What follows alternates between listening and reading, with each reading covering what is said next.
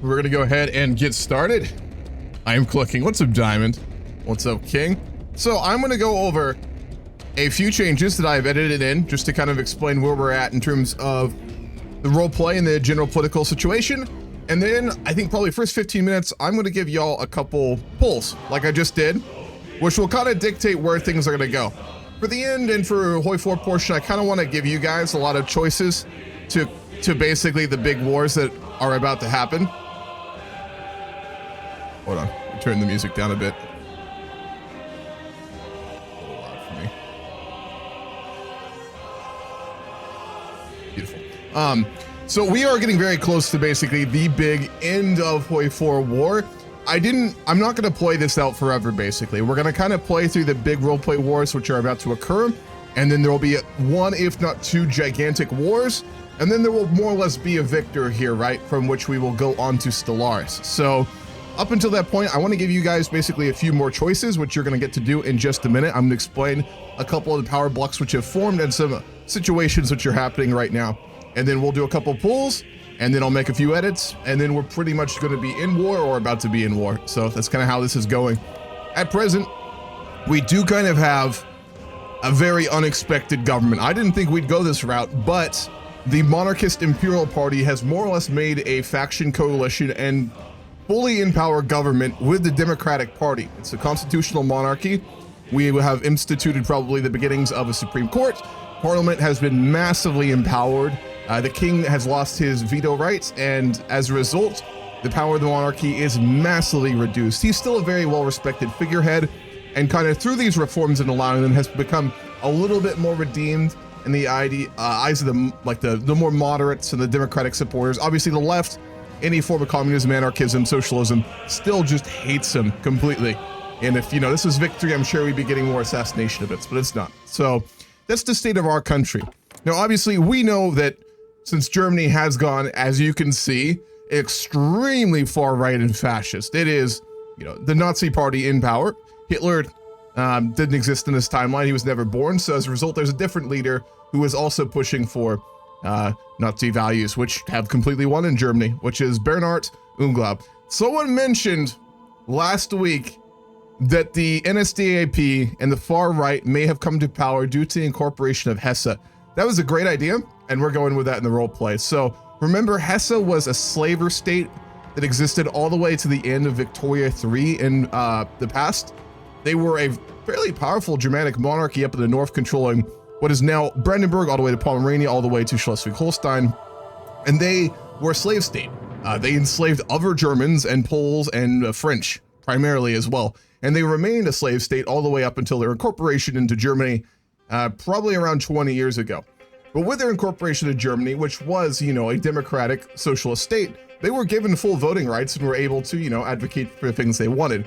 And given that they were fiercely ethno-nationalist and were very far right, they actually managed to get a lot of support. And as a result, the current NSDAP party would have formed out of movements probably in modern-day Bavaria and then in Hesse as well, to result in the current political party we now see in power in Germany. So I'm going to go in the role play. Obviously, in our timeline, the Nazis persecuted a lot of groups, most famously and in the highest numbers, obviously, Jewish people, right? I mean, by far, millions and millions and millions. In this timeline, we're going to take it, I think, a bit of a different route with them, because, I don't know.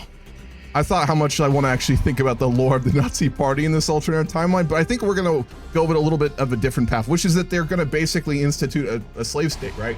So it'll be an ethnocentric, ethno-nationalist Nazi Germany, where obviously purebred Germans of any sort, whether they're Austrians, Bavarians, the northern sort, etc., would be, of course, considered normal citizens and the leaders of Germany. Anyone who is not that would basically be seen as potential slaves. Because again, this movement is going to kind of come out of Hesse, which was a terrifyingly evil state, which got incorporated and is kind of taken over from the inside. And as a result, they're very interested in primarily extracting free labor from what is their, really, they consider non-ethno central regions, which would be the French, and would be the Hungarians and a mix of other different cultures in the east, the Danes in the north, and then of course the Poles. So that is what's going on there right now. We would know about that. We're very well aware of it, right? It's kind of hard to hide the enslavement of millions of people, which would currently be happening in the north in Germany.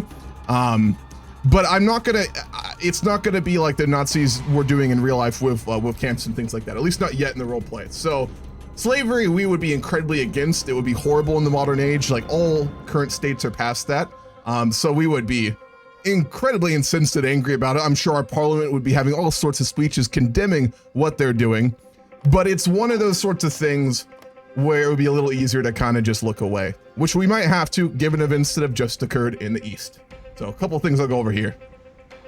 I promise we'll get to the war today. It'll be mostly fighting, but in the beginning, it's important to understand the context. So the Japanese Empire has been taken over by the Toshiya faction, which is basically a fascist organization within the old ruling noble class within Japan. A lot of the old daimyos who got pushed out of power, while the emperor centralized power in the middle of Victoria 3, if you remember, if you've seen the YouTube episodes of the streams. As well as the military. So as a result, the Yusugai line and the Yusugai emperors are still in power technically in Kyoto, but it's going to be similar to our own timeline, wherein the emperor was basically just relegated to being a figurehead, and the military and various other elements just have complete control of the Navy, the Air Force, the Army, and the government of Japan. So they have completely fallen, with Korea basically just being a subservient state. They are a vassal in all but name and completely controlled.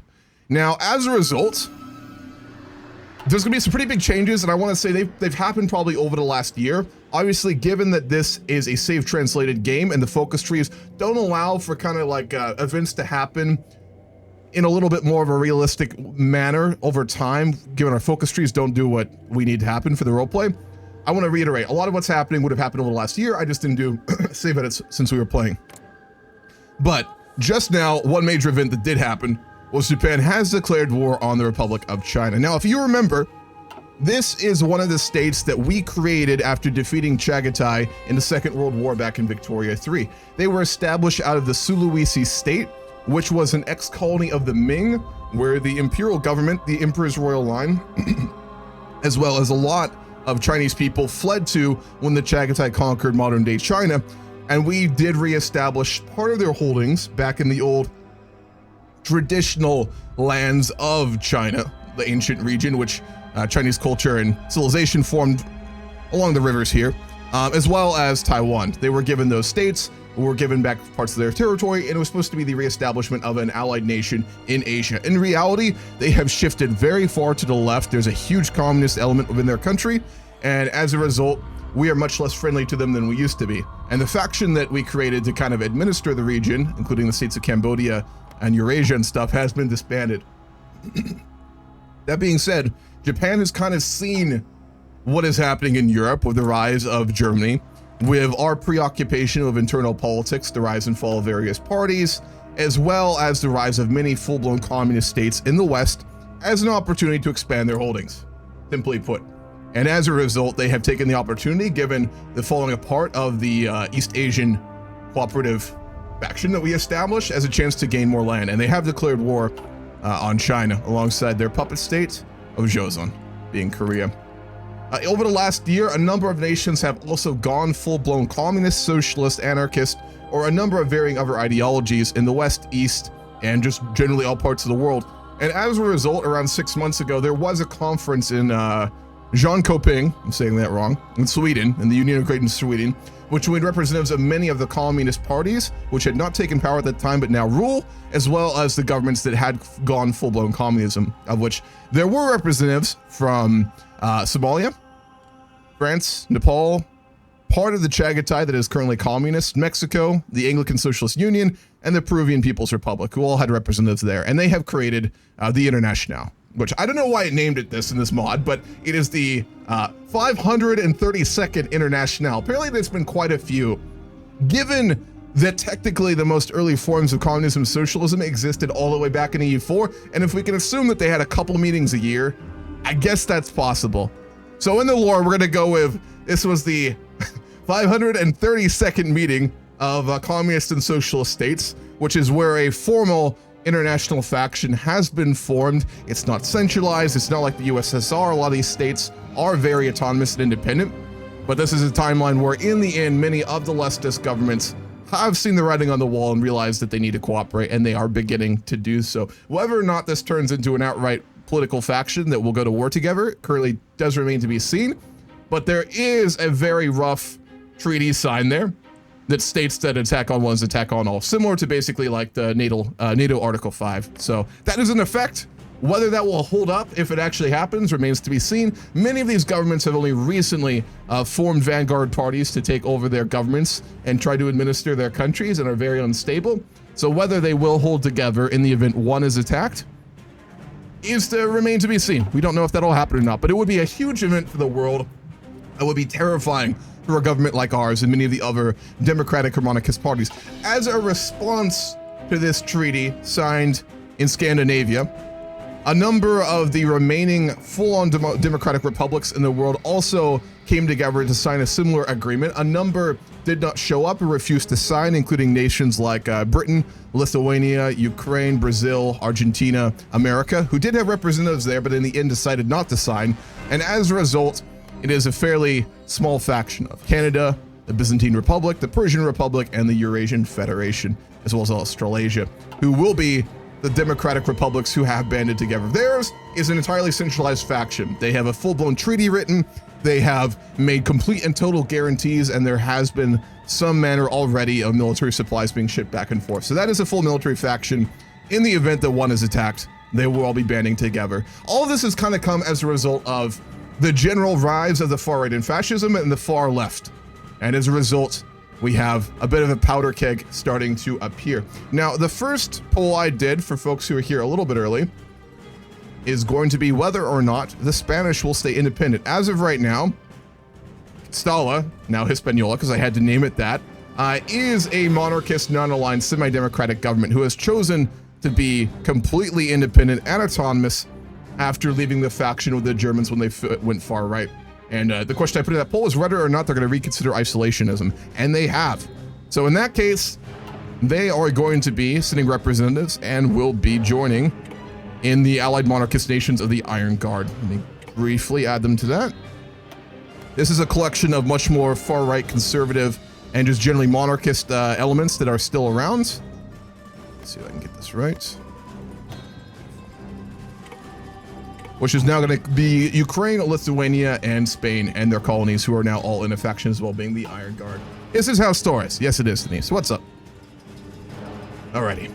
So, we have several polls I'm going to go ahead and do. We're going to probably run, I think, around 15 minutes. I want to give folks time to respond to these. They are very important. Folks, these are probably some of the most important polls in the Grand Campaign, at least until Stellaris, so choose very carefully what you would like here. Let's start with our first one. I will be doing big edits as well to basically back these up. So, start with the first one. This will decide the factions, this will decide where the wars go, and this will probably decide, in the end, which nations or nation ends up being sovereign and moving on to Stellaris. So, this is a big one. No pressure. So let me explain the first one. Given Japan has taken advantage of the isolation of the Republic of China, given their political turmoil and the collapse of the East Asian cooperative sphere that was established by Sardinia and her allies after defeating the Chagatai in the Second World War, Japan has taken advantage of this and fully declared war, stating that essentially all of the Pacific is theirs to own and claim, and that only nations which had the strength to hold land should own it. They don't even attempt a proper casus belli. It's basically just a claim to empire, the likes of which we have never seen from Japan before. They have fought many wars of expansion, but they've never been particularly successful. Keep in mind, they have probably the strongest navy in the world right now, and an incredibly big economy, and a strong military, and plenty of manpower. So they are for sure a top 5 power, if not a top 3 power at this point.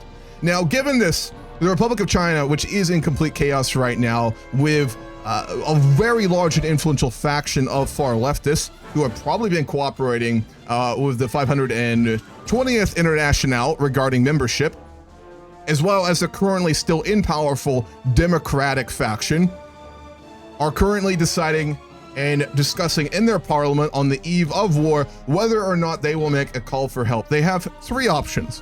1, they can basically allow the leftist coalition, who is currently demanding basically to take power, give concessions to keep the government stable and ready to defend itself, and through that, make basically a call to the other international members, of which there would be Sweden, France, 3 of the American countries, as well as Somalia and Nepal, for aid with fighting the Japanese. The other option is that the Democratic Party will not give any control over in Parliament, will try and cooperate with the leftist coalition, and will instead make a call to aid for the other democratic republics who have, in their last meeting, publicly stated any nation who has democratic elections and values and calls upon their aid will receive it, which is also pretty considerable. There are some very powerful nations there, even though most of them are in the early stages also of democratic rule. And lastly, it could simply be that both parties are so confident in their own side and unwilling to bargain that there is a breakdown in collaboration in the government, and in the end, China calls on no one and is unable to even really form a unified government, meaning they will fight Japan alone. So, choice number 1. You are all members of the Chinese parliament, which is a very unstable and corrupt entity, to be sure, whether you are part of the Democratic Coalition or the far left International Coalition, which is calling for 2 very different things. Or if you just want to throw chaos into the mix and just start screaming at people and make sure nothing gets done. It's up to you. Your choice. Remember, there will be 3 polls. All of them are very important, and we'll decide where things go. You're right, the ideologies do hate each other, but they're also about to fight and being invaded by Japan. And that's the type of situation where you could see a deal being made, for sure. It's very possible. For no other reason than fear, honestly, right? I mean, Japan would be terrifying. Back in the day, everyone in Asia feared the Chagatai for their power, and to a degree, they would still be seen as significant, but their civil war has made them weak. In Asia, Japan is the by far most powerful entity and the most feared. So, what's up, Burnt? How are you? Good to see you. Make sure we're producing everything we need to of our ships here. No steal. We'll work on our trade deficit while y'all deliberate in the assembly over there. You're gonna need all of these in the days to come.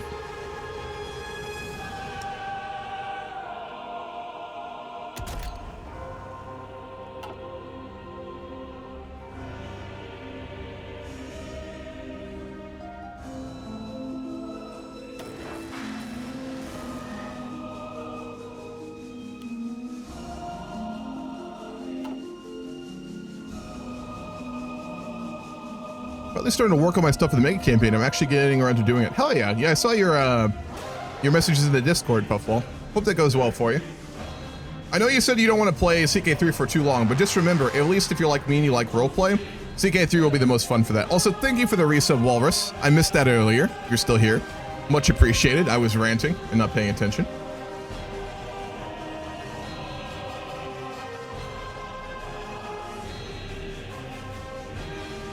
What is up? Oh, wow. It is overwhelmingly looking like there is not going to be agreement made in the Chinese parliament here.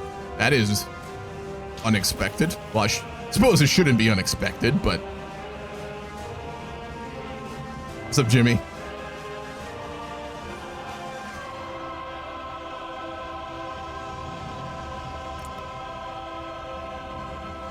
I love democracy. Oh, look at the hair loss that Edino Menaki is currently experiencing during this stressful period of trying to get his parliament to actually decide on calling for aid. Look at that hair loss. Earlier today, 3 hours ago, he had a full head of hair. He was well known in the Republic of China for having one of the best heads of hair. And in the last 3 hours, that's the result.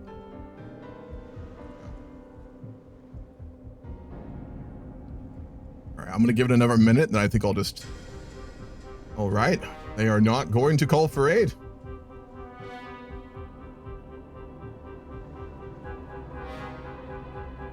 Oh boy. China will stand alone to the Japanese. I didn't expect it to go that way. All right. Well, that makes one of the other questions much more interesting. No. Hitler doesn't exist in this timeline. He was never born. It is ruled by Bernhard Unglaub. He's one of the old noble, basically military officers from the Hessen Kingdom, which was the slave state back in Vic 3, who was a part of a movement within Germany after their incorporation to basically demand an ethno-state ruled by Germans for Germans. Hitler doesn't exist.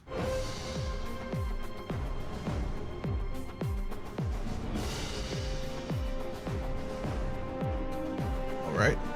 Can I end Twitch polls early? I've never tried. I can. All right. You know it is. China will not call for aid.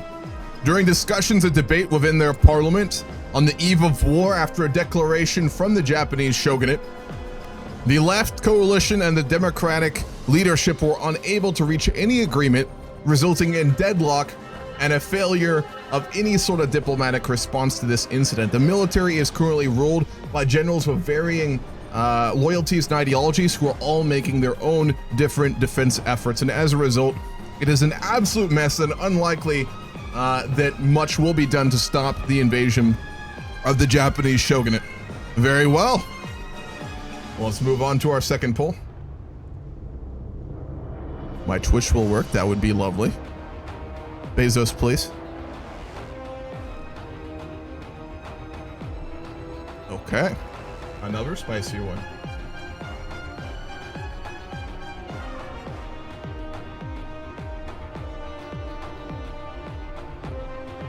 So, the Chagatai Civil War is still ongoing. It has been going for around 4 years now, where the communist government in the West is currently fighting an ongoing war with the Chagatai government, which is ruled by the High Imamate, the successors to the ancient dynasty that has ruled since Genghis Khan's conquests in the old days.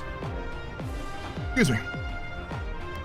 In recent times, with the formation of several very large ideological factions throughout the world, both of these parties have sent representatives hoping for some measure of military or outright support in the ongoing civil war. Obviously, the Mongol People's Republic has sent ambassadors to speak with the 532nd Internationale, of which they are technically a signing member, though it's a little complicated, as I said.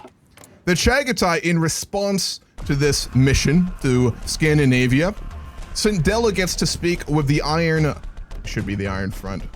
Oh, my bad. I have two of them. The Iron Front, which is a collaboration of other various monarchies, of which they ironically found support by the Americans and then to a degree the Dutch as well, both of which are monarchies. America is a military junta ruled over by the Emperor, the Fickelmont family, as well as the Dutch being about the same.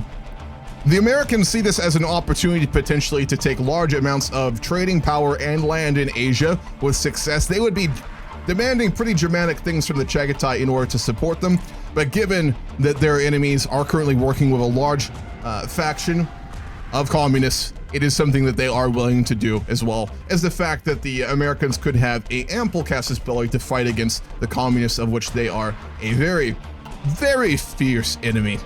As a result, both factions are currently deliberating whether or not they will send a call for aid to the various factions they have been speaking with. I will be putting out a very simple poll. If one of them calls for aid, they both will. So it is as simple as yes or no. Will either the communists in the West or the High Imamate Chagatai in the East call for aid to the nations they have spoken with? So if they do call for aid, the entire Internationale will enter the war against the Chagatai, and the Iron Front will enter the war alongside the High Imamate. If no, then both of them will continue to fight on alone. You gotta remember though, I mean, this is a roleplay campaign, put whatever you want, but these factions are desperate now, folks, right? This isn't a case of, oh, we're so high and mighty, we'll fight this on alone. They have been fighting a brutal civil war for 4 years. Their pride would not be enough to make them like, hold on, let me ban this guy really quickly.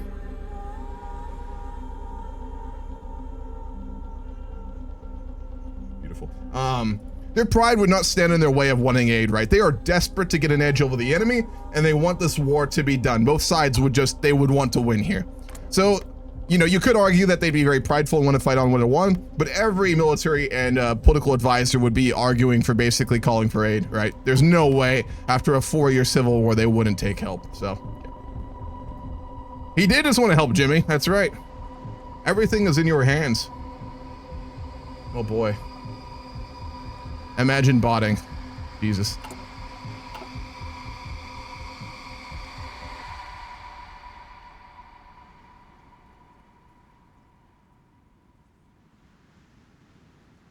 How are we looking? Oh, yes, is winning by quite a lot.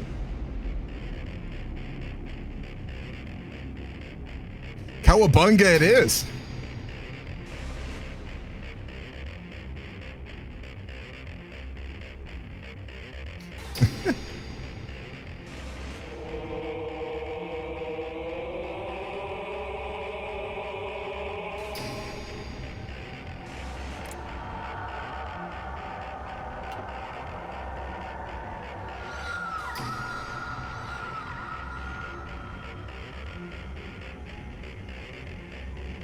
Okay. I don't see this vote really getting balanced out here at this point, honestly, unless there's a ton of people who haven't voted. So I'm going to go ahead and extend this poll now, and this is overwhelming, so no reason to. Okay. You'll get to see the edits in real time.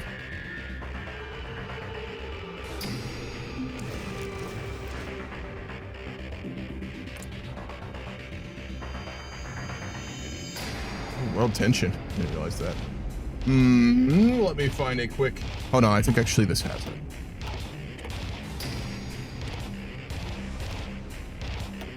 Should be a world tension modifier. I believe.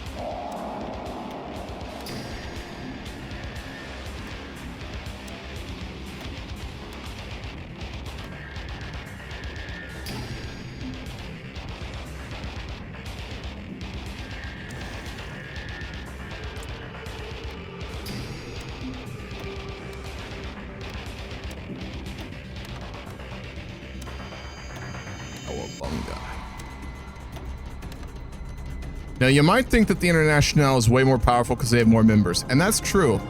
But you have to remember at this point, America is probably the global hegemon. They're the strongest economic power and the strongest military power in the world right now.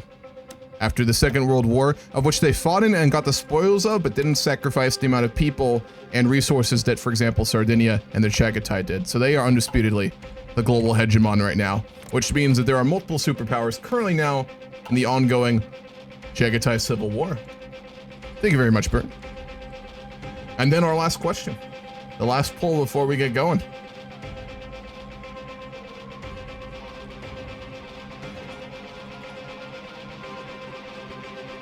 What's up, Lollipop?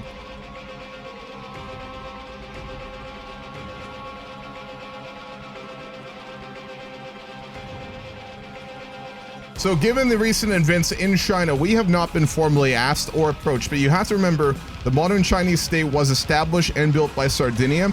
It would be one of our tools to stop massive, basically, empires from being born in Asia and the return of power of the Chagatai. And as a result, there is currently a debate ongoing after the Chinese Republic failed, despite many being very surprised for this case, to ask for aid by anyone else.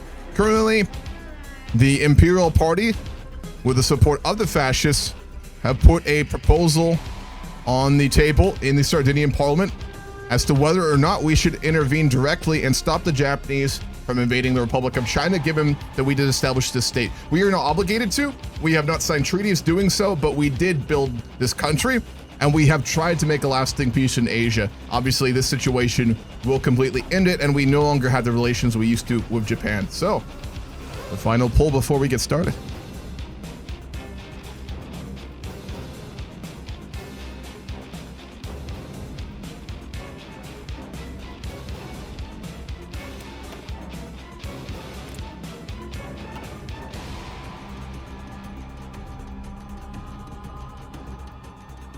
This one's tied.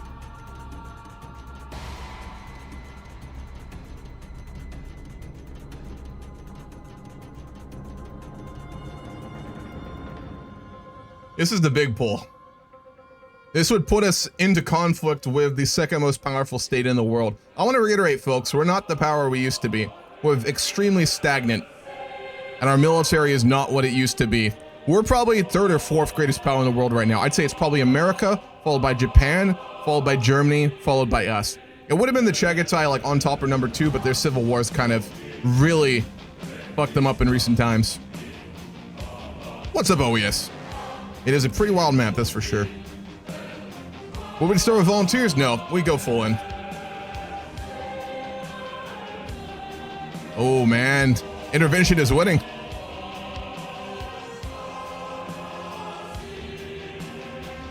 What's up, Arcane? It's close, 7-6. I will roll a dice to see if the Japanese back down if we intervene, but I'm gonna make the chances of it very low. I'm gonna do some DM rolls here to make it interesting.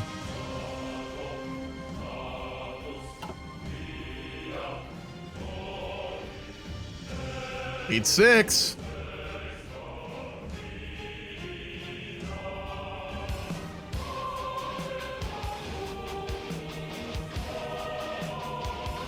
Eight 7. Oh boy, it is close. The Sardinian parliament cannot decide. There are really angry speeches and debates ongoing currently in Sassari. The left is screaming that this is unnecessary and a waste of resources and a crime against the workers of Sardinia. Well, the monarchist party is demanding action to secure the legacy of the sacrifices we gave in the Second World War.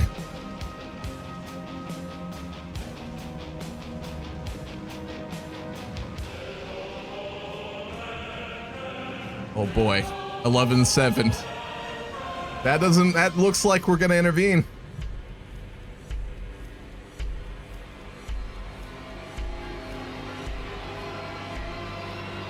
You know what that means though, right?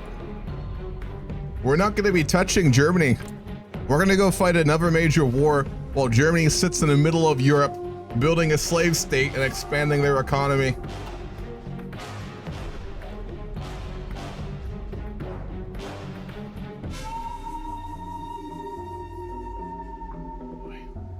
Cowabunga it is. It takes 5 votes to sway it at this point. I don't think that's doable, but you never know.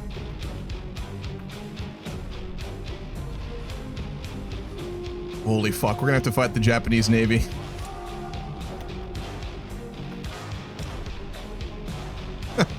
I gave them a very strong fleet. A very, very strong fleet, so. And they have 45 dockyards. Oh.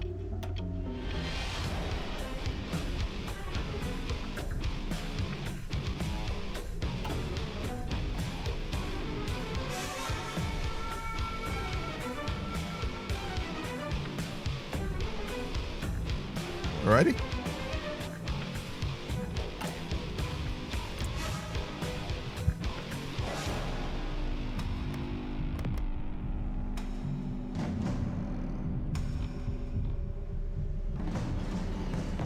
What is the command for HOI4 where you can do any diplomatic action? Forget the name of it. Find the list very quickly. No CB lets you go to war, I think. Does it let you invite to factions, though? Let's find out. It does.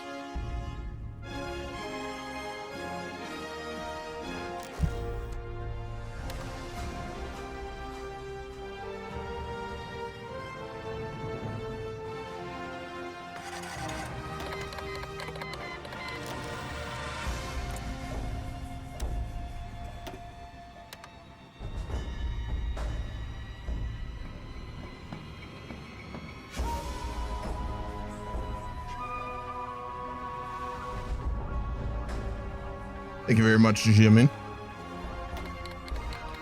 Here we go. Ladies and gentlemen, in a what was at first looking like a narrow vote in Parliament, with many of the monarchists even arguing that such a war at a time when Germany is a threat to Europe when our navy is in shambles, when our land forces are a shadow of what they used to be. Many at first seemed as though they would vote against such a war. But after a fiery speech on the floor of Parliament by the brother of the king, demanding action for the sacrifices of our fathers and grandfathers in the battlefields of Asia, the vote went by with flying colors, and Parliament voted to declare war on Japan and to intervene on behalf of the Republic of China, not what they're asking, but to build a legacy of what many view to be the greatest power in the world, but many more no longer to be the case. There are many parallels here, such as to why originally the Chagatai declared war on Sardinia not but 15 to 20 years ago. They saw a developing power, one that could contend and defeat them in the future, and chose to preemptively fight a war. Many newspapers would be writing of a similar sort, that Sardinia, seeing the writing on a wall for its own downfall, with powers such as Germany, America, and Japan reaching their own golden ages, surely they will fall. That being said, ladies and gentlemen, we are at war and we are unprepared for it. So, after the roleplay, let me figure out what the fuck we're gonna do. I wanted us to go to war if we were gonna do it kind of partly unprepared, which we are very much doing. It could be much worse, don't get me wrong, but this is gonna be pretty brutal. We do have a navy though. We are gonna need to immediately deploy it to Asia. And what troops we do have, we are also gonna need to send. I'm also gonna call the Egyptians and the Frankish kingdom as well.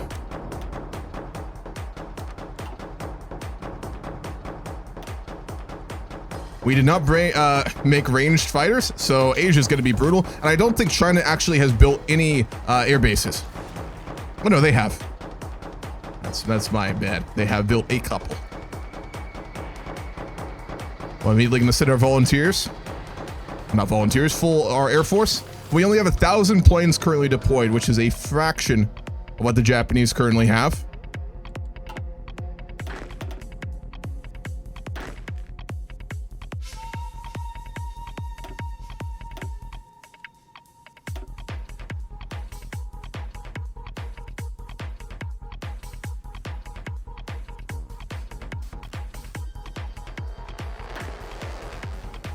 First thing we need to do is garrison our incredibly important Asian holdings.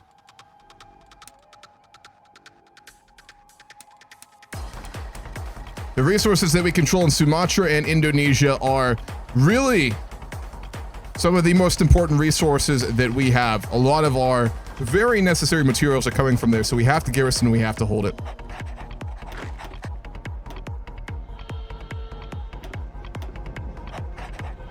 Same guy.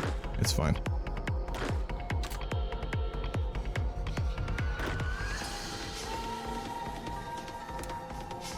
We're gonna abandon the Hungarian front.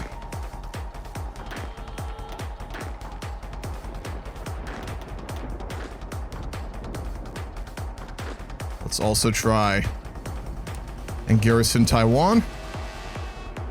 And then Sulawesi. Just the capital. That are now our Chinese allies. And then a small detachment of forces we're going to send to try and help hold part of mainland China.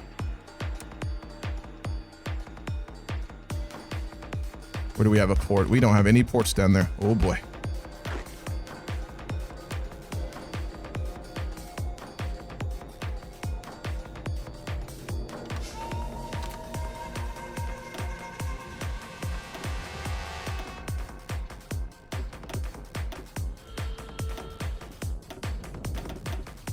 Send all of our air.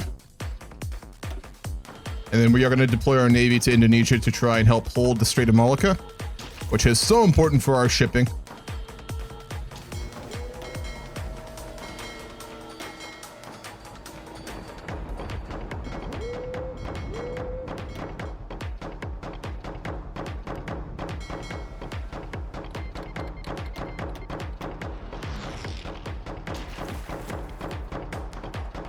You have to give me the song Diamonds. I will not do it for you. Oh, the British did join the Democratic faction, despite the communists continuing to grow in power in London. The Conservative Party, under the leadership of Rajani Palme-Dut, the Prime Minister of the British Republic, has actually joined the Liberation Pact of Democratic Nations. That I did not expect. I mean, given that two of the world's greatest powers are at war now, I think many of the non-aligned nations would be reconsidering whether isolation is entirely safe. We also need to start decrypting the Japanese. I'm going to send our spies to Japan as well.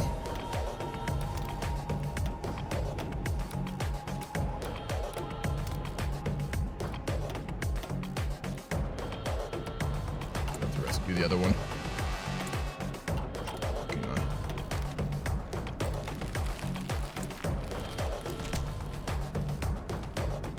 All the war support we need. That at the moment. All right, I'm pause here too.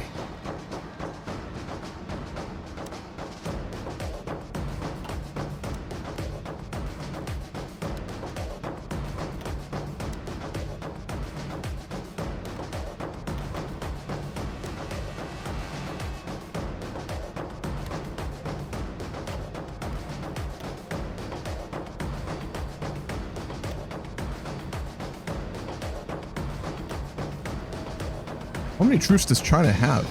They may actually have almost none. Nope, it has to be related to what we're currently playing. Any you would like, yes, but it has to be related.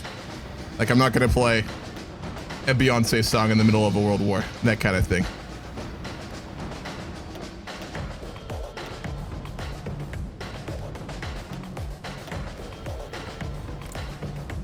Oh boy, they have planes up.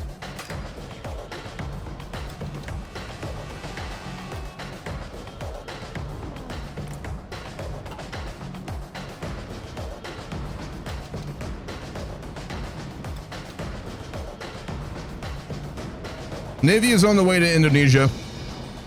Our army should be moving. Let me make sure they are. Yes, they are. And our air is already up in China. We are running out of oil very quickly.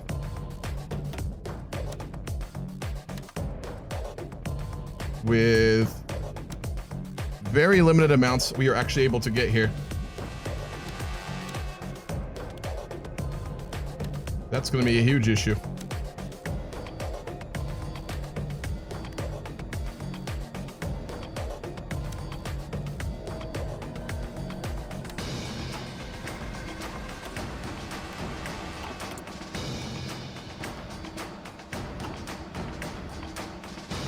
Was it Diamonds? You gotta link me the song on YouTube. I'll play it from there. Just link me wherever you would like it from. We have our first tank division too. It's not entirely completed though. Let me edit that. We've been putting out tanks for a little less than a year now, and we almost have enough for our first division. But this is not quite what I want yet. We're looking for a 40 width.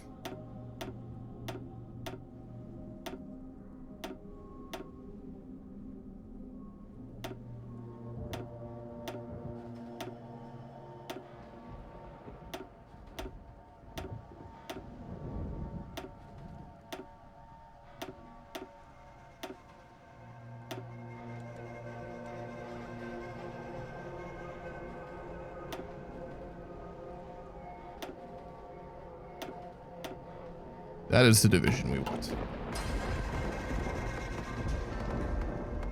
What's the song? Gotta be relevant. What is this? No, that is not on theme, Diamonds. As I said, gotta be on theme.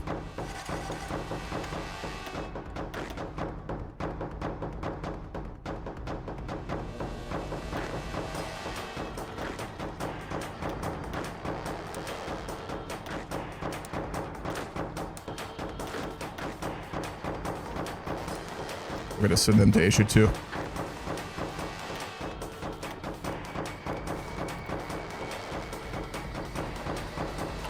Let's get our operative back from Germany that was captured, and we need to send them all to Asia right now.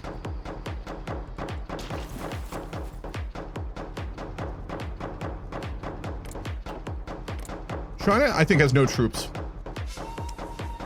And they have 11 divisions. I don't know where they're currently at. Oh, they're down in Sulawesi, aren't they? Yep. They're gonna give away mainland China.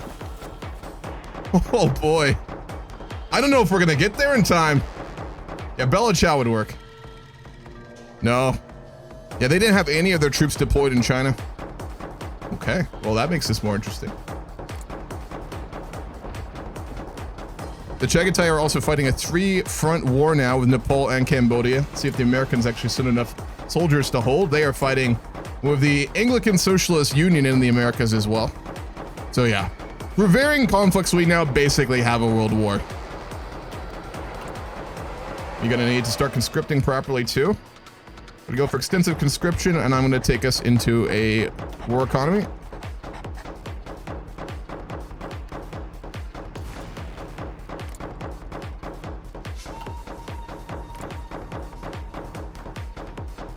Oh yes, their bombers are up.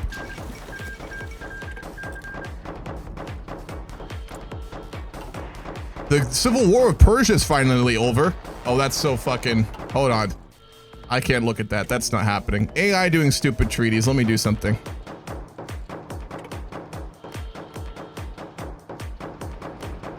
This is why you can't let the AI ever control a peace treaty, or they will do the stupidest shit ever.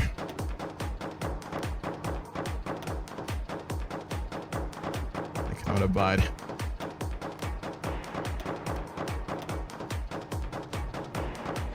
There we go. That looks semi-reasonable. Back to the war. What have you got?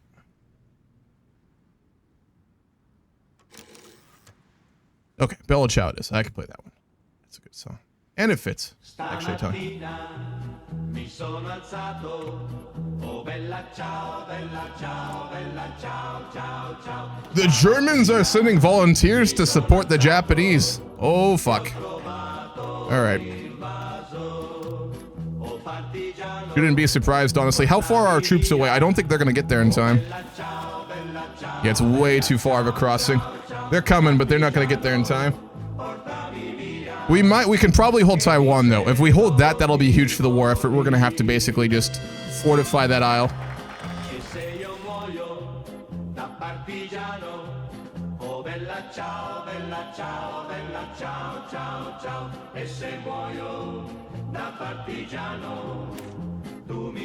Or the new kingdom. We also need to start refitting, don't we? Can't send the fleet. We shouldn't contend their fleet because we need to refit. All right, let's do it this way.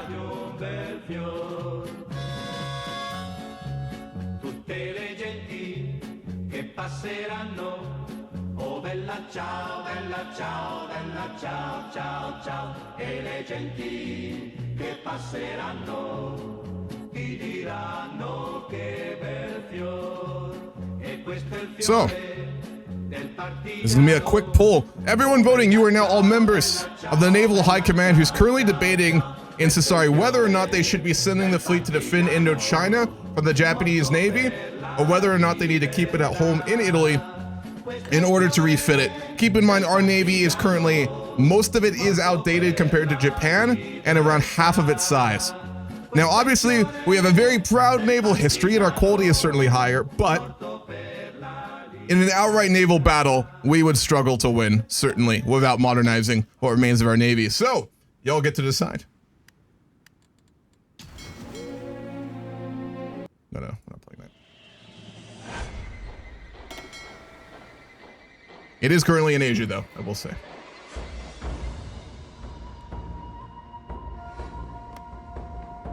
Oh boy.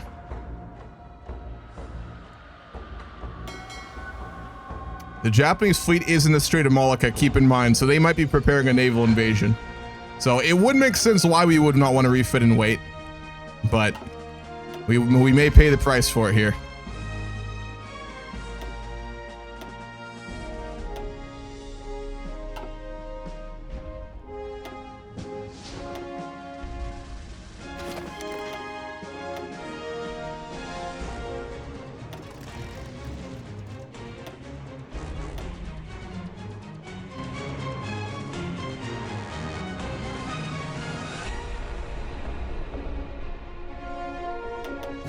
I don't think we can deploy these on land, but I'm gonna give it a shot.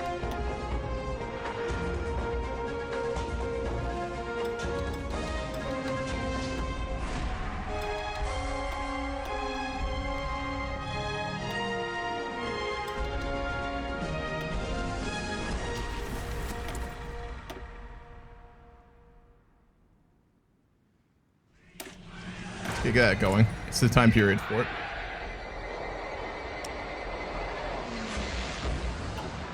Convoys for the meanwhile, because we really do not have enough. We can barely support our supply chains right now, as is.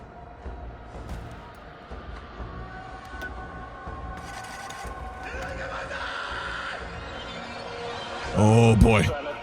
The Japanese Navy has deployed and is currently sinking our Frankish ally submarine fleet. They need to get the fuck out of there. Hold and refit it is. All right.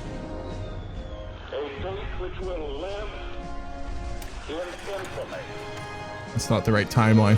We're hearing interdimensional speeches right now. I don't know why. Don't pay attention to the music. What's up, Red Canyon? How you doing, man?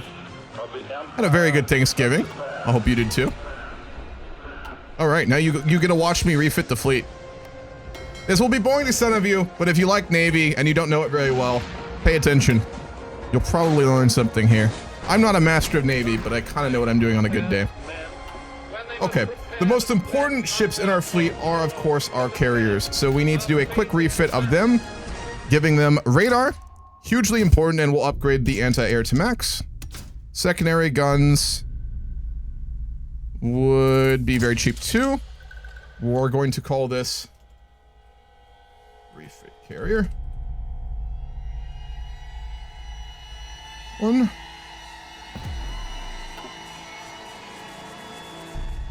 Select all of them at once, and then shift, upgrade, shift, click, and then shift, click on refit carrier. Okay. And now they're going to go refit, or they should. The Osorio is a 1940, I believe. No, it's a toolpack carrier. Okay, that can also, I think, we'll wait on that one. Let's work on our cruisers next, I think. Yeah, we'll do light cruisers.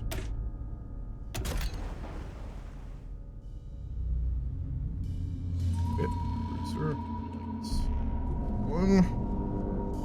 Never put armor on a refit, ever.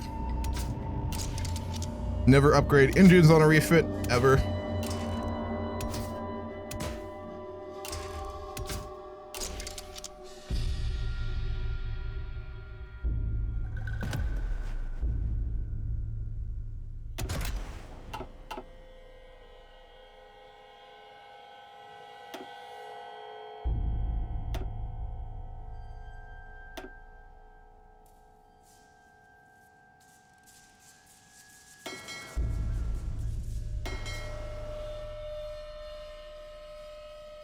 Our 1940 cruisers. Those will be the biggest damage dealers we have, and we don't have radar on them, so we need to also upgrade those.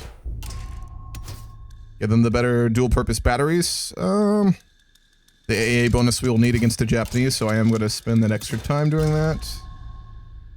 Everything else looks good. A little bit more, but that's fine.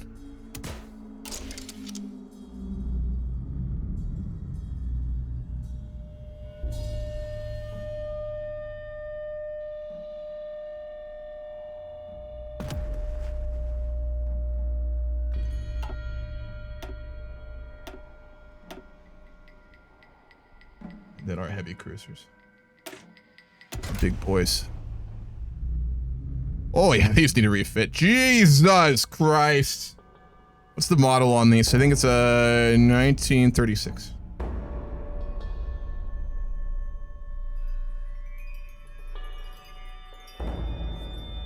Oh God, what is this ship?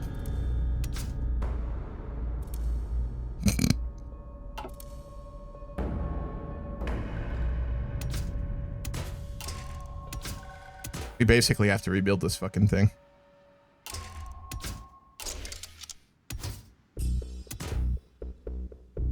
If you have a free slot and you just want to throw something cheap on a ship, put anti-air on there. Anti-air is a misunderstood concept. I'll say that 100 times. Anti-air and how it affects your fleet in a naval battle or being hit by planes, the average AA of the ships in your fleet is a factor, as well as the AA of the ship being hit. So it never hurts, that's not the right one, to just add more AA on your fleet. It never hurts, and it's fucking cheap, so just do it. It's that simple. There's no reason not to. I'm gonna throw some depth charges on there because we don't have a lot of anti-sub stuff right now too, and we might as well.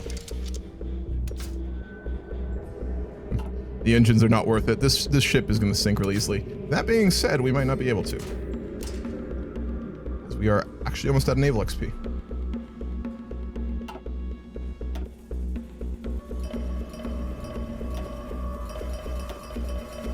And then we just need to refit the Cipriana Torres, which I don't currently have the naval XP for, which is quite unfortunate.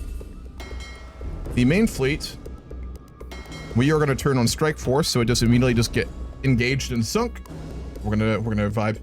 You might want to consider selling the ship to the Cubans. It's toilet paper. You know, they're all going to be useful when they're refit. They can all do a lot of damage, actually. They're all pretty solid, but we just need to get the designs maxed out on them. Some recon companies going, because we actually are going to start the land war very soon here. And yeah, we're going to lose mainland China. Not a chance. Not a chance in hell.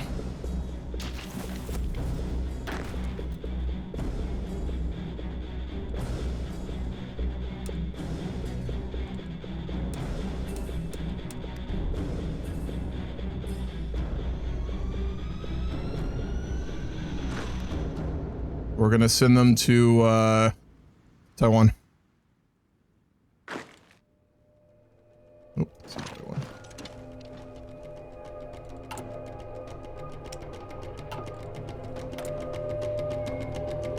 And we're just gonna keep working on what we're working on here, and then we're just gonna put everything on refit.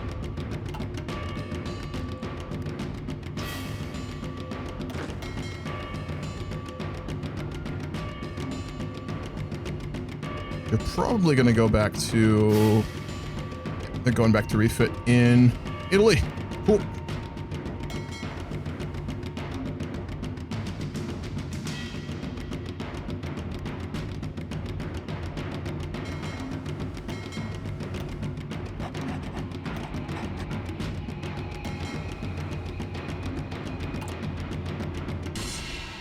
So at this point, basically, we have a solid fleet. We have an okay standing army, but we'd be doing a mass conscription drive, and we'd be fortifying our positions in Asia to fight out a long war of Japan.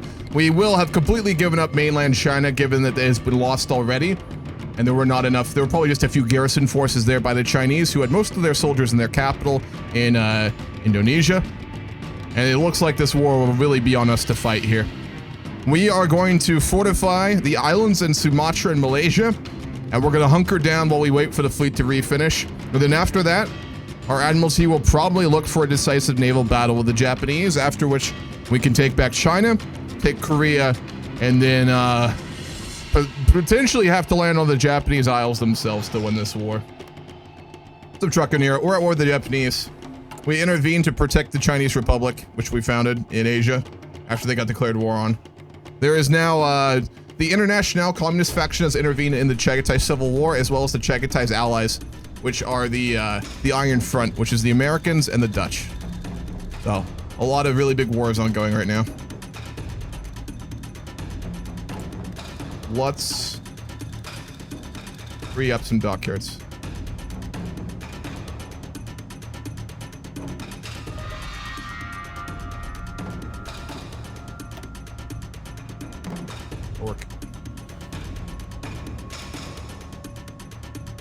That will work.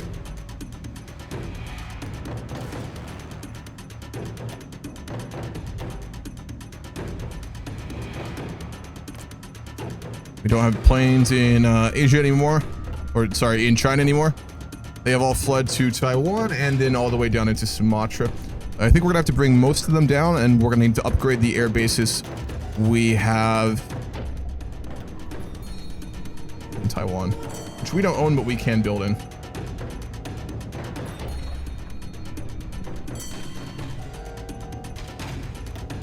Let's build up their radar there. They don't have radar tech, so we can't. That is unfortunate.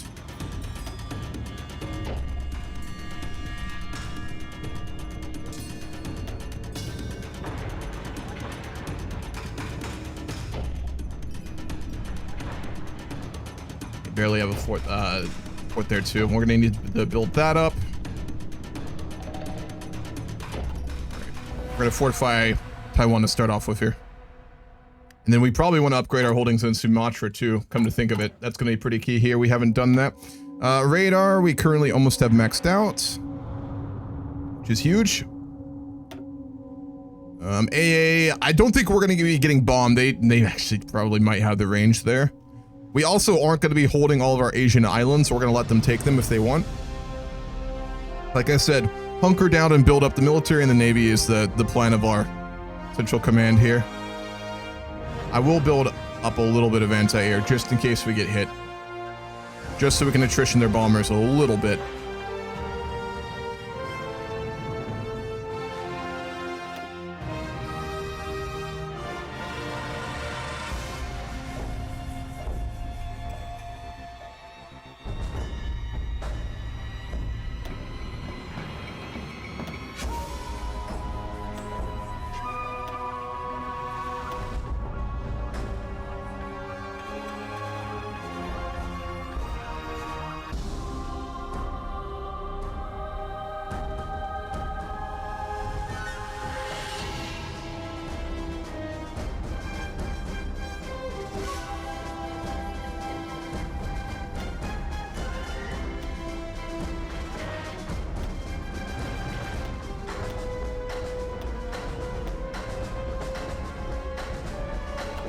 That'll give us actual infrastructure there if we do get hit and start losing ground.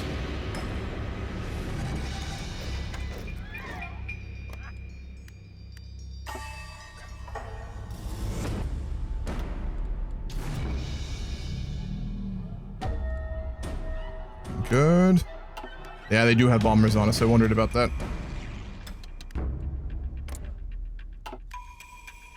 Oh, they have a lot of planes up over Sulawesi.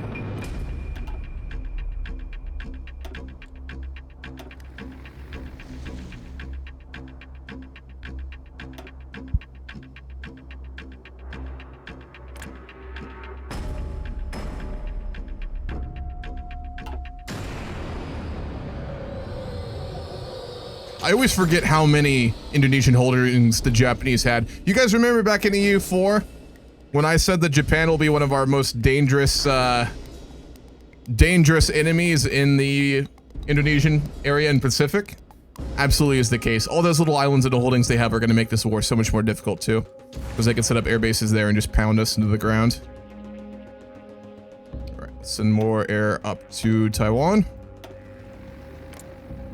Let's see if we can just start attritioning their air force.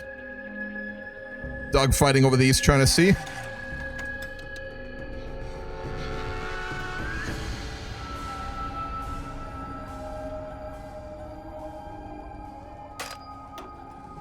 No, Japan's our enemy. We're fighting them because they invaded the Republic of China, which we set up after the Second World War. Their planes are really outdated, though. That I didn't realize. That's a big advantage. Germany's air power just eclipses ours, but Japan went more naval power, I think, which is really going to be big here. How are we doing on the refit? Coming along pretty quickly, actually. Quicker than I thought. We might be able to do actually a bit of destroyer refit, which optimally we do want to do here before we get a major naval battle with the Japanese. If we could actually put some anti-sub and a little bit of light attack on our destroyer fleet, which I made primarily roaches, that could turn the tide here. Their fleet is very powerful, and I think we'd struggle to get green air in a fight with them unless we contend them in Indonesia, which I don't think the AA will do. It's gonna be pretty brutal. We are building up a spy network in Japan.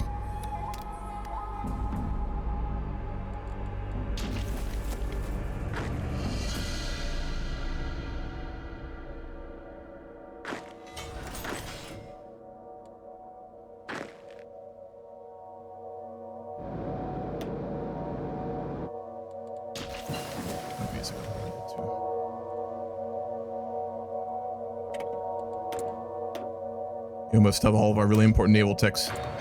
One more after that, and then we're ready for a naval battle as soon as we refit the fleet. If we lose this naval battle, though, with the Japanese, it's kind of a game over for us. I'm not gonna lie. So we have to win this naval battle. All of our future depends on this. This is such a naval world, given that the powers is so spread across the world. Because not only do we have to worry and contend the Japanese, we have to worry about and contend the German Navy too in the future potentially. So if we limp out of this war of a couple destroyers and a cruiser, that's a game over for us. So we don't just need a naval victory with the Japanese. We need a decisive naval victory, which are two very different things. Oh, this is too American. Let me skip this. We're not in war with Americans.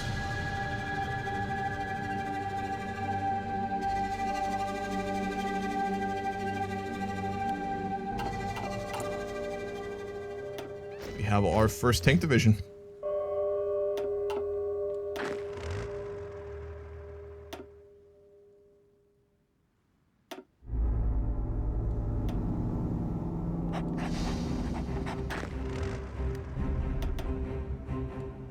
What is the stats? Pretty good. 300 heart attack, 600 defense, 800 breakthrough, 46 piercing, which is, I think, better than anything we'll have to deal with the Japanese. The Germans, I don't know if this will be able to deal with their armor, but for the Japanese, I think we're going to be fine. They went mostly naval and mostly ground forces. That's a lot of fuel costs, though. When we land in China, we're gonna drop that boy in, which is why, again, we have to win the naval war. Because if we lose that tank division in the crossing, oh boy, that's like 6 months worth of production right there just for that one unit so far. It'll get quicker as we go, but for now, that's pretty key. How's the refit? Moving. We're gonna also go into limited exports. Free up a bunch of our factories from trade.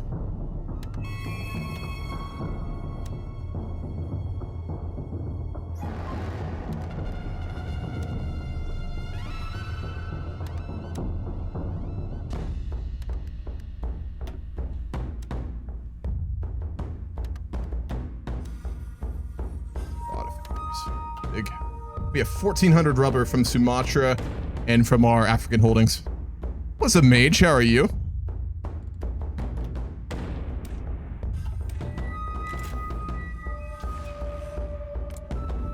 We need to build up their air bases there. That's where they're really trying to contend us with air. They are still fighting us over here, though. We're trading pretty well.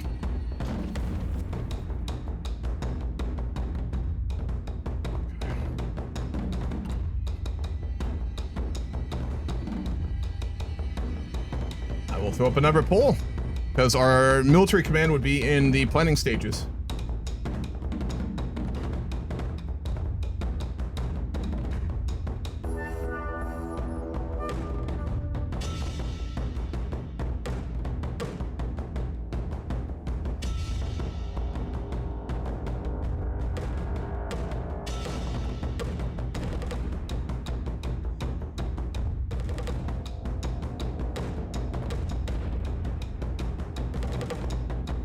We're a ways off, but I'll throw up the poll.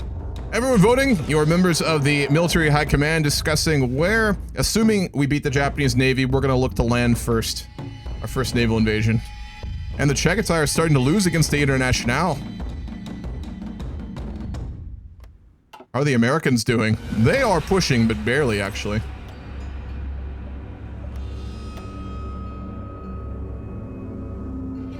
Wow.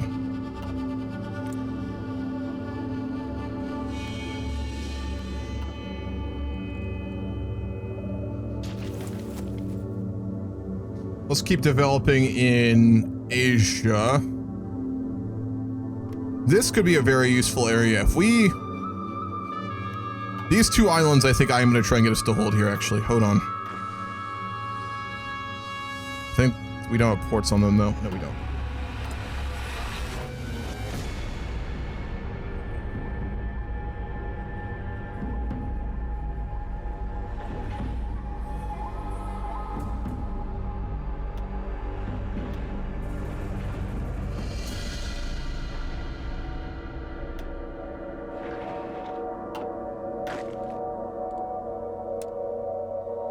we're going to garrison these 2 islands and try and hold them if we can. Because that would actually give us areas that we could hit the Philippines and the Japanese Isles from directly. Assuming they don't navally invade them before we get there. Big maybe.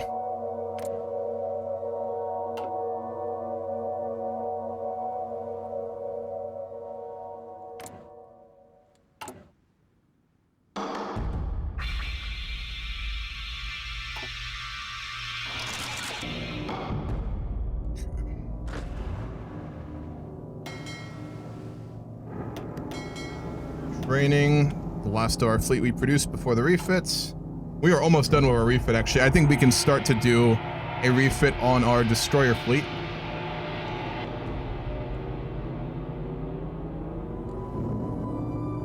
Let's take a look at that right now.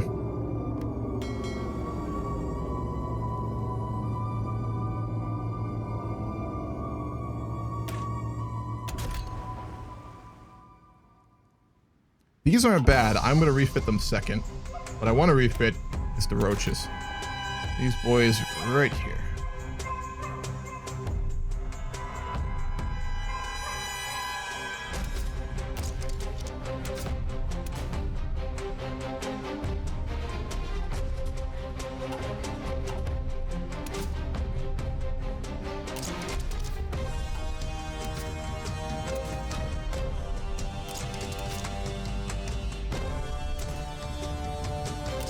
I'm just going to go torpedo boats, honestly.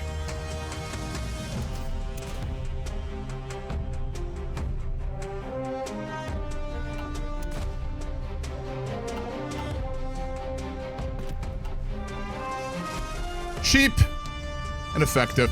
We're just going to do a complete torpedo boat refit. How's the pool looking, actually? Ooh, Japan itself is winning. Very dangerous.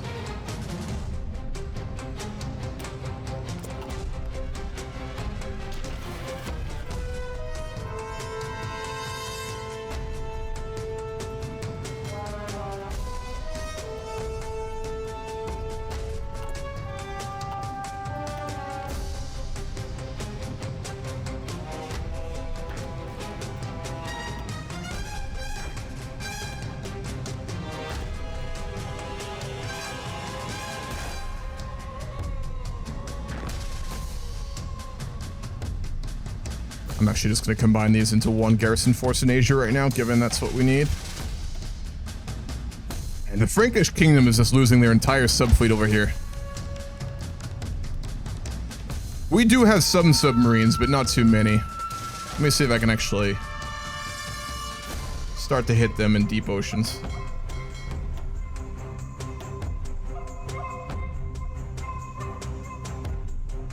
Oh my.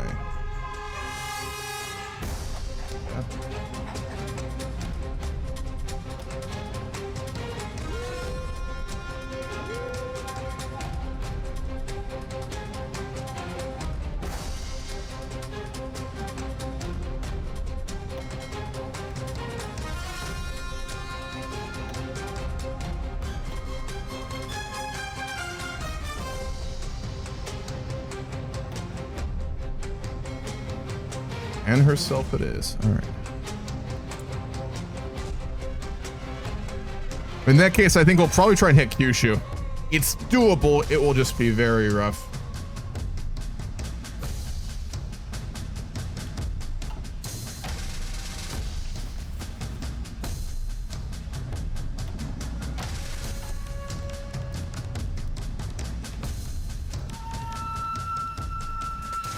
Let's infiltrate their navy.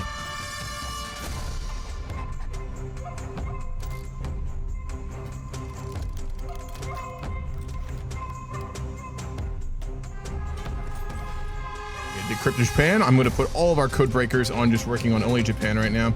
We actually have a lot of factories, so let's see here. We're working on upgrading those 2 islands, which we can start to hit the Japanese with. And I think, honestly, we should keep developing our territory back home in case the Germans make a move here. We still would be pretty worried about that, I would imagine.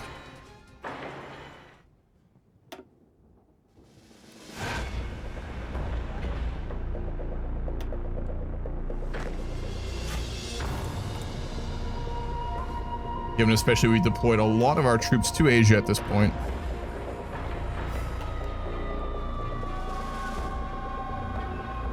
Let's switch soundtracks too really quickly.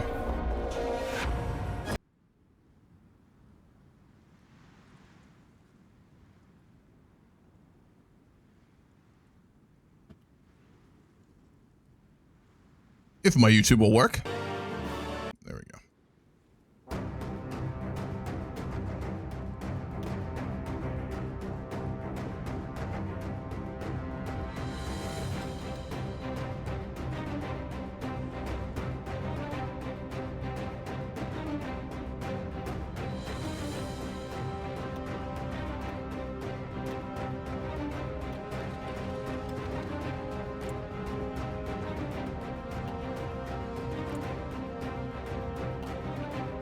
Oh, they're bombing. Hold on. I think we got to switch to interception here, don't we?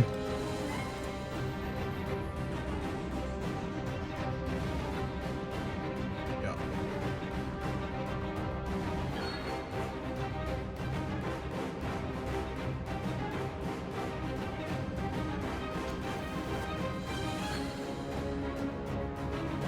All right, we are going to grab those islands in time to be able to utilize them with hitting the Japanese in the future. That's huge. Artillery.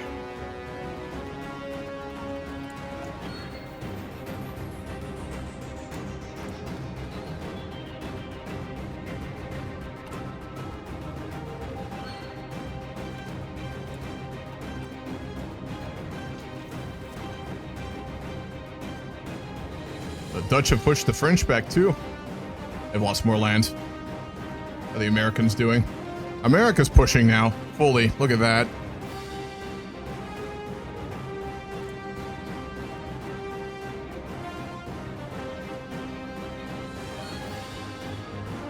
Whoa. Eurasia's gotten war goals against the Germans and the Japanese. The Democratic Liberation Pact actually can intervene here. I wonder if the AL will do that or not. We will see. We may actually not fight this war alone. I doubt it, but it is possible.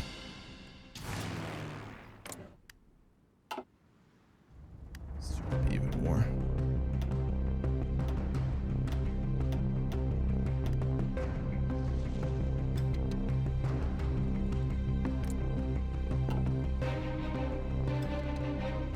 Why are we not able to contend them? They must just not be up on missions, I guess. It's the only thing I can think of there. Or I'm getting that bugged airplane view still. I thought they got rid of that, but perhaps not.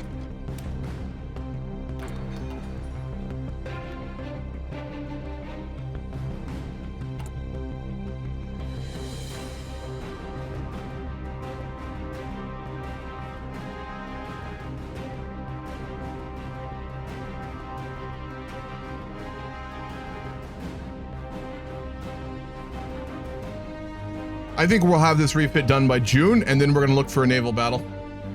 Thank you for the donation, Kitsa. Landing in Japan will be a bloodbath for our people. You have to stop this madness. It was the vote, right? Let me check. Yep, Japan was 8-5-2. We're going to try and hit Kyushu first, and whether or not we actually succeed, we will see. There's a good chance we're going to get pushed back, honestly.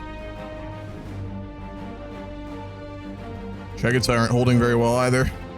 But their ally America is winning in the Americas, so if they win that, they'll get plenty of reinforcements, I imagine. Oh yeah, they're building divisions. They've got a lot now.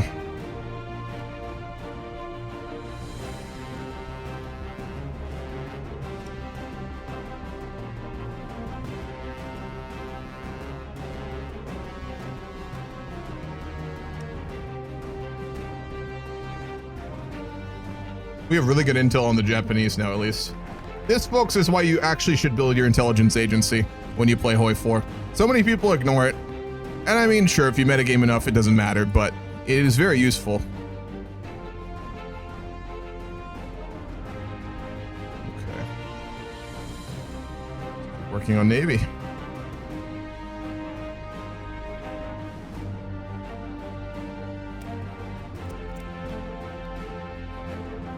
What am I renaming, Cog?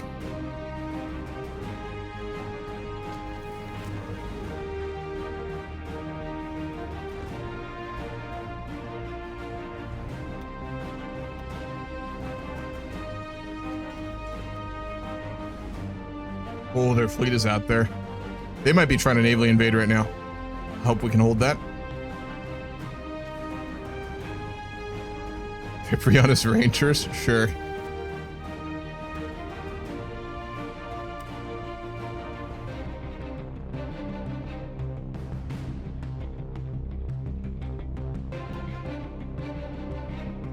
The Eurasian Federation is basically what the big, really powerful southern India country turned into in HOI4. What's up, Reaper? Interception gives nearly no air control. You need most planes on air superiority for that. Well, your current mission interception, yeah, you hit bombers primarily. But the thing is, if their bombers are up and then they have their fighters on, there's a certain mission I know they can do where you basically have to use interception to hit them. I know, which is what I was thinking.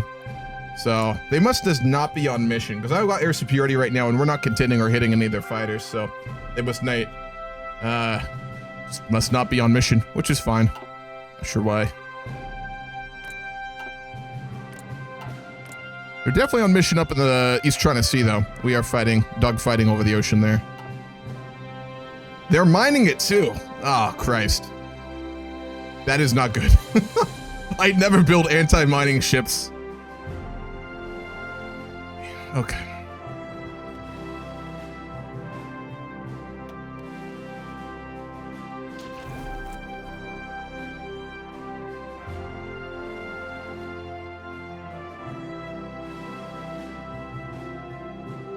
Fuck me, Egypt went communist. Abdul Karim Bey is the leader of the Egyptian Communist Party. Looks like a military communist in charge.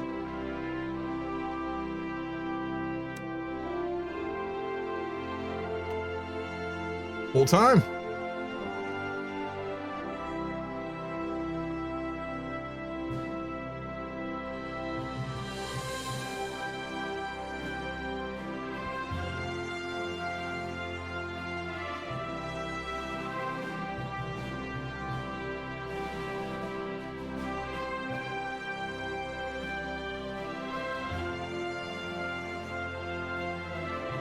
Do 2 air superiority, 1 interception for best results. Yes. You mix it up that way. They're just not on missions though, so doesn't matter regardless. And they do have a very nice flag though. I will give them that. That is big drip right there. I didn't actually make us bombers, which might have been useful before we hit Kyushu, but oh well.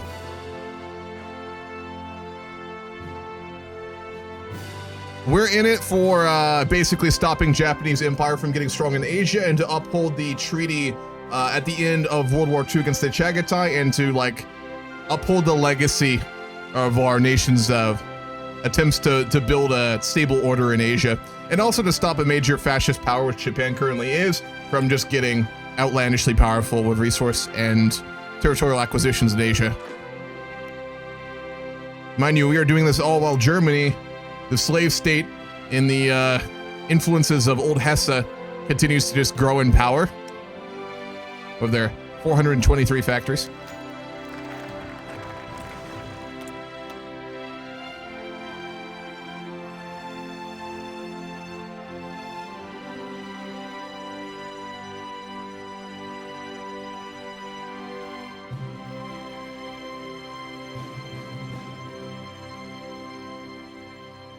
That looks like a complete meme path that we are not going to do.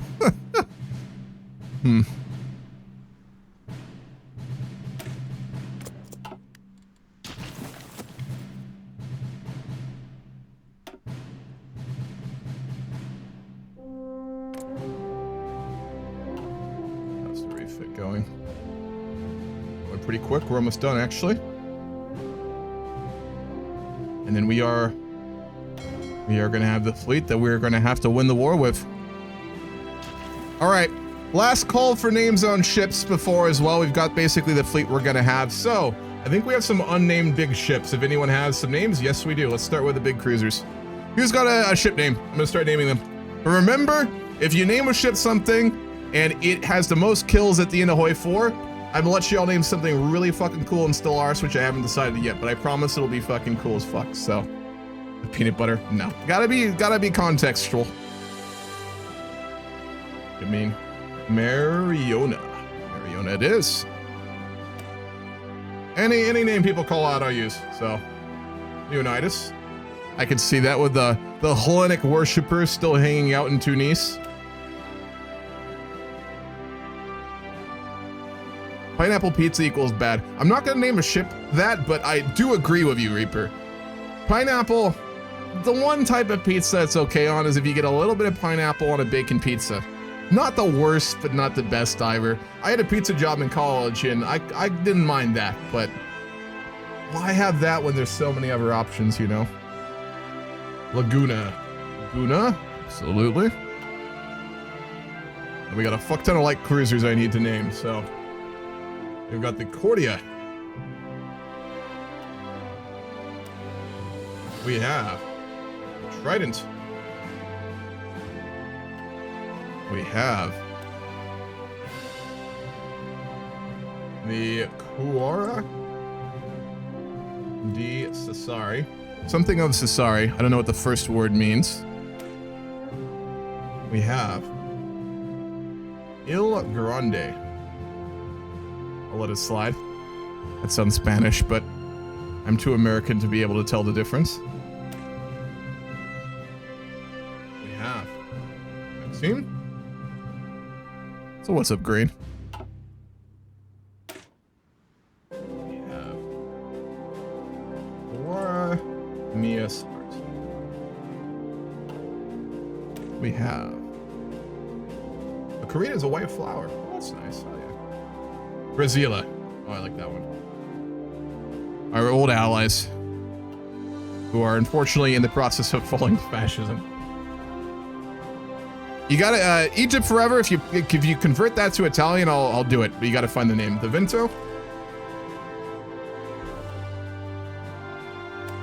All right, 2 left. I'll do one more and then whatever Reaper wanted. If I get that in Italian, I'll name the last one then. Oh, I see. Okay. Rigatoni. Zarion. Yeah, I like that one. And then what's Egypt forever in Italian? Anyone have that? That'll be our last one.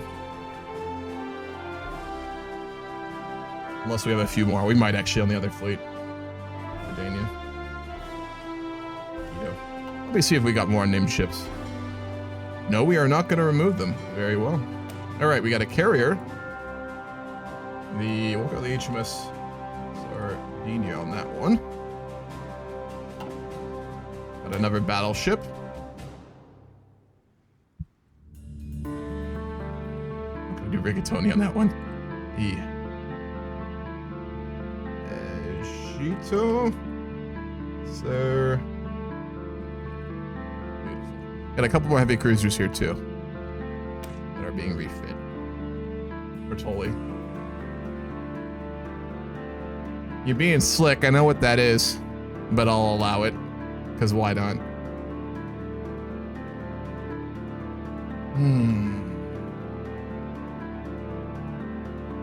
I think we had the Castor yet.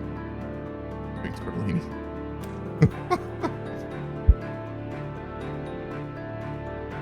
Simeone. All right, that'll be good. We're good on a fleet. We got them all named now. I will do a check at the end of HOI4, and if your ship has killed the most things and survived, remind me.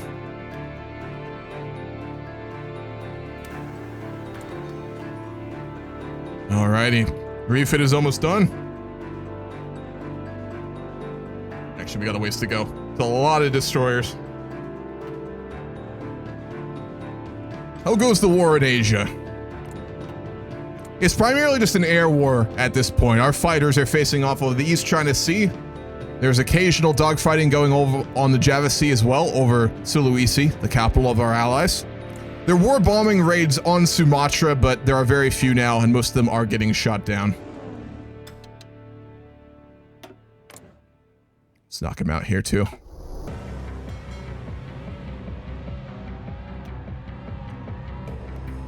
A lot of ships over here, though. I don't think that's wise. We'll hold off on our fleet. Yeah, the whole Japanese fleet is currently out in the ocean, so we really can't contend them with our submarines. We'll wait until we get the decisive naval battle, and assuming success there, we can then just destroy their convoy lines after. We got a We got to really plan on success here.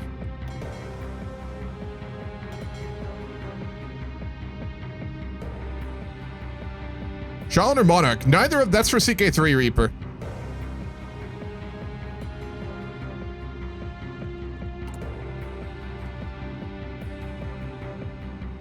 Oh, ship. Oh, yeah, because I agreed to do the thing. No one tell him. What does it mean, Reaper? I don't speak Italian, unfortunately. All right, we almost have full naval doctrine as well. The last one is probably one of the best single things you can get in naval doctrine, period. Just a reminder for anyone who doesn't know HOI4 Navy really very well. Trade interdiction is the best overall. If you don't like Navy or you're new to Navy, always just take trade interdiction. It'll give you good stats for all your ships, essentially, so you can do whatever you want.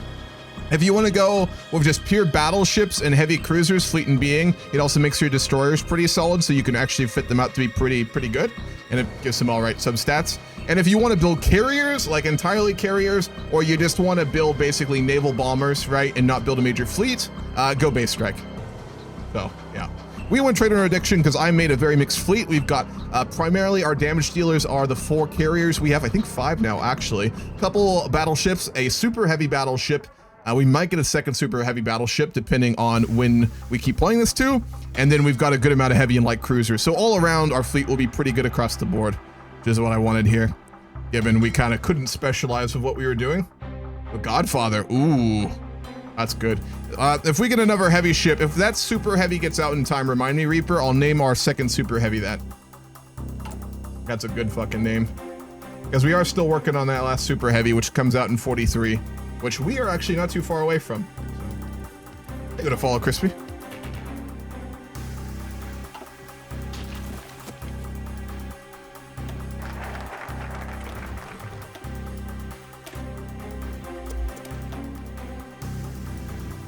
How big's their fleet looking? They've got a lot of dockyards too, so this refit is gonna cost us a lot. Shell Dyes is the last we need. We'll have all of our naval researches we need. We'll be almost full naval doctrine. And I think if we get a good engagement with the Japanese fleet, I think there's a good chance we win. It'll be close. It'll be rough.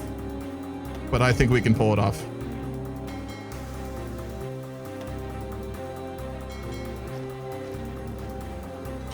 The last of our heavy cruisers and carriers are headed to the Pacific.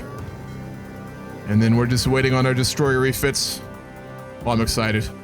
I love fucking naval battles in HOI4, man. The big ones like this where it decides everything. One of the best things in HOI4, honestly. I think.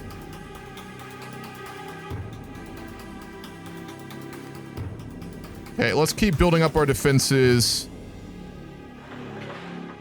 in Europe. Just like that.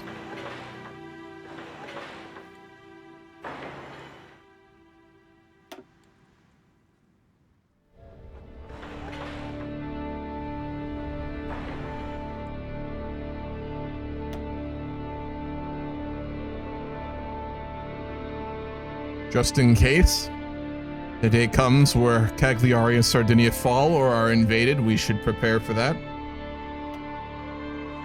Let's fortify Sassari and Cagliari.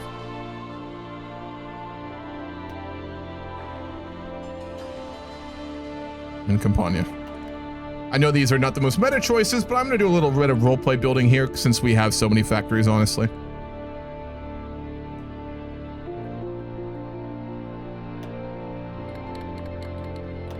Cuban Civil War.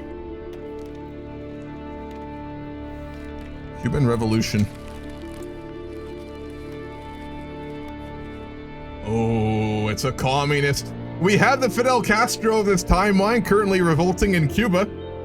Domenico Maxia, a compassionate gentleman and communist thinker leading the PCC in a revolution against the non-aligned oligarchy of Cuba.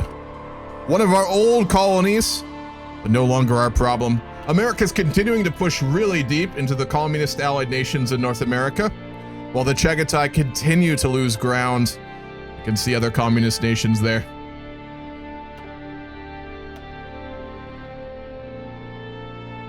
Our allies are losing a lot of submarines. That's fine. Just keep the Japanese Navy busy and keep them complacent, and we'll be all right.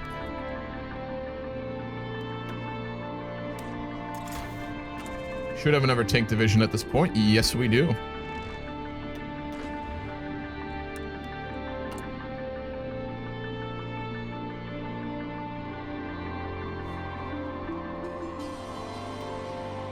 Hey, what is up, Eli? What is up?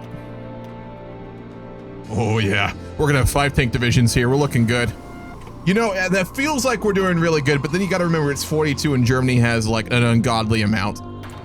Japan's the naval power, Germany's the land power, so.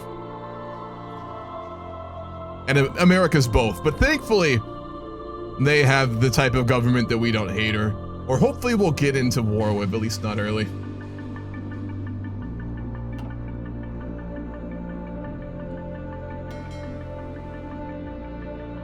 Dude, I'm actually anxious about this naval battle. I'm not gonna lie. This is so important. I've been doing this mega campaign for a year now, and this naval battle is kind of gonna decide everything for Stellaris. So holy fuck, dude, we gotta win this shit. All my naval knowledge is going into this, and I'm trying also not to metagame at the same time, but I'm trying to build us a good fleet to win this. Oh boy. That's a hard balance to find right now. Alrighty, beautiful. Last of our air doctrine is there.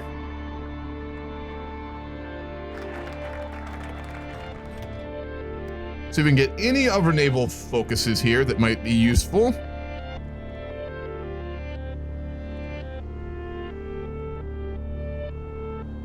Build the perfect fleet. We'll see. That gives us a new line of designs. Maybe they're going to be really good, so we'll try that out real quick.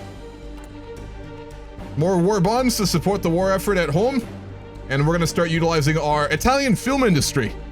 Now, you got to remember, I spoke about this when we were back in Vicky 3. We're going to go ahead and use state funds to commission a movie. If you remember this one, Saving Private Luigi 1. It's going to be an epic war story about a young Italian man seeking to find another Italian soldier in the battlefield of, I think, where was that in? We were fighting in Nigeria to find his brother. It's going to be a great epic for the people of Italy in this war to keep them fully supporting the war effort at home. Saving Private Luigi. I don't think we'd ban fascism either. I'm tempted to, but we are trying to retain a proper parliament here. You know what it would be a good time for in a couple months? I'm going to let you guys do the election again too, so y'all got to vote on the election. We're a couple months away.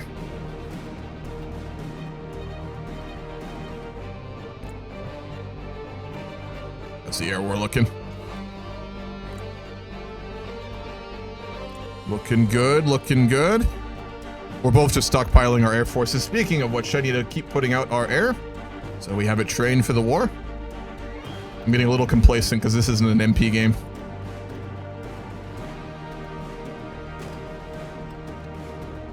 Gotta make sure it's all ready for the war.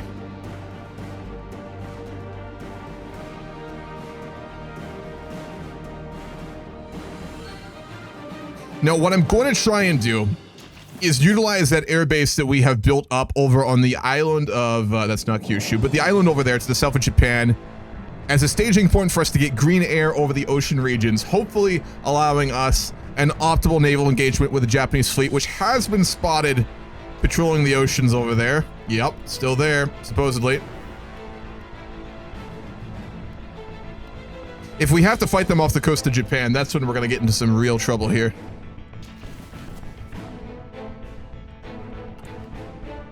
We have infiltrated the Navy of Japan as well. Let's go ahead and also...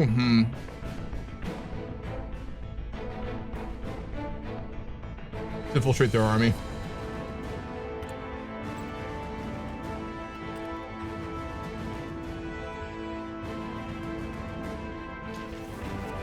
We're going to want to island hop too. Let's start setting up some naval invasions. I think we're about ready for that. I never got Marines, did I? Let's go ahead and try and knock those out really quickly here. I think we have enough time because we still got to wait for the naval battle before we can even begin to start the actual preparation for the naval landing in Kyushu. I still have debug mode on, don't I? Beautiful. They did mine the seas, yeah. Yeah, let's see where they mine. You can see it on the map typically. They've mined the fuck out of the East China Sea. I think that might be it. They've also mined the Yellow Sea.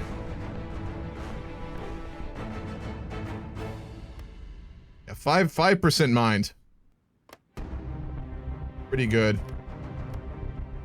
So we just gotta make sure our fleet stays out of there. Let's do that right now. I didn't, again, make a lot of ships to have anti-mine technology, so we gotta be very careful here. Make sure... Sorry about that.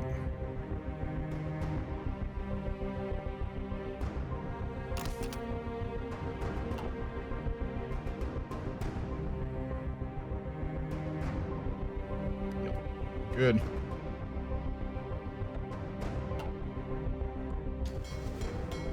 Which admiral do we want for this?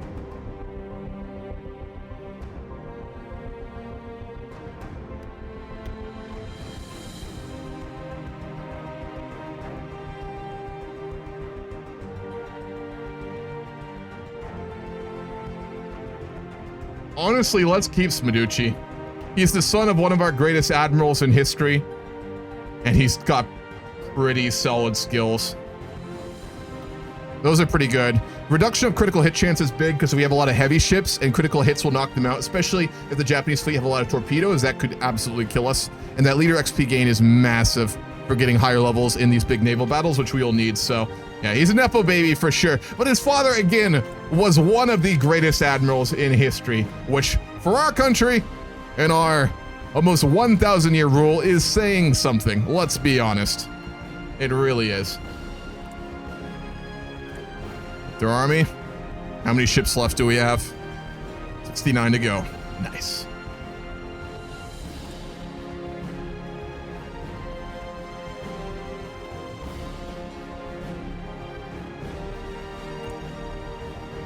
We take the refit bonus? We can. Speed up our refitting. If you ever do a refit like I just did, make sure you always, if you have the naval XP for it, go to your naval command and click naval refit yards. It will speed up your refit way quicker.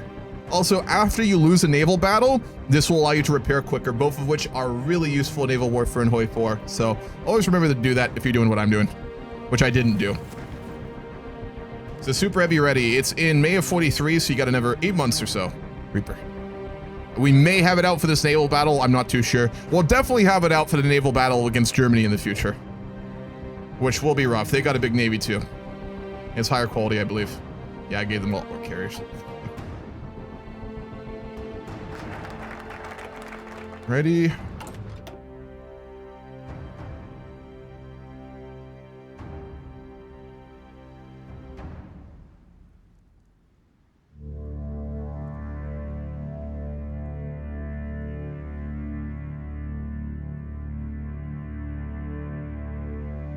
Not yet. We'll race for that later.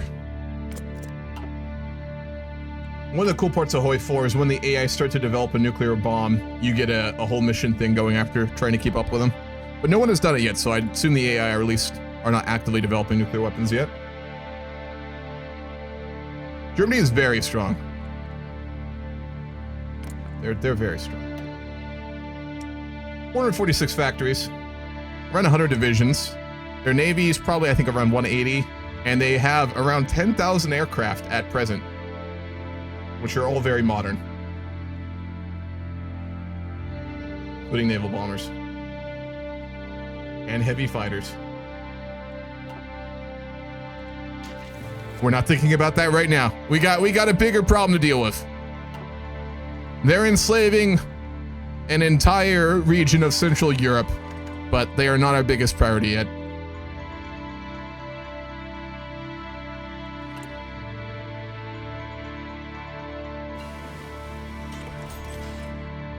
You have that last carrier that'll pop out too. Good. How many carriers will that give us in total? 5. All right. Just to start keep maxing out our military factories here, honestly.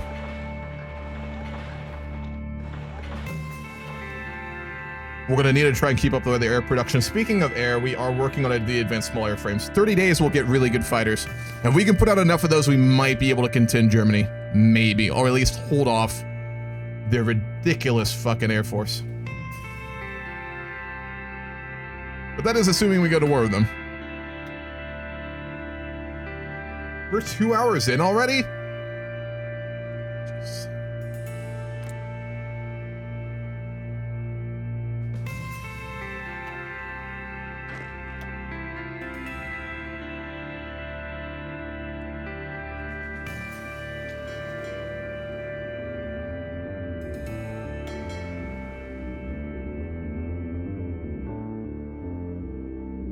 Part of it is a vassal state green. The Hosokawa are technically a part of Japan, but they have autonomous status, so I used them as a separate country to represent that. The Hosokawa being the basically rival country of the Japanese in EU4. The Yusugai, it was really interesting at this time. The Yusugai and the Hosokawa owned like half of Japan East, and they fought each other for probably a couple hundred years. They had like a Cold War going for a while. They both colonized the Pacific together and basically like had this Cold War like colonial race and stuff like that. And in the end, the Yusugai won because we allied with them and we supported them in a war with the Hosokawa, and they won.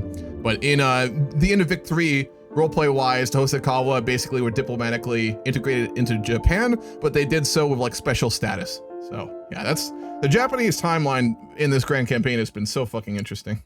All right, we have a better tank design here too. Go for cannon.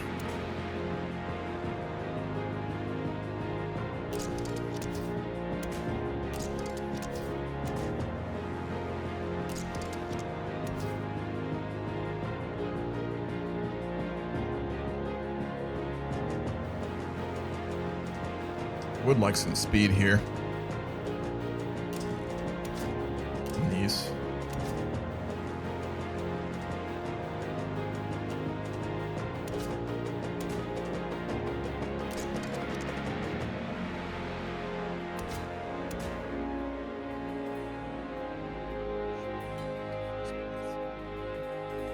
A lot of reliability. Let me think here. I'm explicitly not trying to make like the most meta designs. I want something just a bit more balanced. Again, the AI will not build meta designs. This is not like an MP comp game, so we don't have to worry too much about that.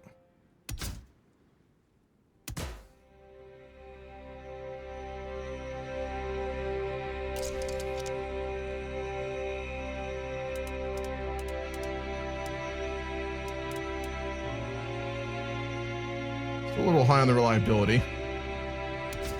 We actually are not going to need to use what ammo storage. That's surprising. Really like some more heart attack.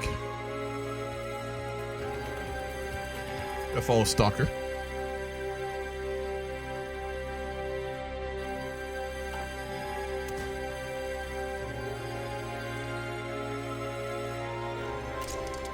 We'll go for double cannons. Radio suspension, that's a good tank. We'll go with that one.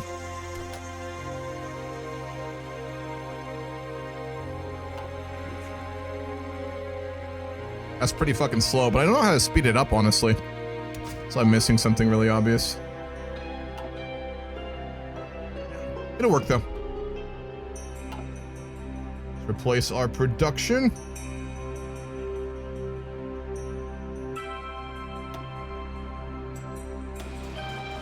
The 3-man turret slows it down. Thank you, Reaper. Let me see what it looks like if we switch that out. You are completely right, but that breakthrough is nice.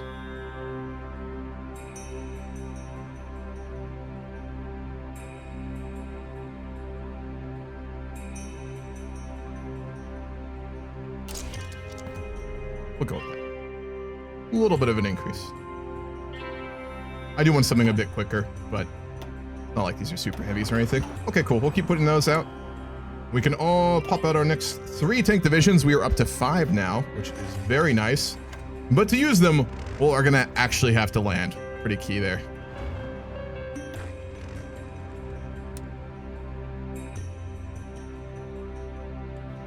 I think it probably is safe enough to move them to Sumatra, but let's wait just in case.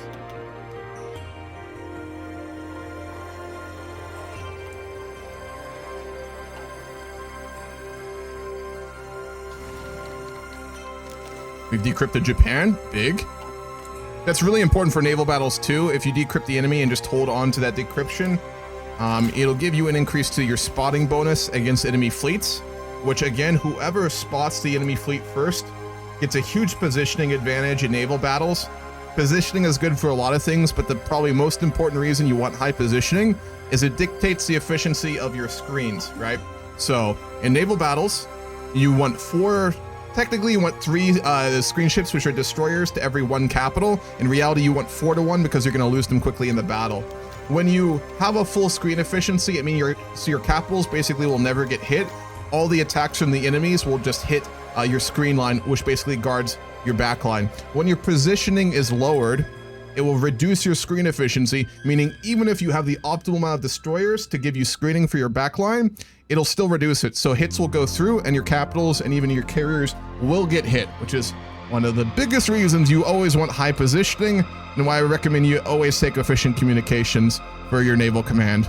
There's an argument to be made for night fighting because it gives you nice bonuses and a visibility reduction. There is a good argument to be made for inclement weather, but I think positioning overall, probably the safest choice. A little bit less RNG. We'll start that in 43. I'm going to stay historical on it. And let's keep decrypting the Germans.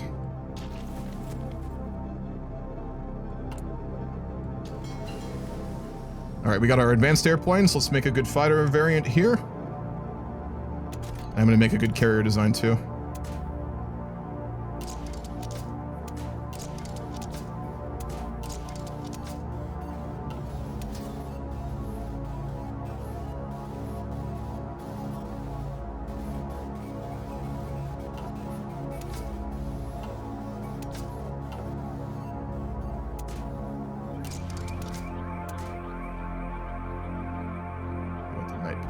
Reduction.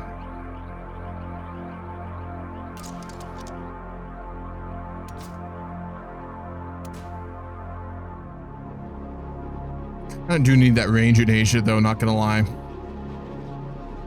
I'm tempted.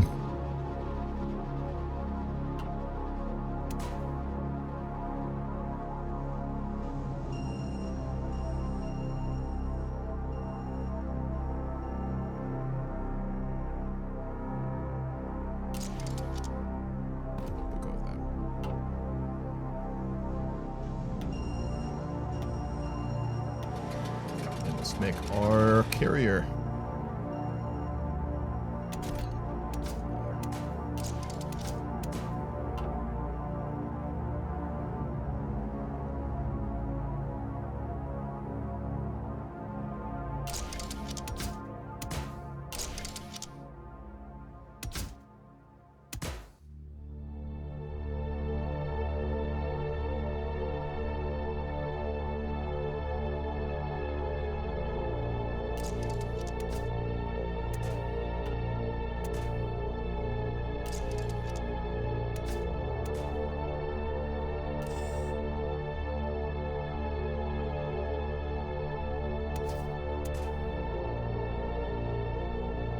I'm going to give them the extra engines for the speed bonus, which isn't the most important for carrier bombers, but it's such a minor production cost difference. Might as well.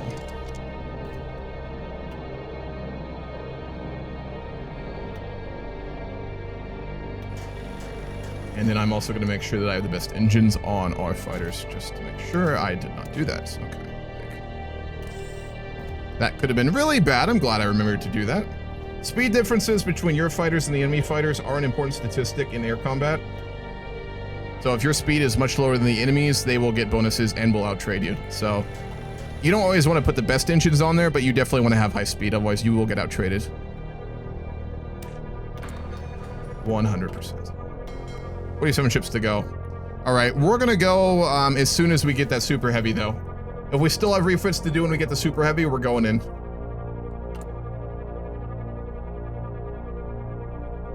$4 months. We'll start preparing naval invasions.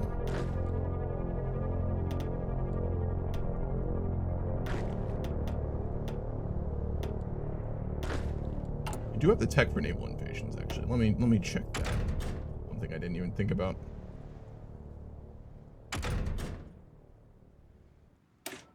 We don't. Close call on that. 97 days. 3 months. That's about when our super heavy is done and about when we're going to start the naval battles. We'll set up multiple naval invasions of Kyushu. The important thing is we need to take that port, though.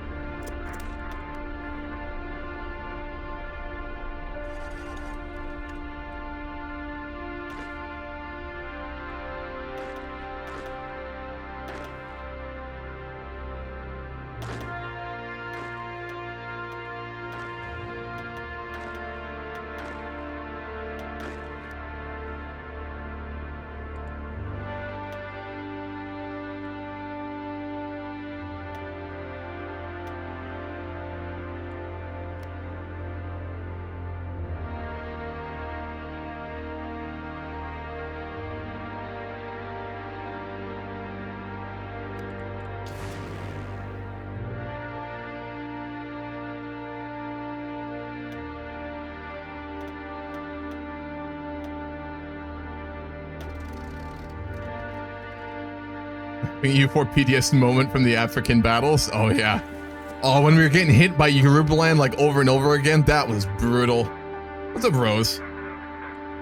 Oh, those were wild to fight. The Yorubaland battles there, I thought we were kind of toast for a minute. I'm going to be honest. They were hard. Because I'm not great at EU4. It's my worst Paradox game, and they were strong. But then we had those just crazy maneuver battles that we pulled off. That was wild. Probably the high point of EU4 for me was those Yorubaland wars. Just because I didn't expect to win them, honestly. We walked out of all of them, basically, in varying degrees of, like, semi-victory. Very much Pyrrhic victories, but still. Better than getting wiped.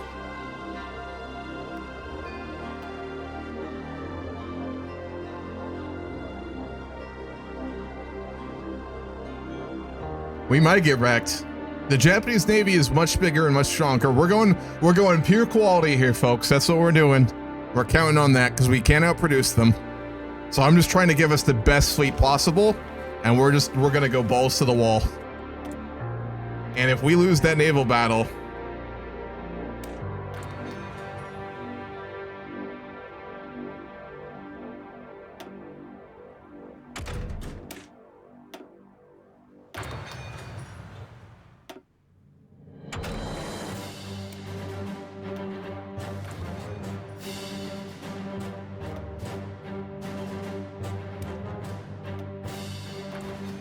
honestly, let's hedge your bets here. Pure quality.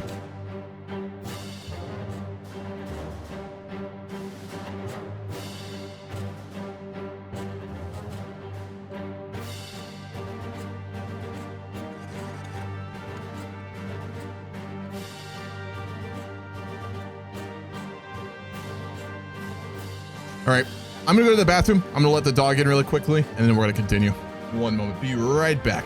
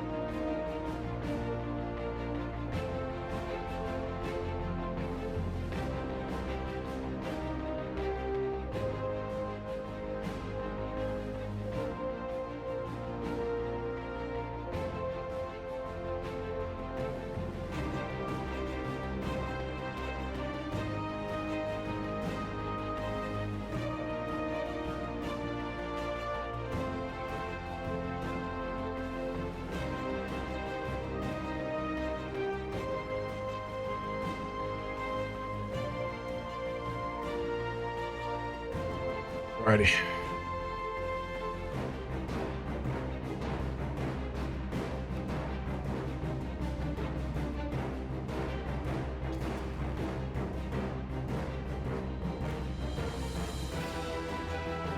Do we not have our air bases up yet? Oh, we have them here. Okay. Did I not build air bases on this island? I must not have. Nope.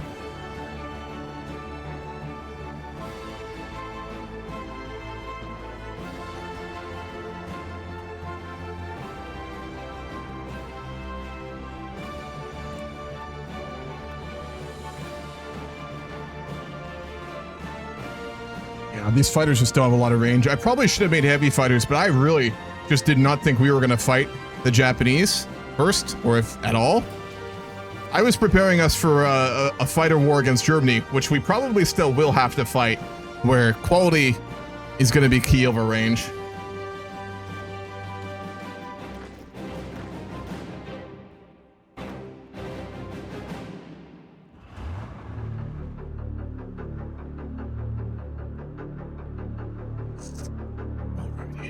We should get Mech 2 when I'm done with all these naval techs as well.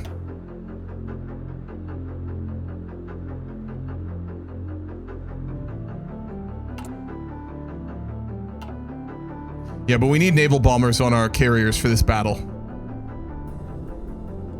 You can put fighters on carriers, but that's not very useful for what we need.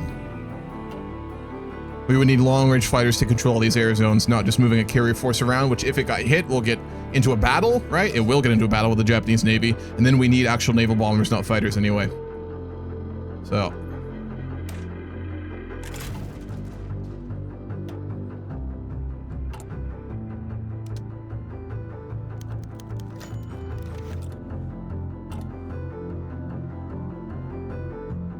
Armor's on fighters? Armor on fighters? On carrier planes. Well, that's true. Didn't I already put armor on those ones? I thought I did. You are right.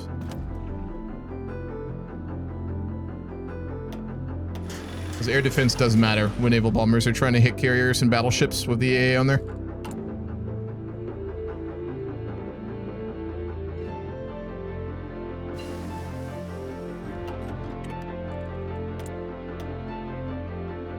Make sure we have all the naval techs.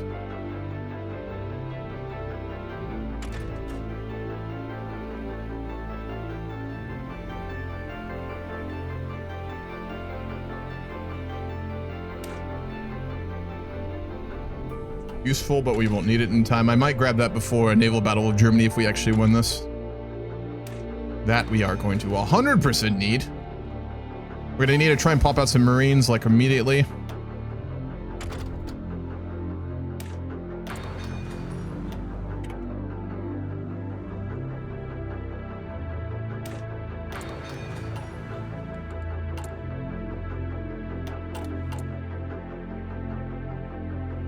Left around 20 something. 20 destroyers left and then we're done. We did get that last carrier too.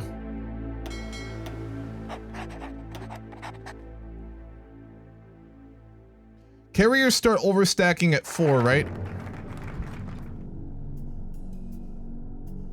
Or is it 6? I think it's 4 carriers.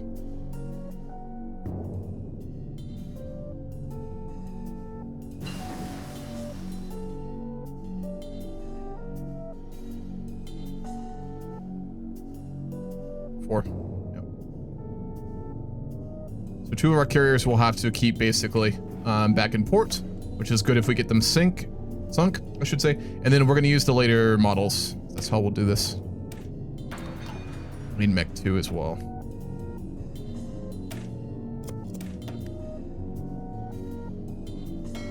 So you need to get trained before this battle.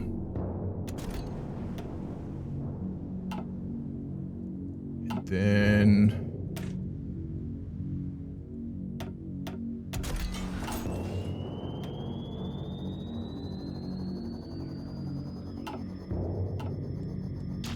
don't have enough carrier planes.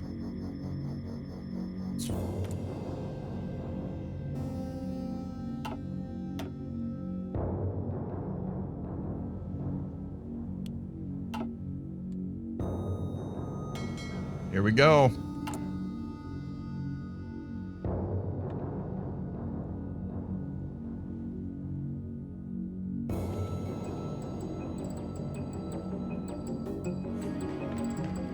What's up, Gray? Thank you for the prime. Appreciate it.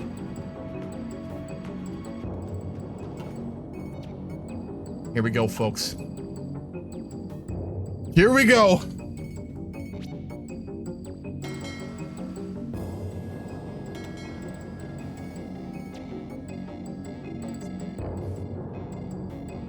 We're good.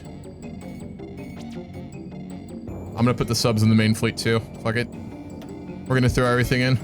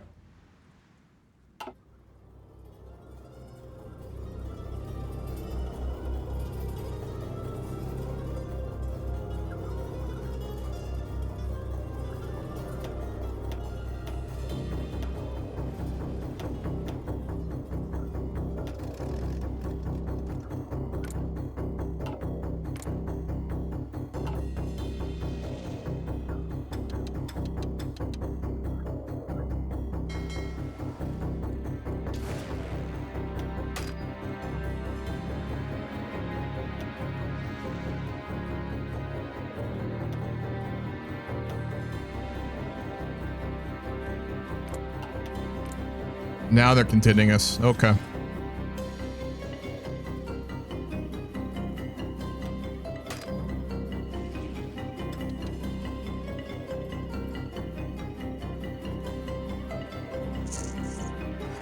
Only area we will get a bad confrontation in right now is the Java Sea. We don't have green air there. So we'll send the fleet up into the Bismarck Sea and then the Marianas Trench.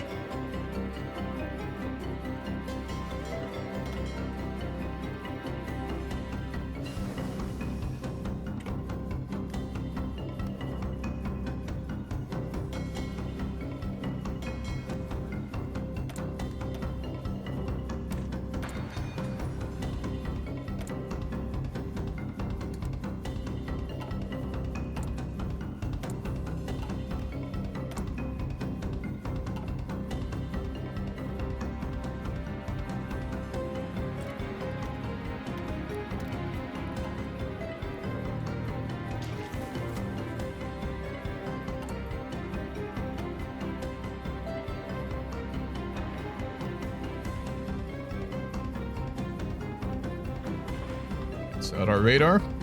Get that spotting bonus.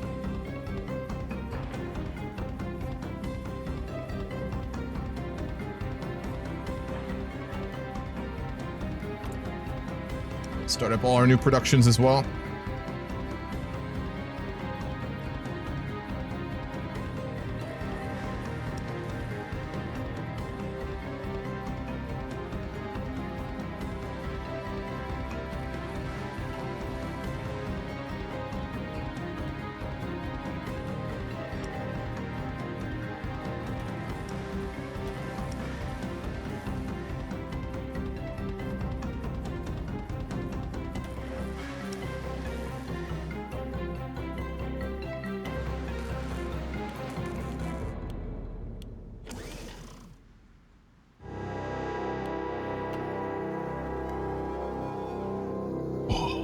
Okay.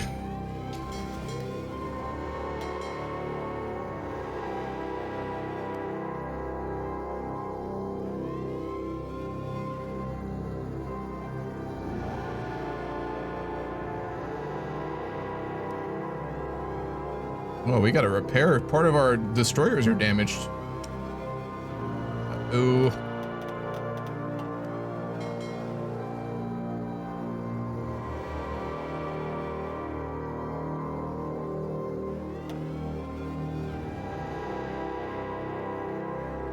I think we had some training accidents, probably.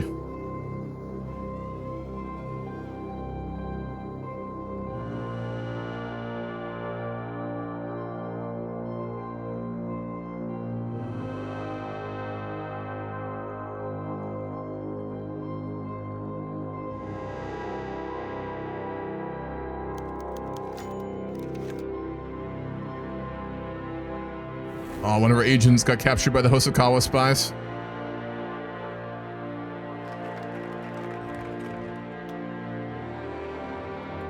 Honestly, I'm gonna go naval production.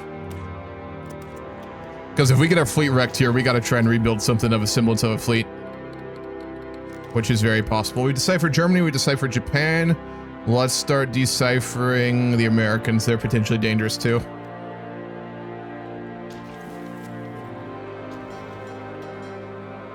All right, I need a good naval battle song because we're about to have the big one here.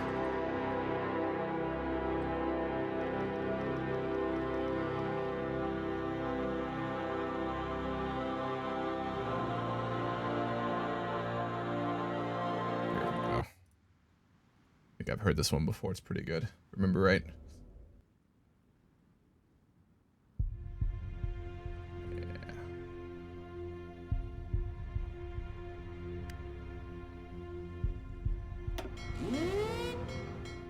December 11th, 1942. The Naval High Command of Sardinia gives the order. Hold on, let me rename the fleet.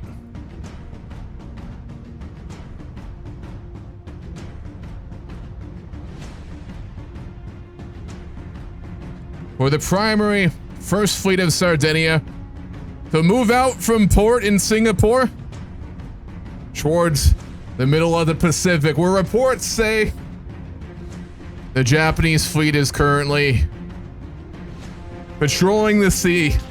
A naval battle here will spell victory in this war and victory in the Pacific, and a defeat will relegate us to second-hand power.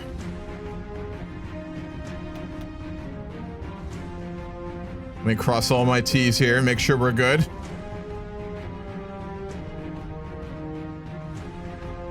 Yep.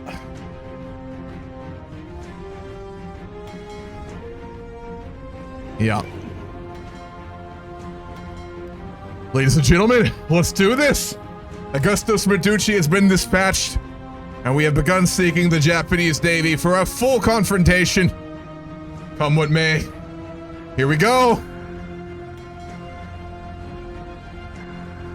See if we can actually find it, though. That's the key. Yeah, they're out there. Oh, and they're all in a mega stack, too. Fuck me, man.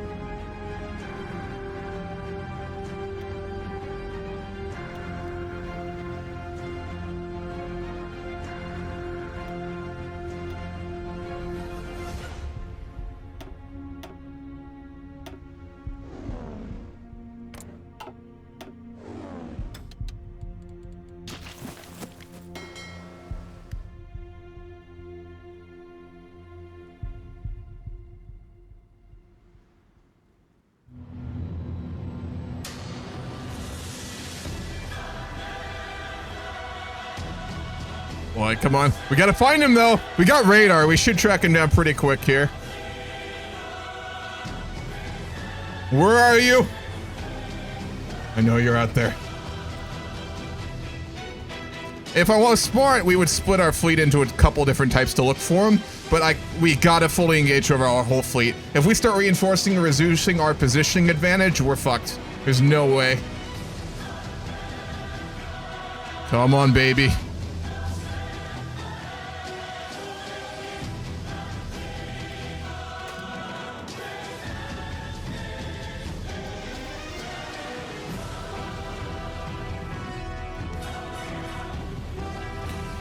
Boy.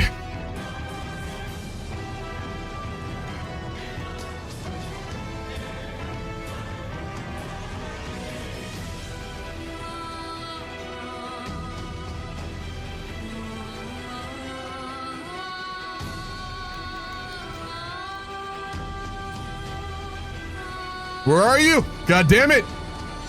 Egypt will probably reinforce this too if we get a battle here, I think. They've got a pretty solid navy, not huge. They've only spent a little bit of it to the Pacific here. You gotta remember though, the Pacific Ocean is pretty fucking big, so this may take a minute.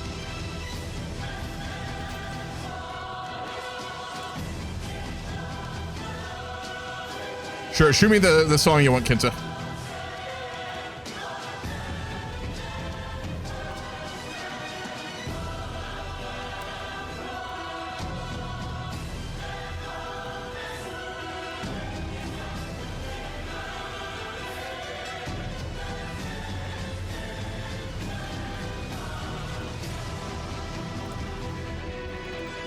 Oh, here we go. We spotted a small force. Oh, they got away. The bastards.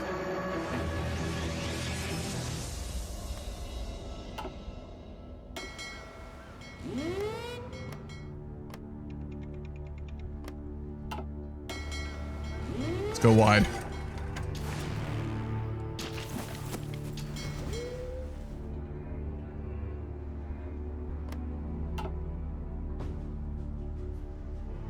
Months later. I mean, the government back home in Sassari would be waiting very nervously for the reports as to when this will happen. I mean, we got radio, so it'll happen very quickly, but we deployed the fleet and we're looking. Come on, baby. I could split the fleet in half and look that way, but that is so dangerous.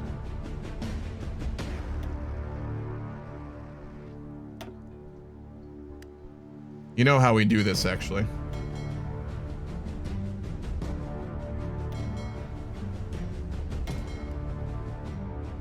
We're going to send our subs out to look as well.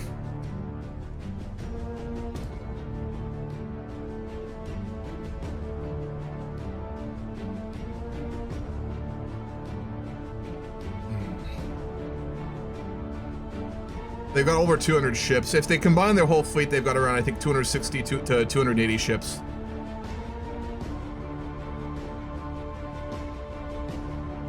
Which is why I am really trying to not split up our fleet to look for them here. Because if we send in half and we meet them and then we reinforce with the other half, we'll have that positioning disadvantage.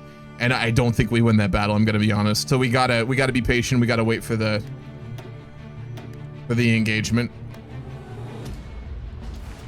I'm trying to avoid a confrontation on the coast of Japan too, because their whole air force will go up over it and we won't have green air, which might be where their fleet is.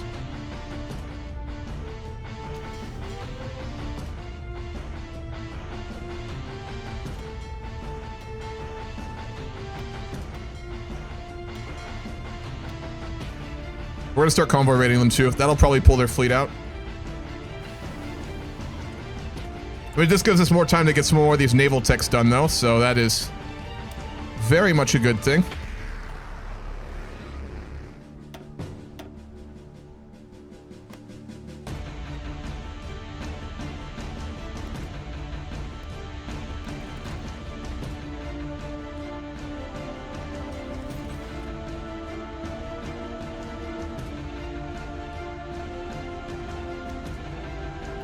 Yeah, let's see if we can pull their fleet out here. Oh, part of their fleet! We got hit, we got hit! Where's the main fleet? Oh, it's way the fuck up there, isn't it?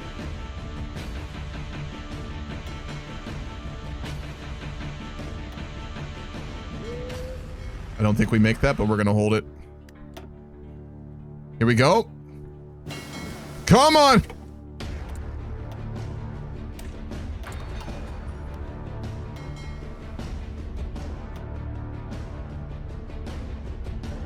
I think we get there. We'll knock out one of their cruisers if we make this.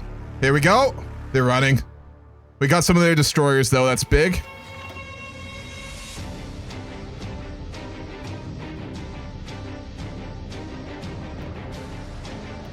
We'll strike force it.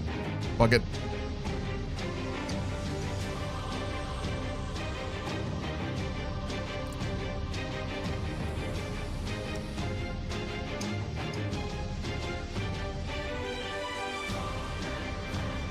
Yeah, they split up their fleet a good bit. We knocked out another 11 destroyers. Big.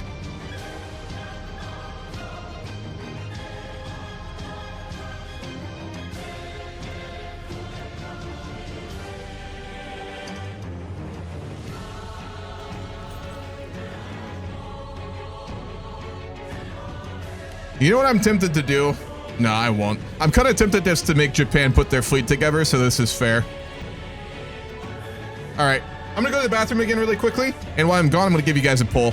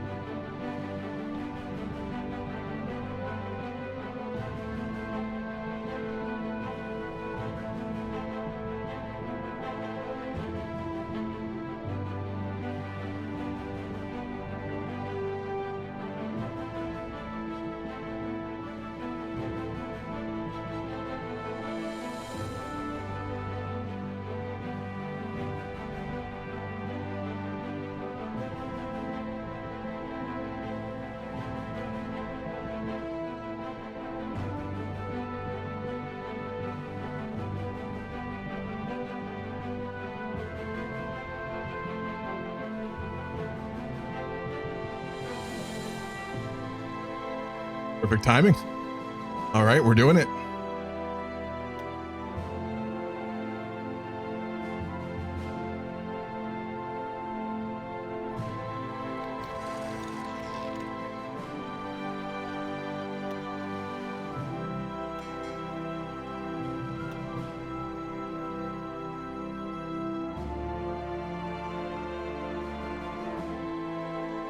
They are so split up. Look at that. Holy Christ.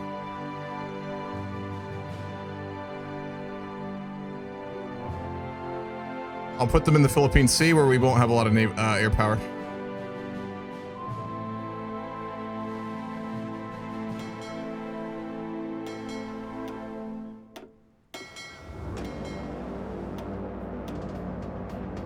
I mean, it makes sense. In this time period, like, all naval powers looked for a big naval confrontation. With Japan's naval power, they'd look to just have a decisive battle with us and knock us out of the war. And since we're basically trying to give that to them, there's no way they wouldn't just take that, you know? What's up, Svenska? It's a big boy.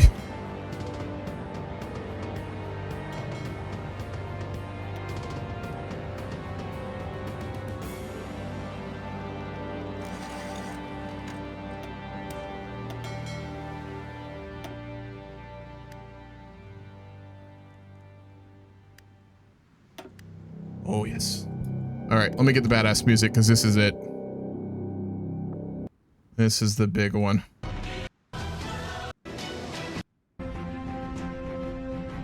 This is for all the goddamn pine cones. I have so many more though. All right, here it is. Here we go.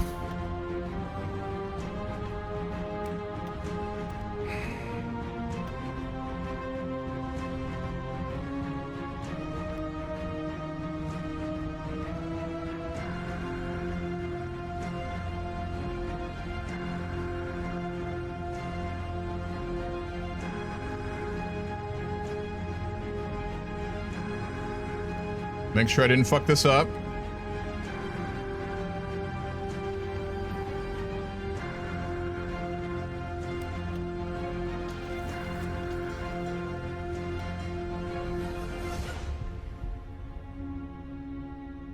Why is there fleet split? This is what I was worried about.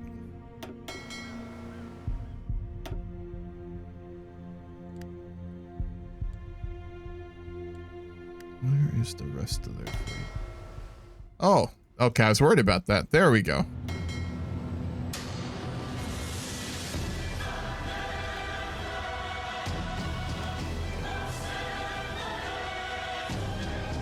Almost fucked up. We're good. Here we go.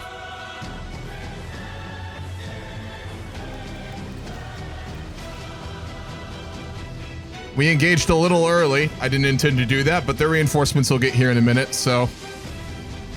Here we go. They're running. Oh no. Because the AI thing is on. Let me just write. I want to give them a good chance to wreck our ass here, so I'm gonna load the autosave.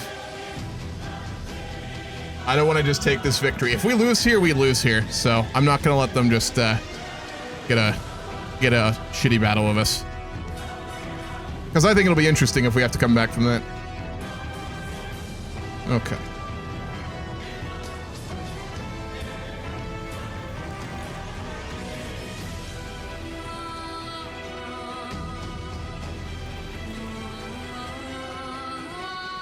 Okay. Remove. Always engage. No repair. We'll give them all the advantages to win this.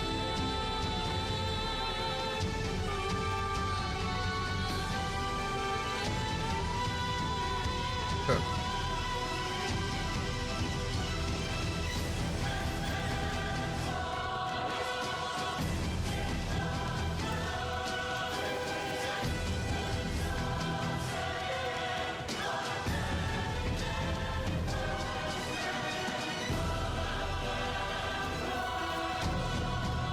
We got it for sure this time. The big one!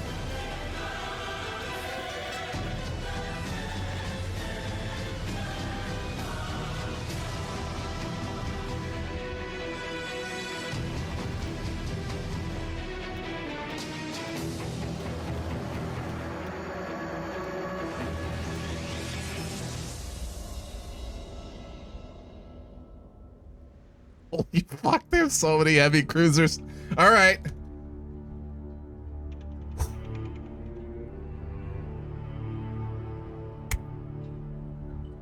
Pray to all the gods.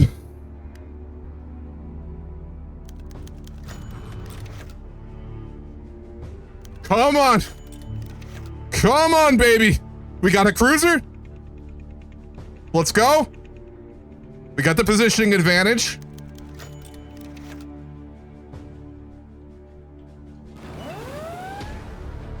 Oh my God, look at that. Oh, we're starting to lose though. They're hitting our cruiser line. They have so many destroyers.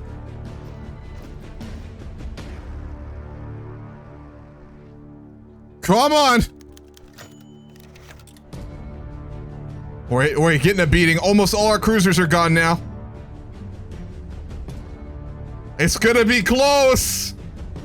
We still got a destroyer line. We still got naval bombers up. It's gonna be the carriers that carry this. So many heavy ships. Their screen line is gone though. I think we have it. We lost so many of our heavy ships though. Oh my God, we carried it. We got it.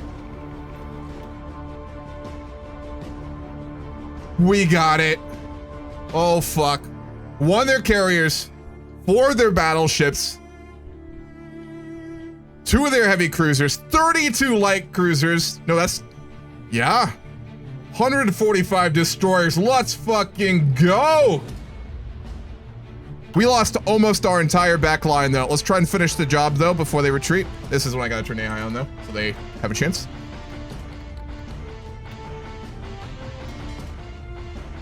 Yep. Do we still have our super heavy? We do. The House Torres lives. Look at the kill count on that thing.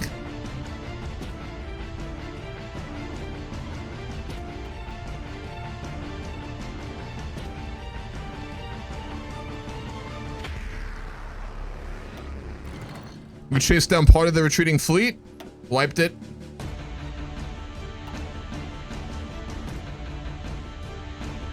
Do they have any ships left?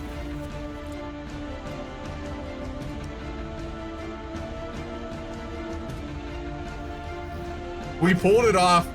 We started HOI4 with no ships. Not a single ship because of that bug. And we built a fleet by 43 that sunk the entire Japanese Navy. They started with 100 and something ships, and then they kept building after too, and we fucking won it. Kids, this is why you learn Navy in HOI4. Just saying. This is why you should learn Navy. Gotta take a minute here. Oh, damn. God damn, boy.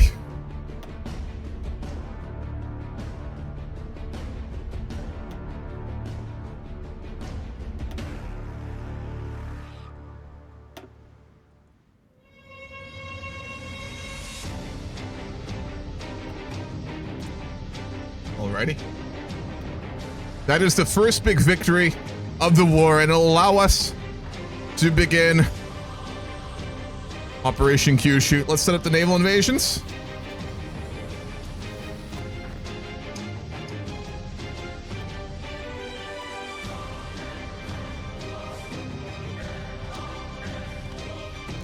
Oh, so big though. God damn. I was worried. But we got it.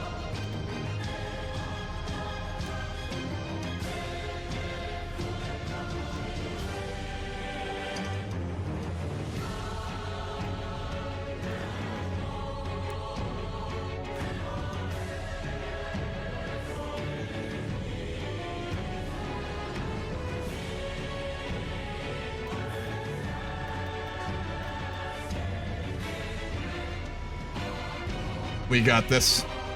Oh god, the Germans have so many soldiers in Japan. What the fuck?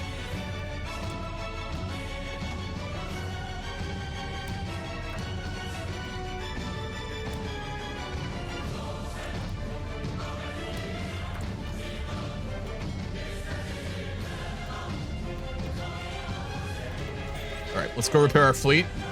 Look at all the veteran ships that we have. But again, we lost all our heavy cruisers in that battle. That is going to hurt because we're going to need them against the Germans and any other powers we have to fight later. So that battle came with such a high cost. We walked away with all of our carriers, though, which is so big.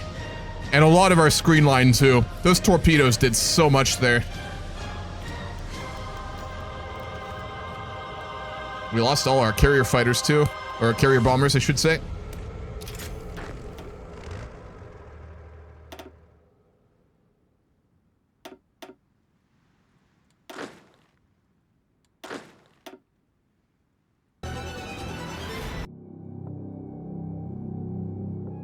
Okay.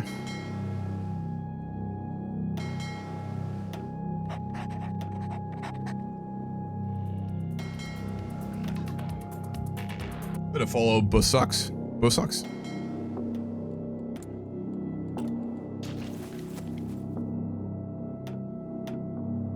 We can't start to hit their shipping lanes now, though. I'm gonna send all of our submarines to start hitting them. We actually walked out with almost all our submarines, which is so big.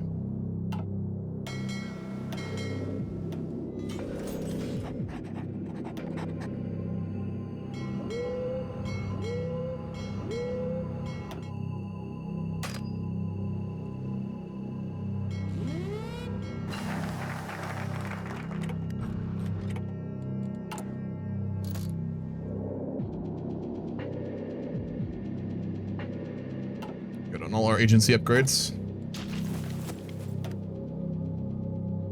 Now, I'm going to put our focuses on naval production for a while until we get some more cruisers built up to fight the Germans if need be, and then we got to go pure air production. We just have to somehow be able to outcompete Germany's air production. I don't know how we're going to do that, but we got to figure something out. Because they have... How many aircraft at this point? 13,000 BF-109s. We have good intel on them, though. Around 300 bombers. A couple hundred CAS. Well, they have a lot of naval bombers. That's an issue. That's the one thing that will sink this fleet quicker than anything else. Yep, AA on provinces. But that'll only help us with their bombers. That won't help us with their fighters. Because ground AA does not shoot down fighters. We've got AA on all of our infantry divisions, though. Our actual division quality is very high.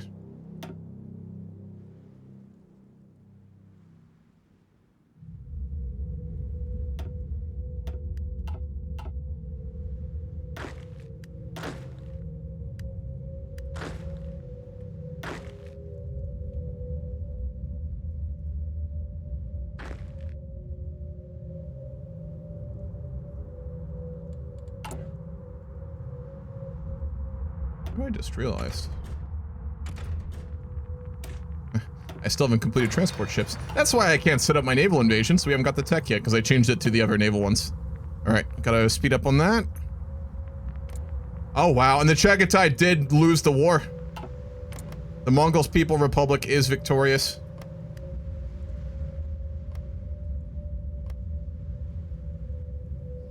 We're currently fighting America, which is holding out. So the communists are incredibly powerful too. Just there's so few like still reasonable nations left. The Democratic Alliance, which is still around, but Britain's about to fall honestly out of that from the looks of things.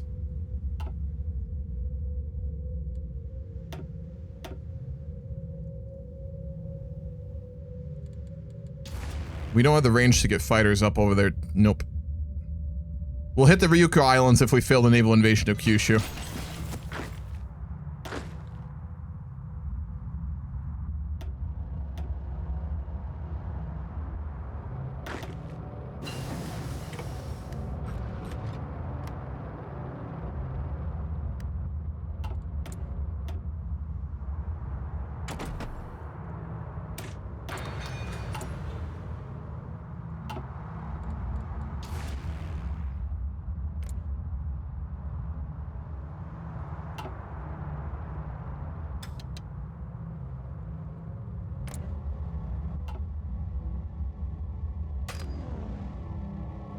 Did they build coastal forts? That's a good question. I don't know.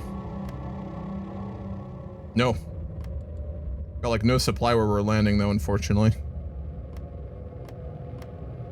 didn't. They did build forts up in the mainland though, just not on Kyushu, so we might be able to grab that before we push in deeper.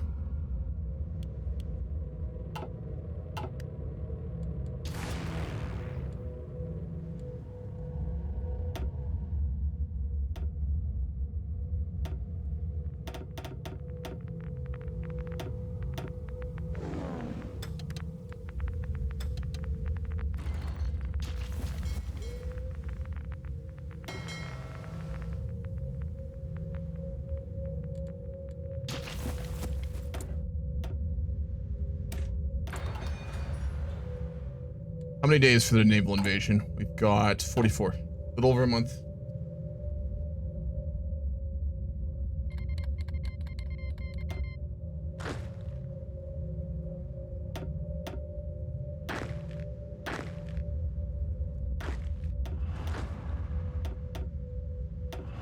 All right, I'm going to send 4 tank divisions to Asia.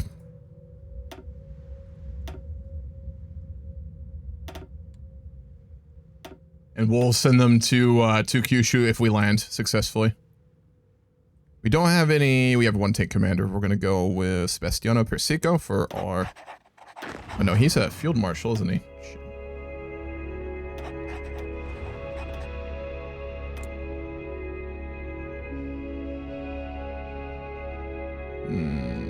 Tank commander. Hopefully. Ooh, do we not have any tank commanders? We do not. That is unfortunate. We'll go with Torelli then. I guess with working conditions being much worse and the world being more industrialized than ours, it's bound to happen. True. There'd just be a lot more like industrial workers given how early that happened for us, right?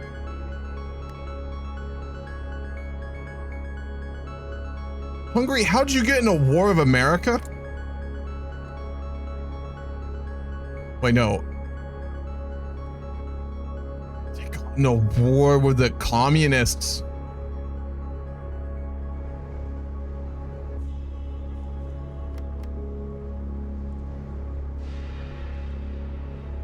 Bosnia declared on Hungary, who's a part of the Internationale.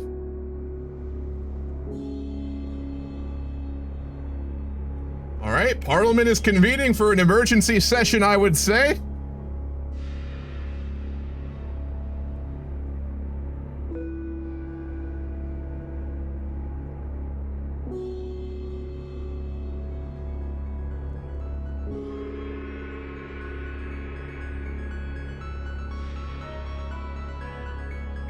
Holy shit. Alrighty. In Parliament, an emergency meeting convenes. A call and a formal demand for aid from our allies, Hungary, who are a part of the Treaty of Geneva, our political faction, have been declared war unilaterally by the communist state of Bosnia-Herzegovina, which is attempting to free the workers of Hungary. We can either draw a line in the sand against the radical left, or we can watch an old ally and lands claimed by our family for generations to fall to the Red Menace. An intervention in this war would put us at war with Cambodia, Nepal, Mongolia, Somalia, Sweden, France, Mexico, Peru, and the Anglican west coast of North America, a faction of momentous size.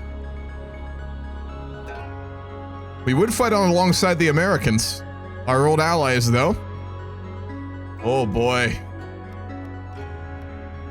Yeah, Hungary is fascist, but there are fascists, you know?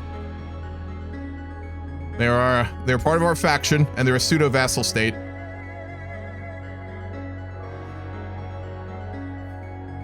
Oh boy.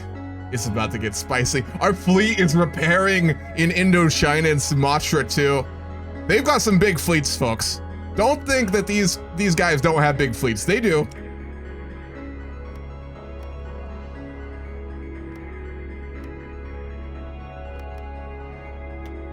Oh, they got bugged and lost their fleet. That's unfortunate for them.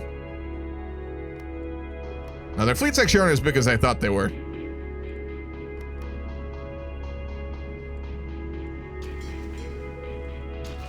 So we would be pretty fine navally for the most part.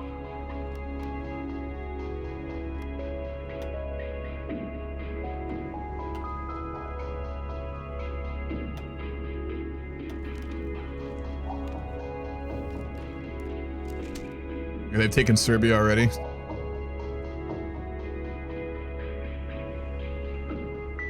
There was a solar eclipse too on the same day.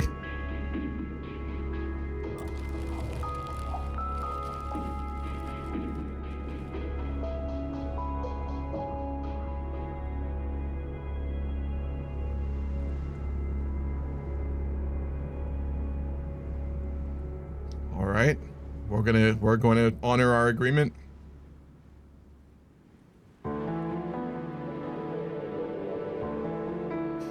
After fierce debates in Parliament in Sassari, overwhelmingly the call went out, and our alliance will be honored, putting us into war with the Internationale and requiring immediate readjustment of troop deployments all around the world. Let's get to it.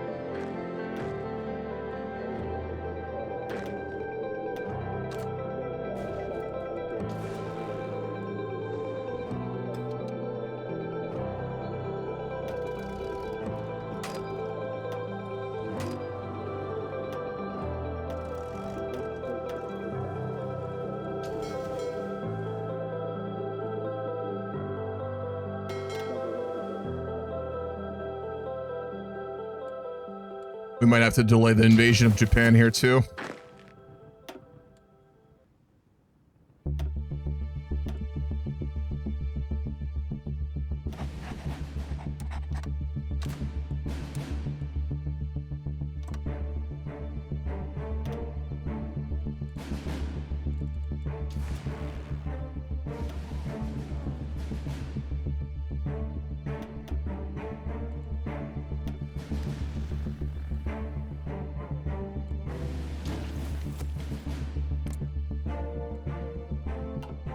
Here we go.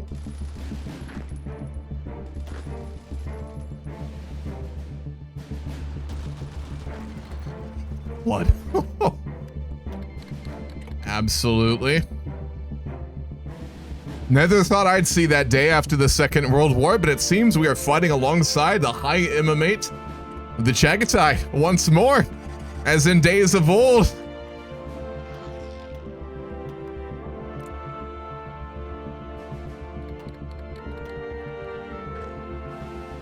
Yeah, we can't hit Japan right now. There's no way. We'll have to call off the invasion and redeploy.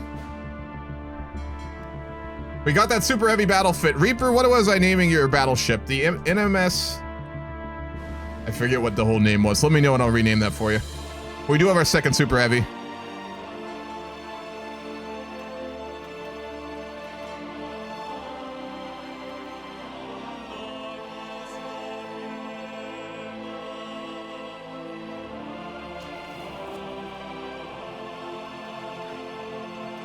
Let's immediately start pushing if we can.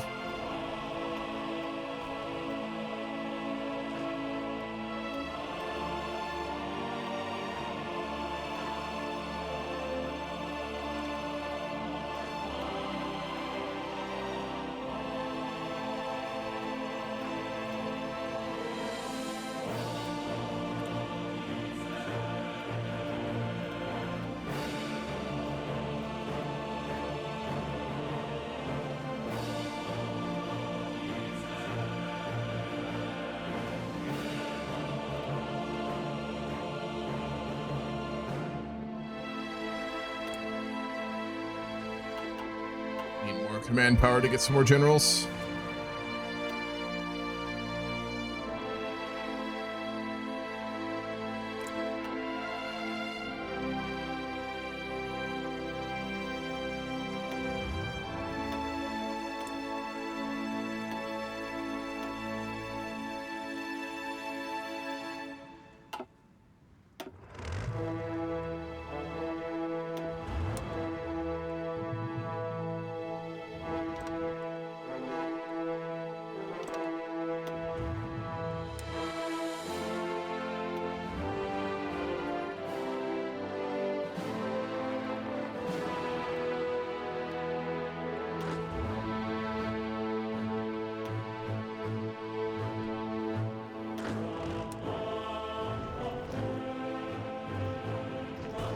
Send the tanks in.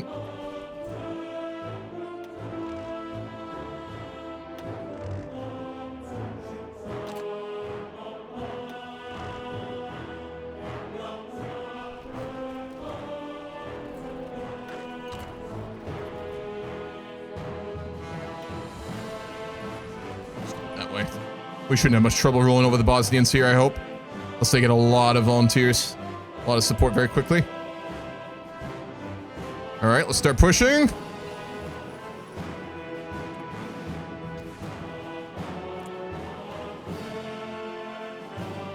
We're gonna need cast too.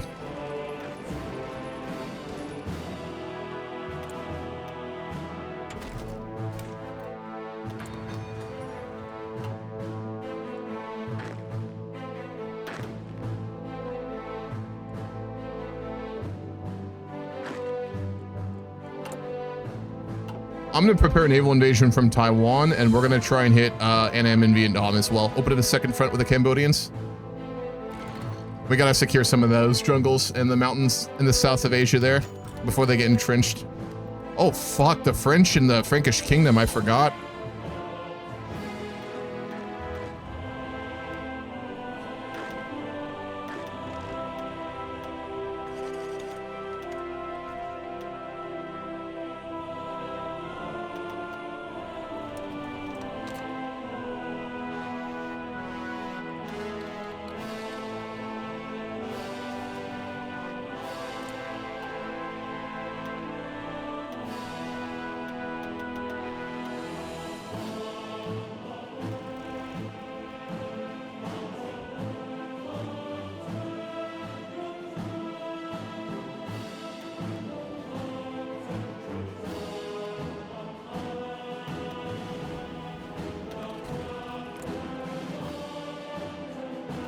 We're winning the air war. We're about to get a bunch of air from Asia to reinforce the south of France, and we'll push the French up there.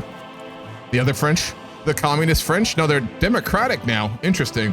Well, I guess socialist and heavy communist elements.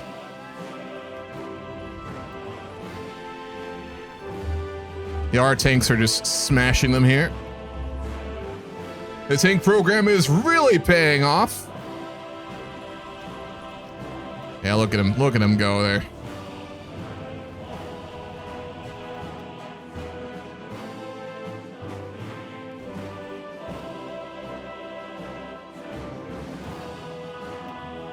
I'm gonna send some tanks to France too.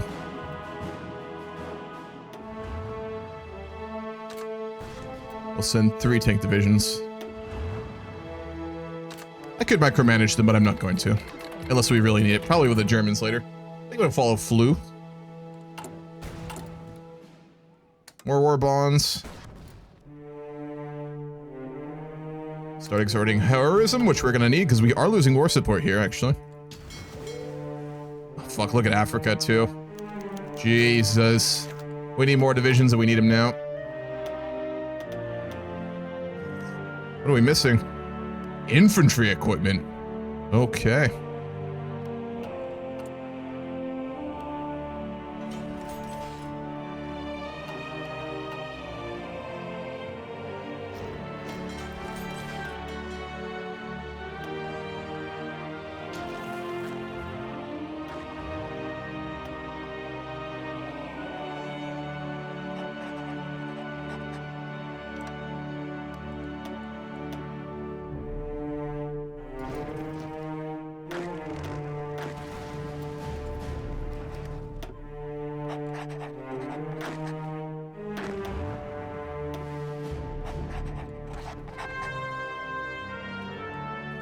No, northern Italy is not core, nor central.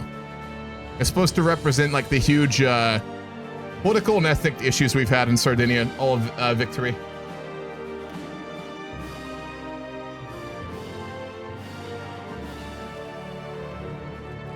All right, transport ships are done. Let's prep a naval invasion of Cambodia.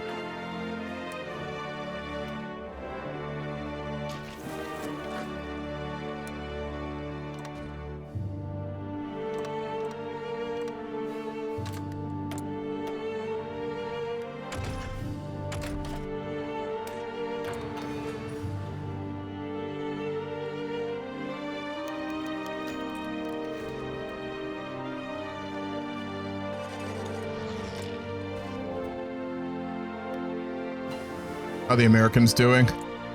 They are pushing. Good.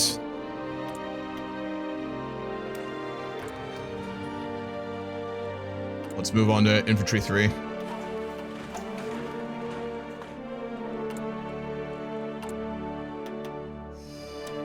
Oh, we need all that steel.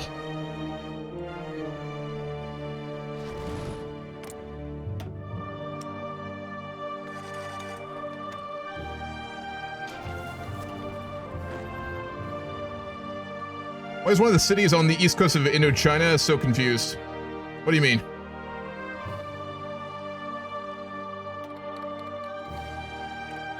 We are still technically allied with them, and we did not kick them from our faction. Oh boy, okay.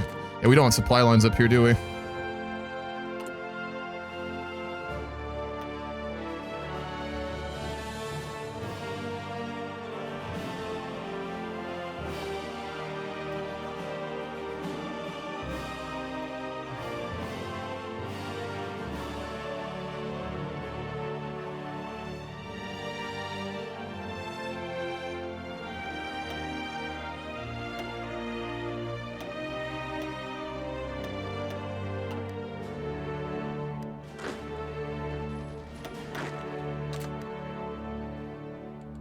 That's why we need the second front. We're still repairing our fleet. When that's done, I'm going to send it back to the Mediterranean, see if we can knock out any fleets that might be prowling around. Oh, yes, Asian supply. What's up, Chris? See if we can knock them out with our tanks here.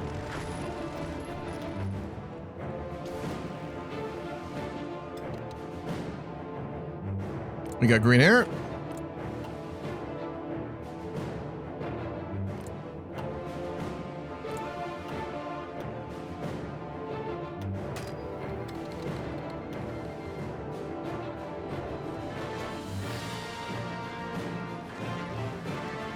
No, no, no, no, no. Fucking push. This is why we need our fleet over here. I don't want to use our secondary fleet because it's got so many very valuable ships on it, and I think it might get sunk because it doesn't have a lot of screens, so we'll just keep training it.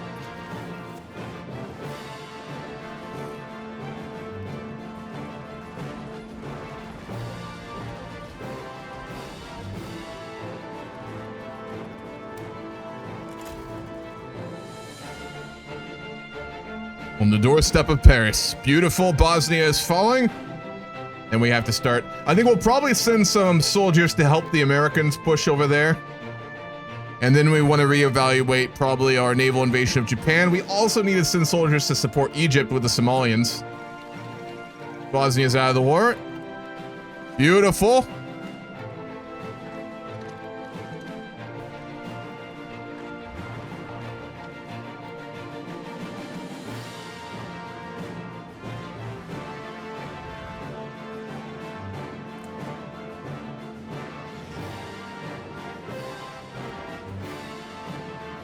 The Germans have a lot of divisions, though. Oh, they got medium tanks, too. Yikes.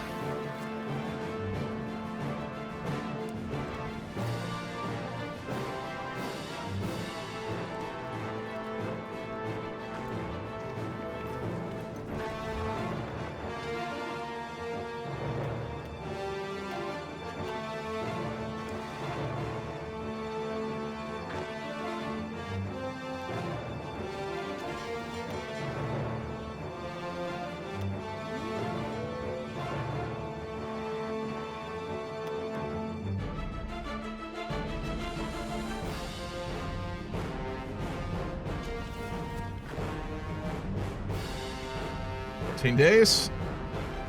We're holding, just waiting for that railroad. We're single-handedly building a railroad through the Malaysian jungles in order to support this front. It's going pretty quick.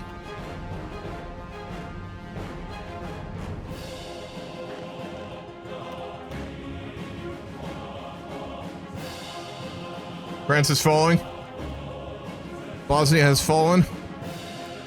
We gotta reinforce these lines with the Germans, though.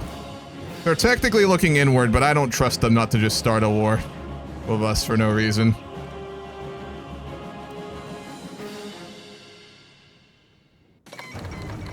France is out.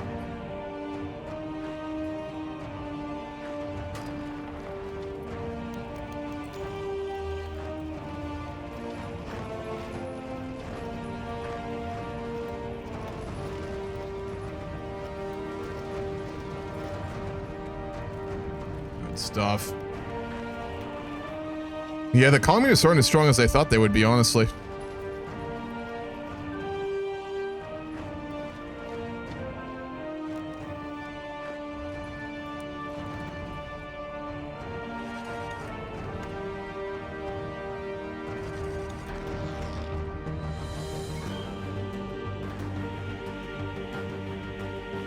We're gonna send them to Africa.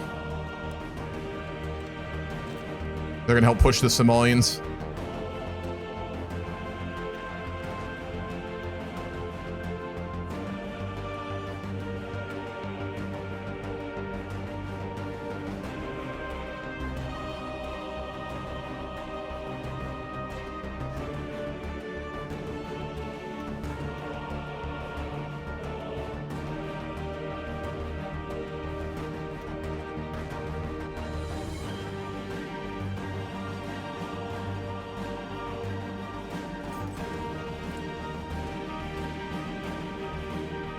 Asia's gonna be the killer. Which is why I'm also going to, with what remains of our forces. Oh, Jesus. Yeah, Hungary's really getting pushed back here. Let's keep on pushing.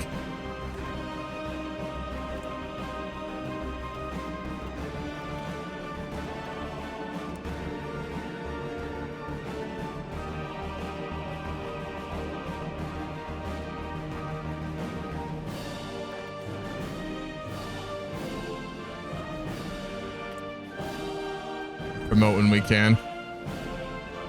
Yeah, trying to man that border with the Germans is going to be ridiculous. We just got to hope they keep looking inward. Keep working on whatever they're up to right now.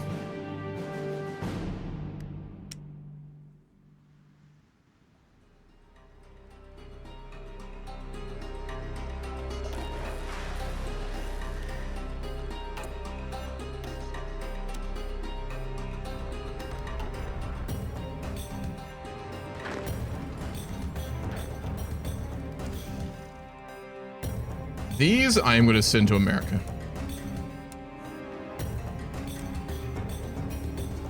Oh, do we not have access?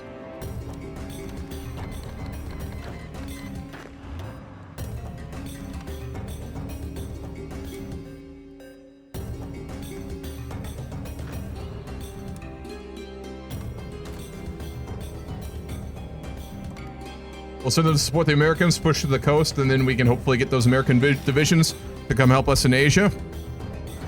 For now, we're just holding. We're getting more supply. We're trying to land. Oh, shit. Come on. Come on, baby. Oh, no. I don't think we're going to win this. Fuck. Come on. Come on. Come on. Push him out. It'll be close. I think we have it. We have it. We got the port. Let's go. Immediately start pushing. Let's reinforce it with whatever we've got left in Asia, too. Supply be damned. Send them all in. What's up, Condor? They would have sub, man. Appreciate it. Yeah, we're going to Stellaris after this. 100%. The end of HOI4 will decide how we go to Stellaris, though. There's a lot of different ways it may end up. And they are gone. All right, we can redeploy those troops as well. Half of them I'm going to put on the border with the Germans. The other portion I'm going to split some to Africa, and then some, I think, to America. We need to really push those fronts. For the moment, Europe is secure, though. Besides the ever-present danger of the fucking Reich up there. They've sent volunteers to so many people, but they're not directly going to war, which is good. They're just building their war machine. Which is terrifying because it's way smarter than just getting into a war early.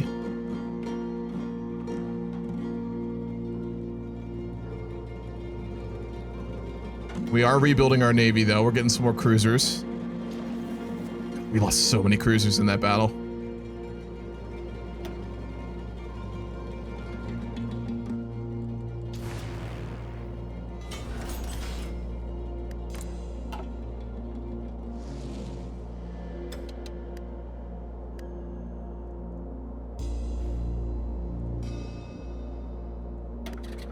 Let's send our Air Force down to the Somalian front. We can't use the air bases of the Americans, so they're on their own.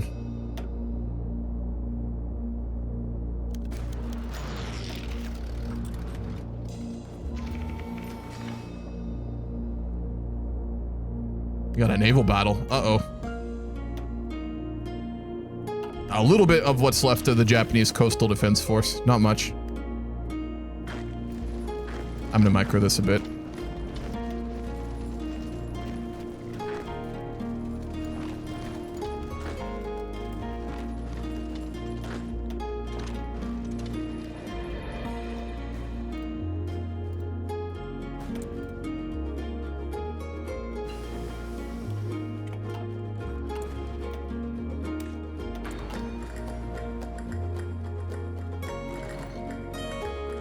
We got supply yet?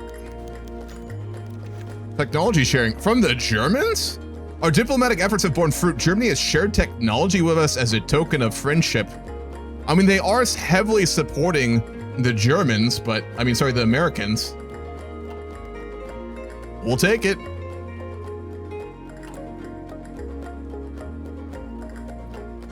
Keep holding. Oh God, we're gonna get pushed, aren't we? Probably.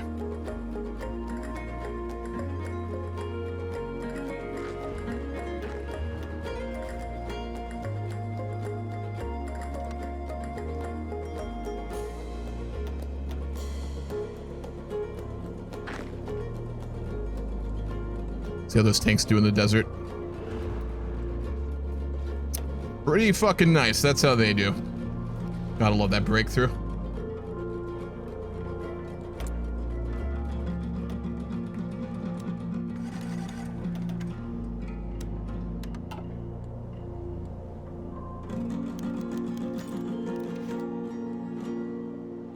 Got forces to the Americans yet? We do not. Where are they at? Coming by way of Canada. I always forget that the capital of America in this timeline is Augusta, Maine. Oh my gosh, man. The worst possible place to defend your capital in the Americas, honestly. Like, oh, not where you want it.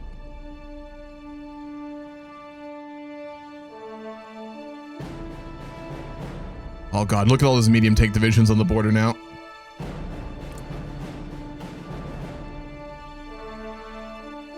We are pushing in Cambodia though, that's good. Do we have any more divisions we can throw in there? I don't think so. Worth a try.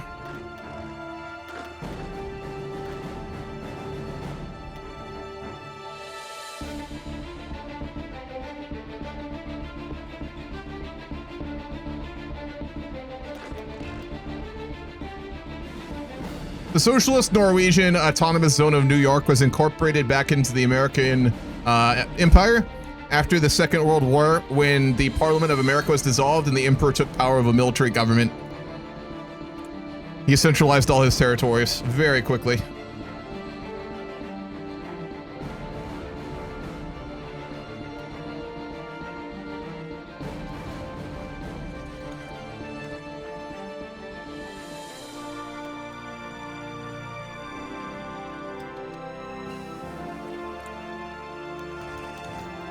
Winning the air war?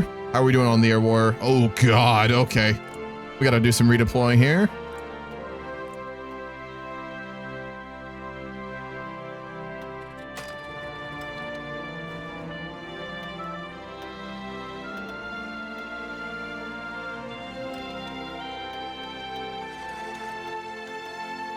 We're gonna pull out our fighter ones, honestly. Why not?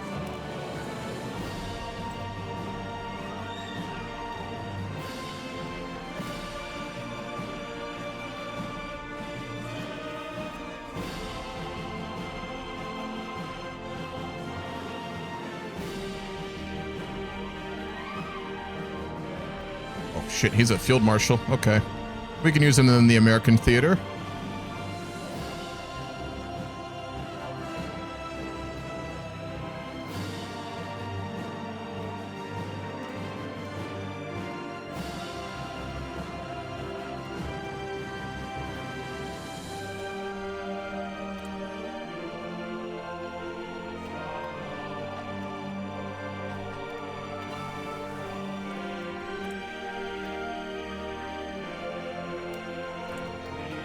A lot of people underrate engineers. They're not the best support division. Like, you know, some people will tell you put engineers on everything, which is kind of true. The reason engineers are so good is they give you terrain bonuses, which is so key. If you're listening to a Comp HOI4 player tell you engineers are like not worth it, ignore them. They are. It's just their terrain bonuses you want.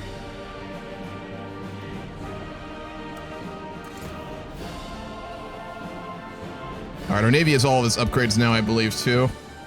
Yep. Oh, yes. Okay. Let's work on some potentially heavy fighters for later. I don't know if we'll need them, but it's better to have the tech now rather than need it later.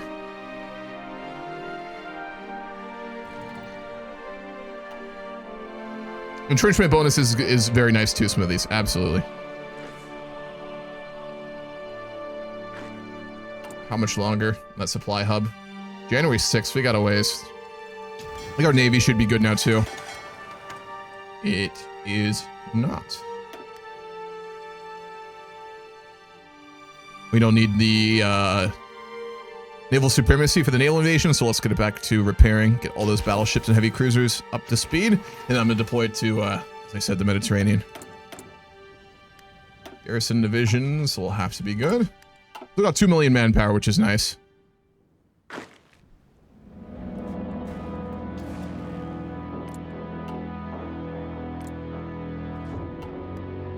Hello.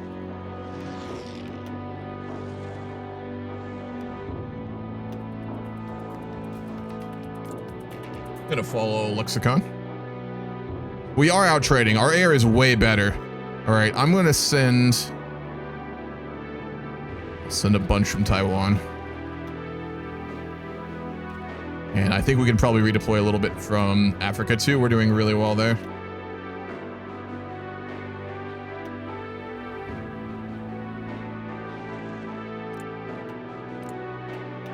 Oh, we're out trading them so badly here. Asia has a lot of soldiers, but they don't have high quality tech.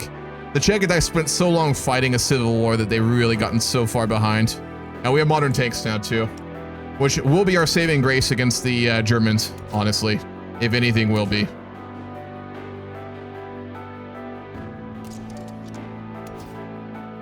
We're gonna stay to mediums.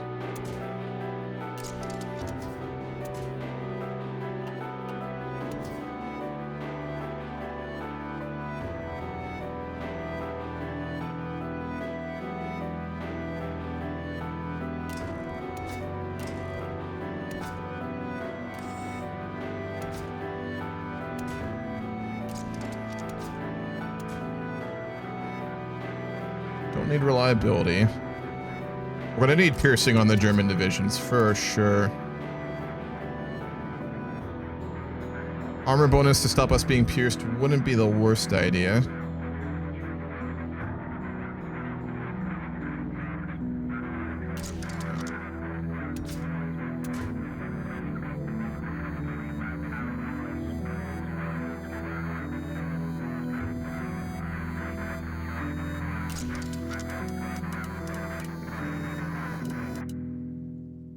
Shit, we don't have the XP for it. That's the design we're going for, though. That little baby. I need to get better anti-air tech, too, so that we can actually get better guns. Behind on that. Need to go all the way to advanced anti-tank. That's the one with medium, isn't it? Or is it...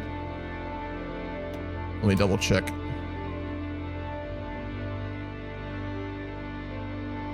me a moment.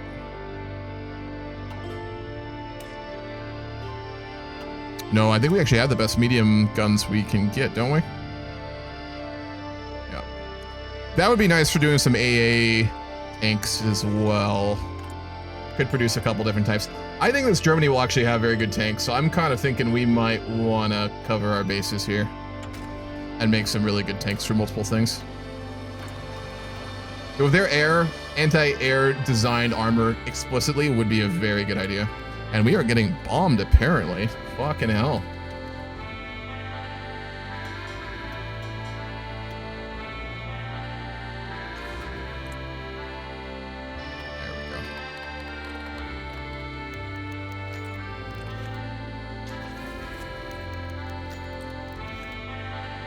Beautiful. Somalia's knocked out of the war. Send them to the American front.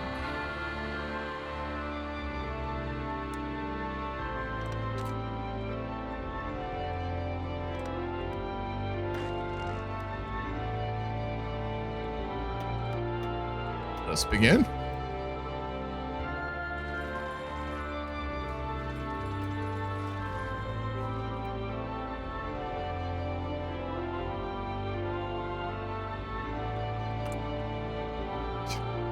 Still no supply.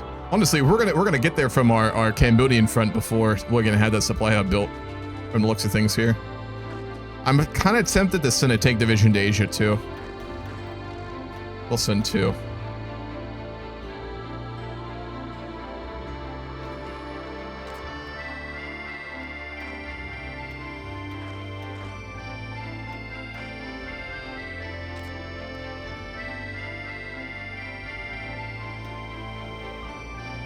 That's looking good. All right, once we take Cambodia and we start to hold the mountain range here, that's when we're going to think about a proper naval invasion again of Kyushu. Oh, we're not pushing in America. Holy fuck. Oh, Sweden's got really good designs. That's what this is. And the French holdouts are there too, the French exiles. Wow. We can't put air up over there either. And they're winning the air war.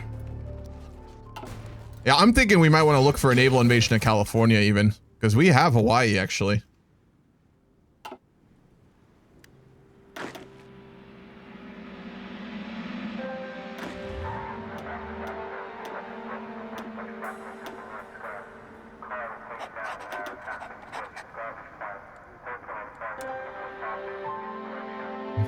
We don't have a port on Hawaii. That would probably be wise.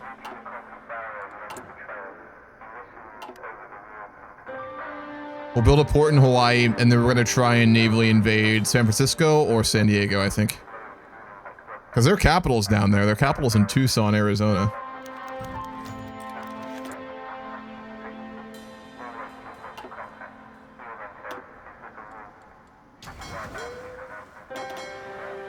Almost completely repaired? Actually not. God, we got so fucked up in that Japanese battle. I still can't believe we won that. I'm gonna be honest. Look at all these destroyers. Look how close they all were to dying. A little bit more lucky hits on their side, and I think we would have lost that. Look at these destroyers. I've been repairing them for a while now, too. Oh, whole fleet was on the edge of death.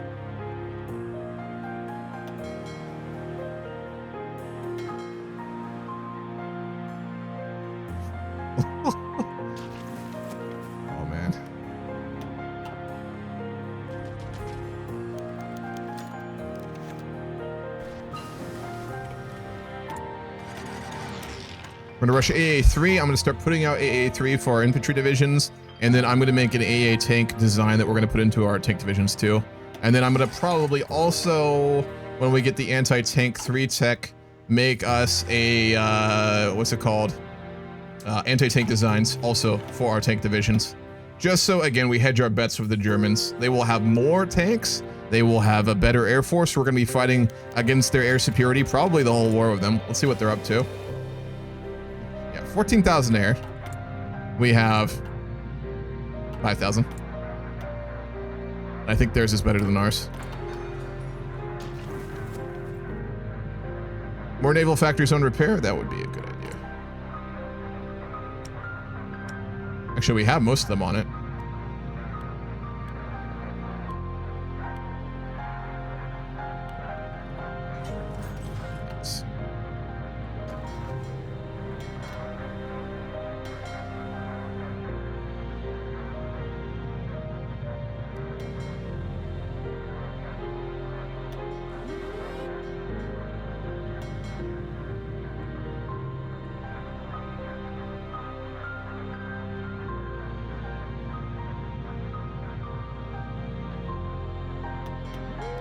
We can split the fleet. No one has a major advantage in the Pacific besides us right now, so we should be fine to move these injured ships.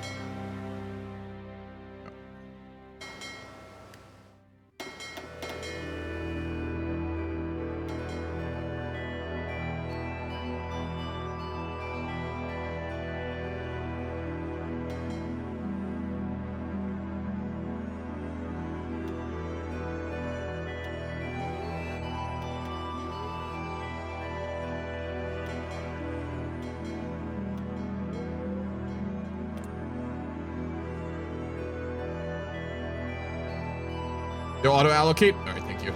I thought you were right, but I was just trying to make sure because I wanted to speed it up.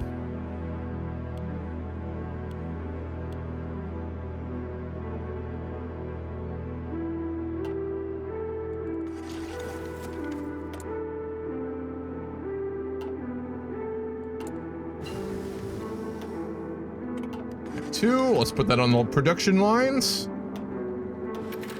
Now for a very big upgrade. Armored cars are not even remotely viable, so I'm not even going to think about using them. Let's start upgrading our engines and then the armor bonuses we can put on our tanks too. We got to start shifting our research to really just making meta tank designs because that's what will really carry us. Oh, we got navally invaded.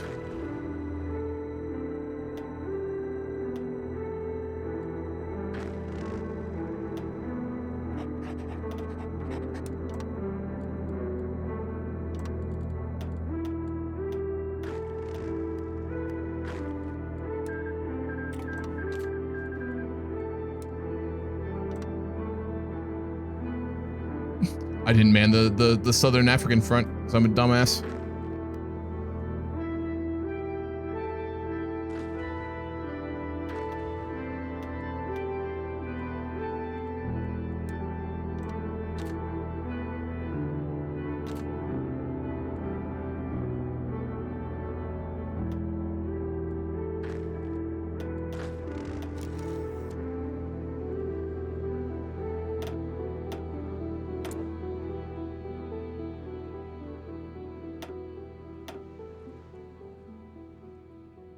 Inflexible strategist, very nice.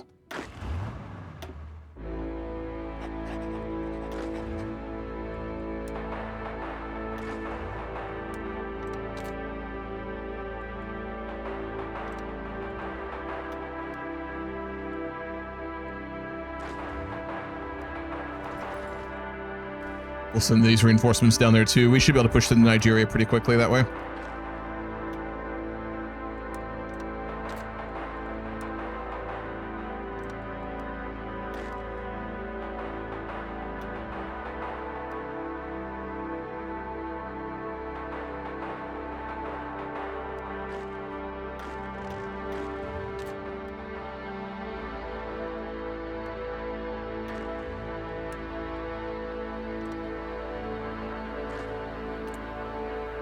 Come on. Almost there. We need that supply hub.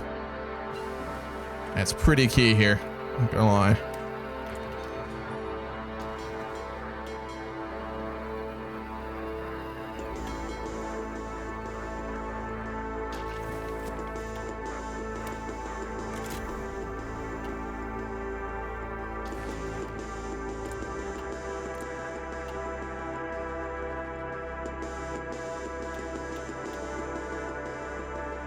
We must be getting naval strap bombed here.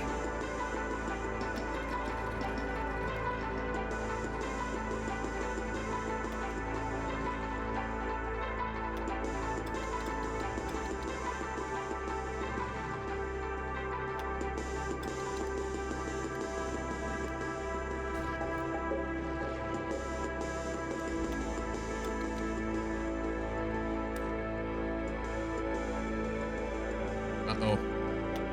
We're good. Oh, no. No crash, please. Okay, we're good.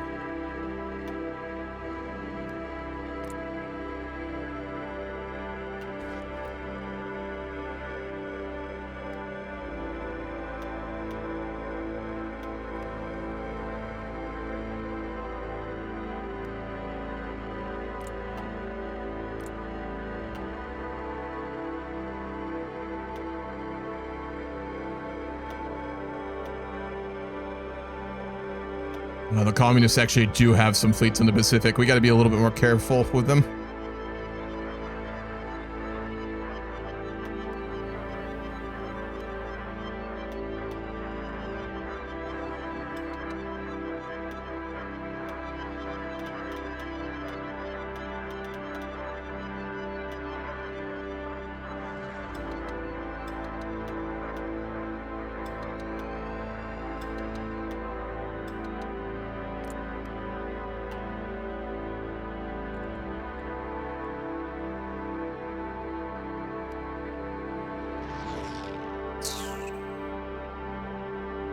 Probably Asia. Let's upgrade all the air bases there, and then we control Cambodia. That'd be smart. And then let's get some radar up over there too.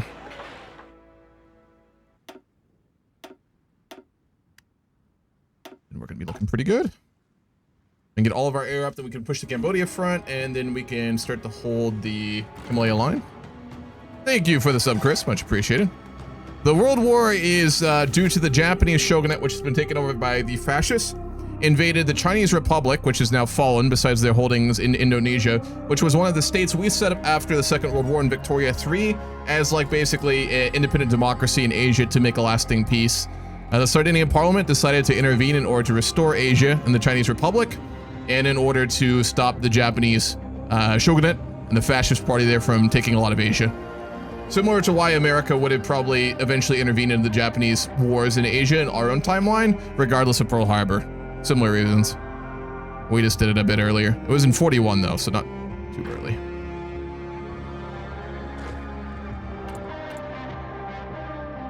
There it is. Let's push. Swear to God. Come on now. Oh, we got to get our org back. Fair.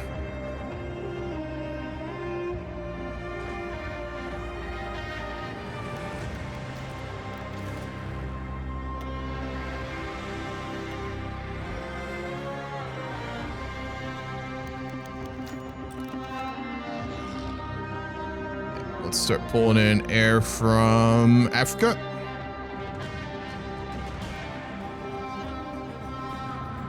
And then the communists, the Bosnian Herzegovina, which is a nation that is currently not existing after we destroyed it, invaded our ally Hungary alongside the rest of the 532nd Internationale, which is the Communist Alliance, which we intervened in. So now we're fighting a bunch of the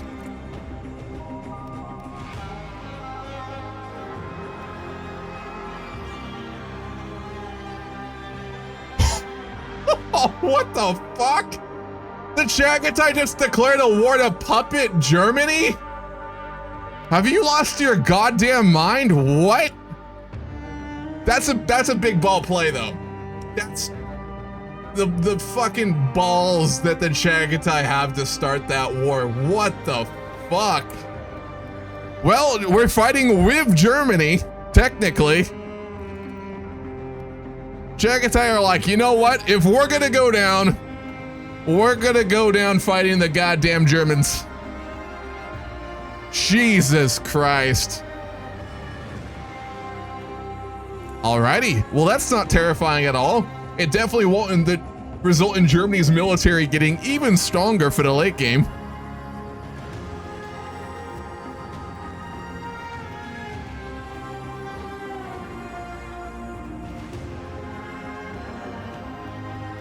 That's fucking crazy.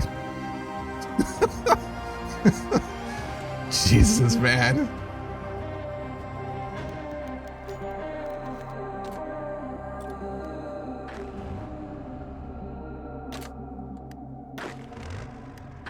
Should be able to push. Yeah, I don't know why we're not. Oh, that's why. Okay.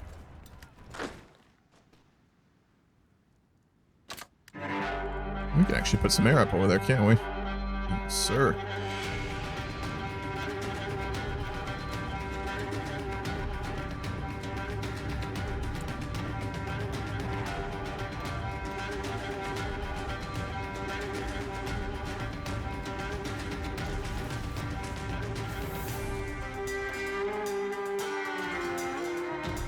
How's the fleet looking with the repairs? We are done. Almost entirely done. Got a little bit more to repair in the south. A couple more destroyers.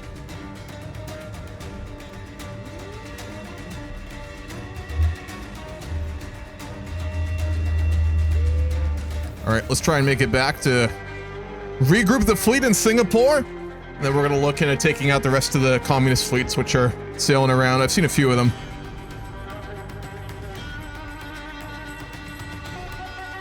Did Chagatai have a fleet left? Kind of.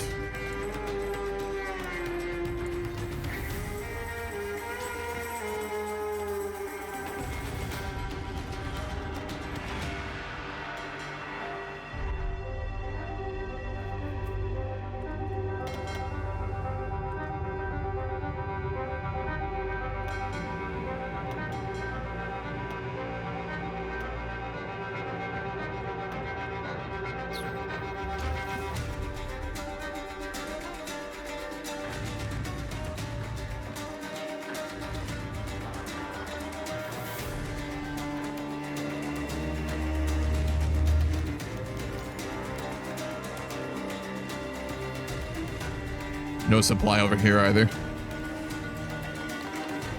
Cambodia has been knocked out of the war. Oh, big. Jesus Christ. All right, cleanup mode.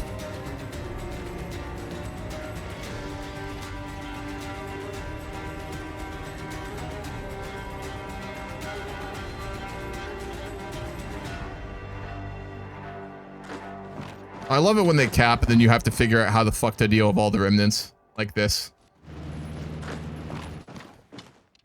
We got to get troops out to hold the line with the Chagatai though.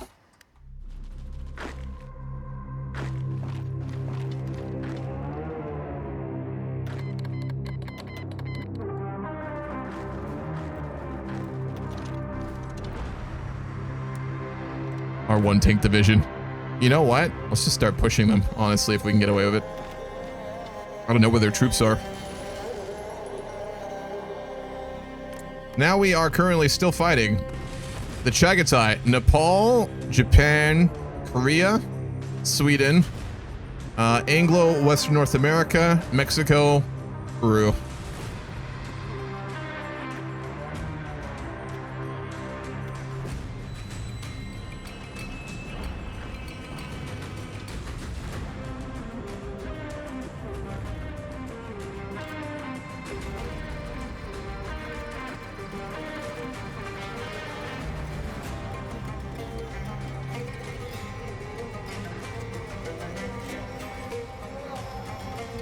All right, our Navy's repaired too.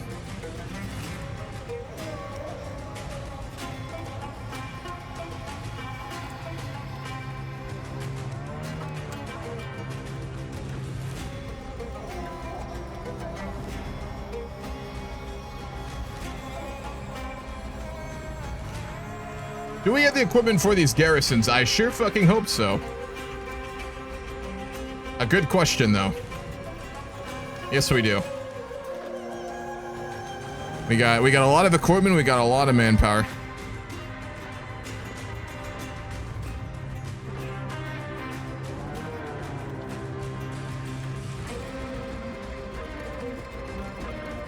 Oh yeah, Germany's at war with Mongolia. They're taking all of our land in Western Africa. You fucks, don't you touch it. Germans.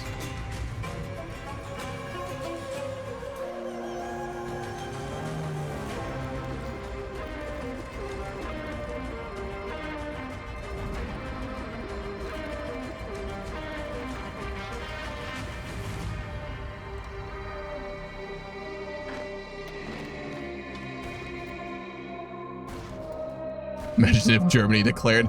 That would get really interesting really quickly. I think we could probably hold the mountain passes, but we lose Hungary, we'd lose Bosnia, we'd lose France within like 2 weeks.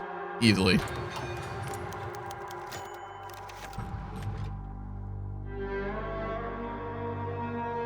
Oh, our brother Simon Torres was wounded in battle. He's one of our generals. Hopefully he's all right.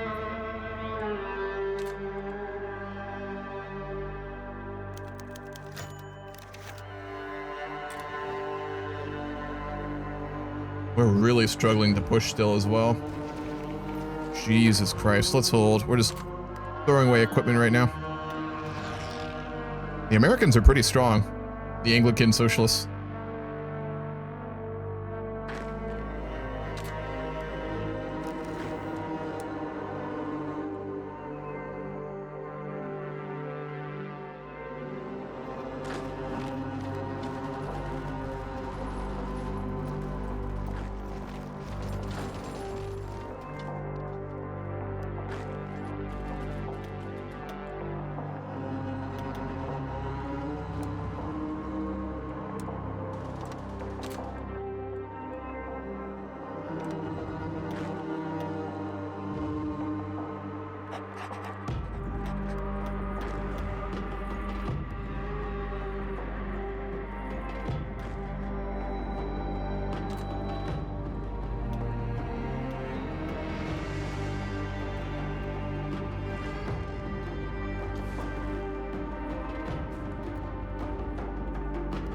They need to build up those air bases too.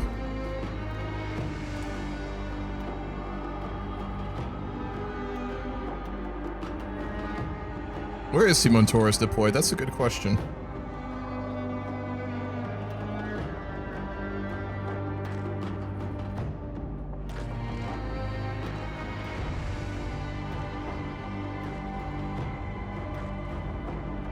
He's the one leading our soldiers in America. Oh, he's been in some brutal fighting. God damn. We've been just getting slaughtered trying to push the Red Alliance over there in what is now Colorado and Wyoming, and we've been getting slaughtered. That's why he got wounded. Got wounded on the front in the Americas. Well, we're definitely not giving our brother the easy command, that's for sure, which fits Ferdinando Torres pretty accurately. Not yet.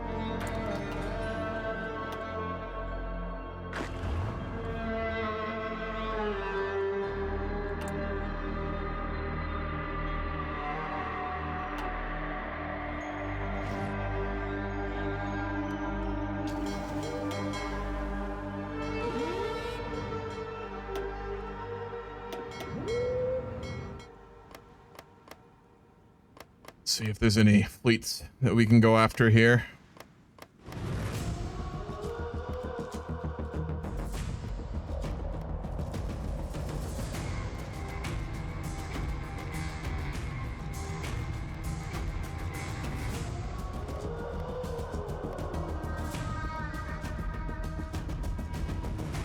No, the only really big fleets left are the Americans and the Germans, who were both fighting alongside.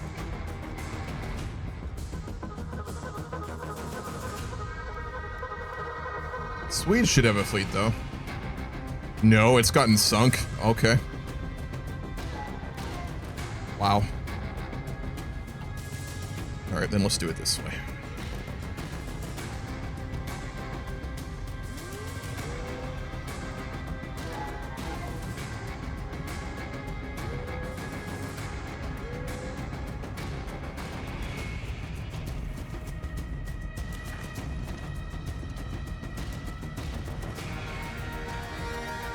We're running out of fuel again?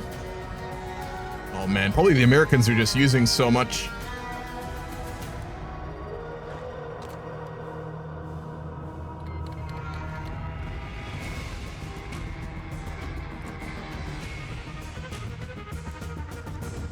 We just declared war on them?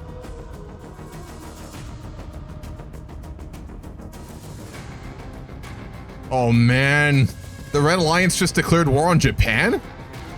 Chagatai really does not give a fuck, do they? Or, I should say, the Mongols People Republic. Okay, two-front war with the commies in China, sure.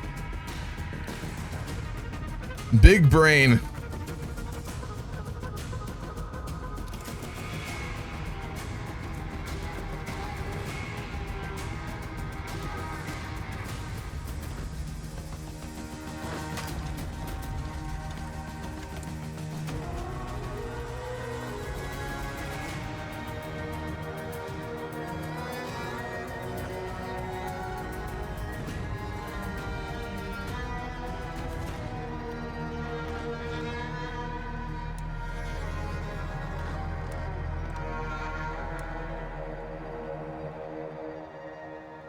Let's push through the Chagatai and push into Korea, and then we'll take the step later.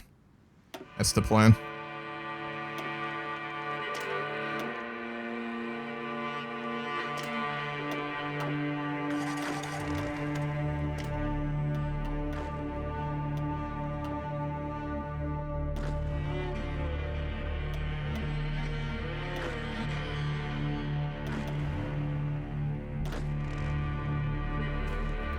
They are strong, though.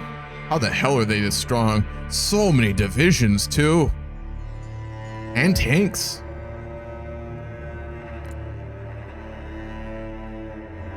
I like how Mexico and the North American commies are literally carrying their whole faction right now. That's kind of ridiculous.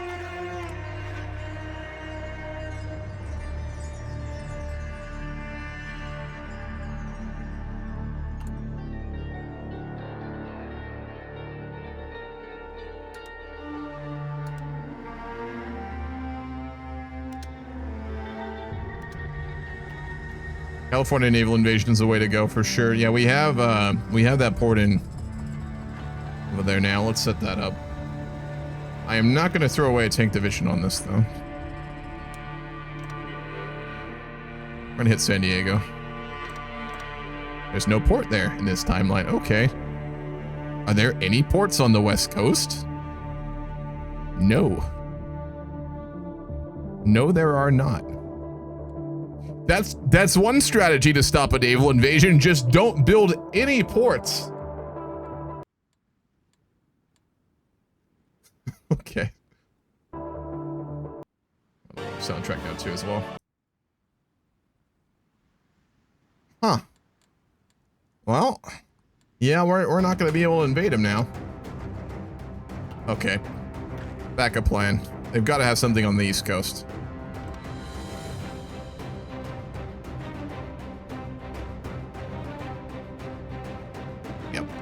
There it is.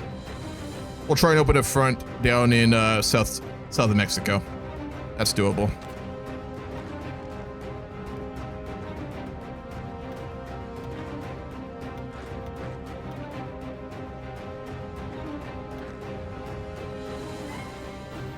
The last soundtrack that played for like 15 minutes was the Assassin's Creed Origins soundtrack, which I did not intend to play, but it played automatically. This is the East versus West soundtrack from the game that never got created by Paradox, which is really good, actually, in my opinion.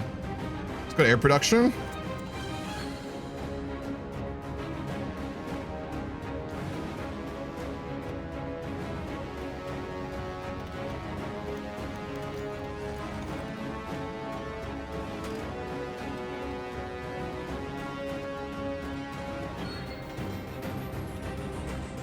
You're very welcome.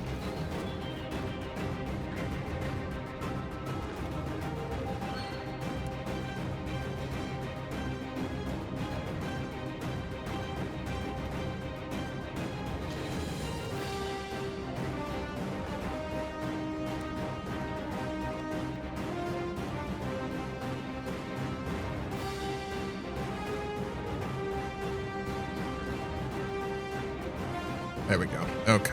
Now we're good.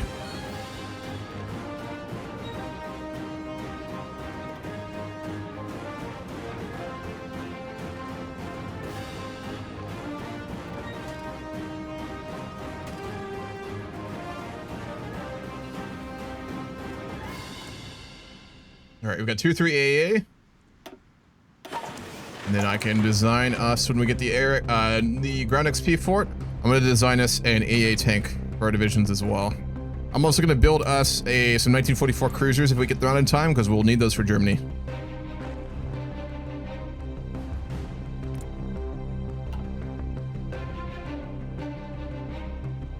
Boy, we are pushing though. About to meet the Japanese, who we're also fighting though. It's about to be three-way battles happening in the middle of China.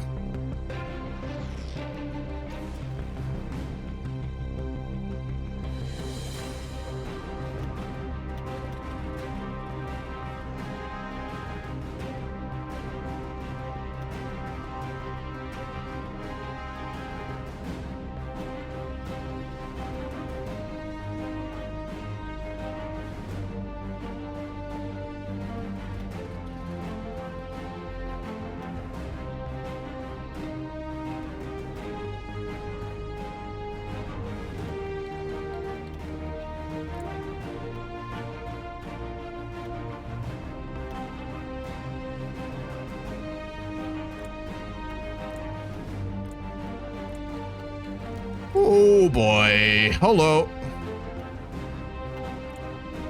Japan's got a lot of fighters now. Hopefully they're tier 2s, not tier 3s. Because that we can contend pretty well, actually, I think. We're losing fuel.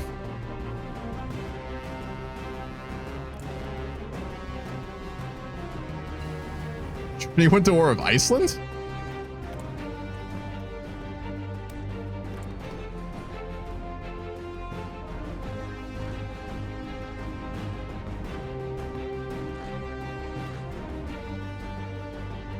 We will send our secondary fleet to the Caribbean, though. I think we have enough destroyers for it to be good. What's our screen efficiency? 5, 6, 7. Is that a light? Or 5, 6, 6, 12, 24. We're good. We got the screening efficiency for capitals and carriers, and then screens and heavies. So we'll deploy that in the Caribbean.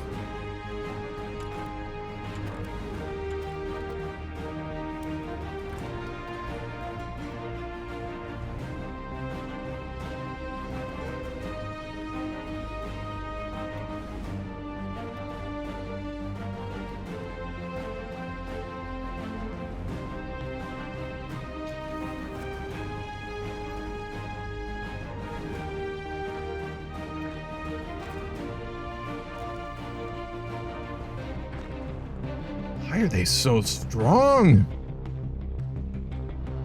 Superior enemy.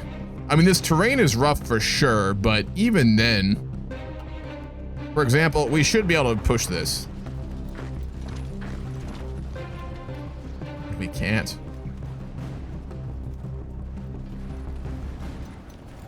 Oh, they've got some broken. Oh, yeah, they got some broken national spirits. That's what this is. Okay.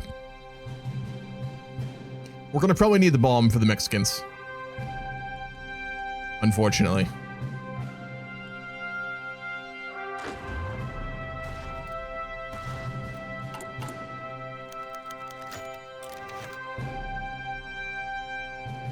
Missing anti-tank. Are we producing anti-tank right now? I didn't think we were. We aren't, but we're going to. Just in case the German tanks are stronger than I'm expecting, which there is a chance of.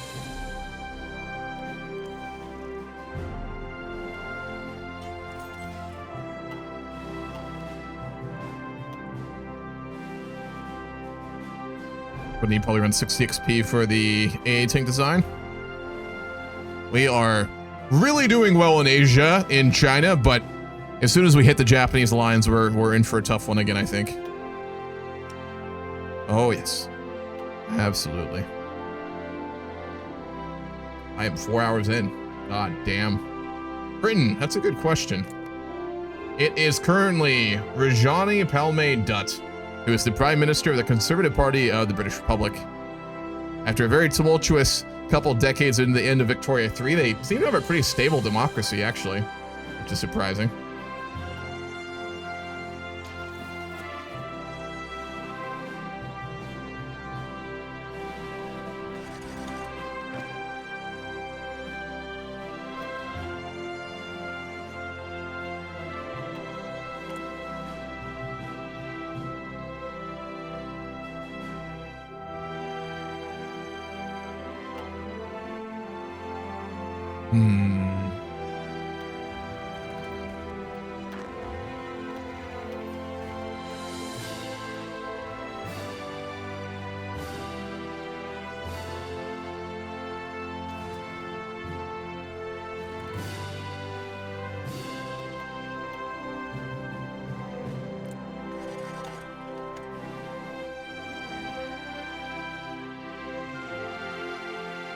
Cover our ass here before we fight the mega Japanese plane death stacks.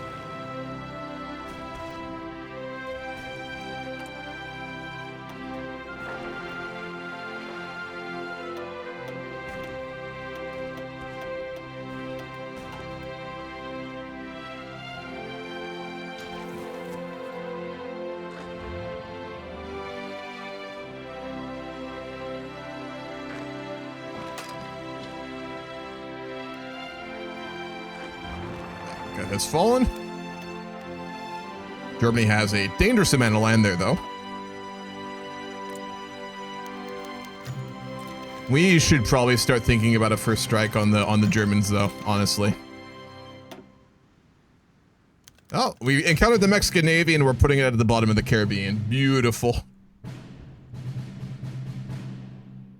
All right, let's give this a shot.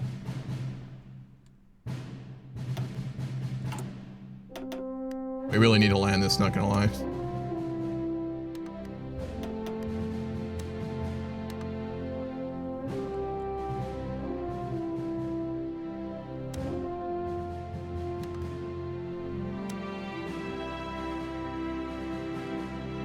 Yeah, we're pretty much out of fuel options. We gotta start working on some artificial fuel techs just in case, I think. War's going very good, Cog. We are winning. Germany is terrifying, but we're actually technically fighting on their side for now, so hopefully that continues, or we're going to be in pretty rough shape.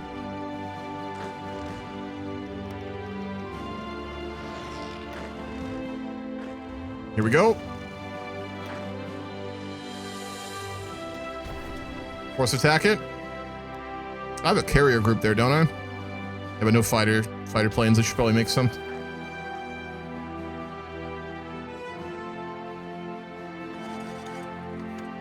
It's in by French remnants.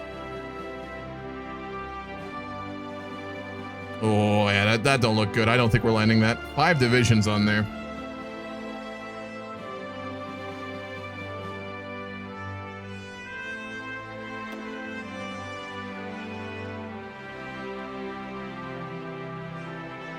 I haven't made castle game.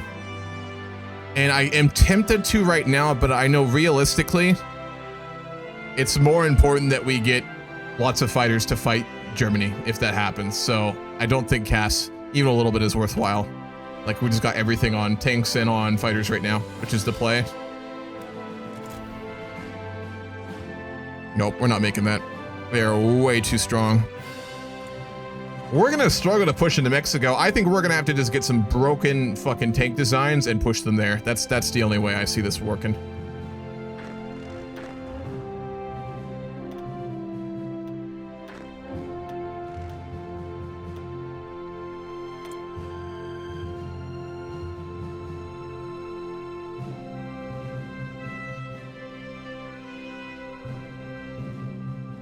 We're not gonna be able to get more command power.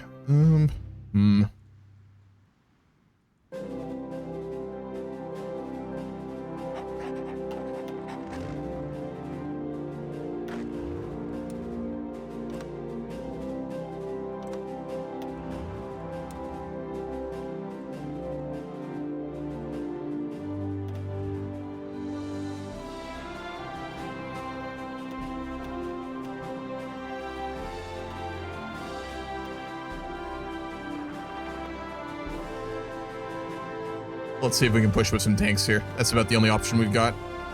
Are they winning the air war in the south? They are. Okay. That's the one place I think we can bust through right now.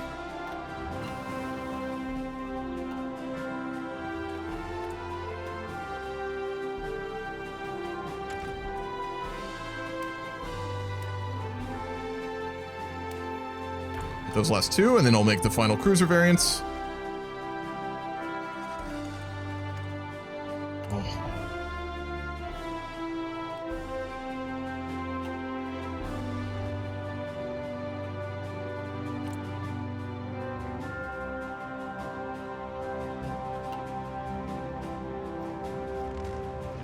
Wow, they even have a railway gun there and they're not pushing.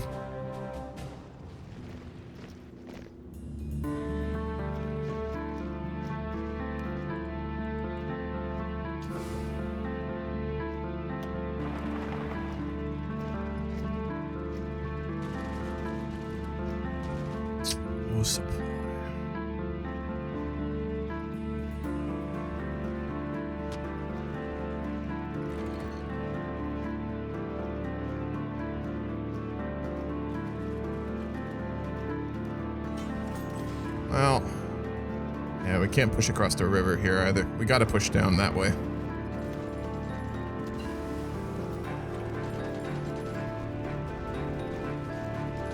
Daytime, let's see if we can do it. Yeah, we can. That's doable. These are really strong tanks. Let's go, baby! Fuck yeah. Not at night, but in daytime we can push. Keep just upgrading our tank. Options here. I'm going to go for a super heavy too. Just because why not? Nice. Unexpected. We sunk the pride of the fleet for... What country is that even? Not too sure. One of the communist nations. I don't know what flag that is, actually. Let me look. Hey, Peru, Bolivia. We sunk the flagship of Peru, Bolivia's fleet in the Caribbean. That's the one.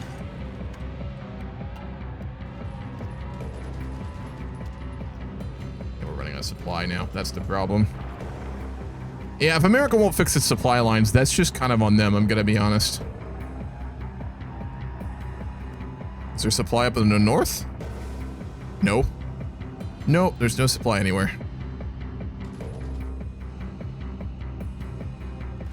That might be part of the issue. Let's pull off our forces. I'm going to redeploy Solomon Torres to Asia.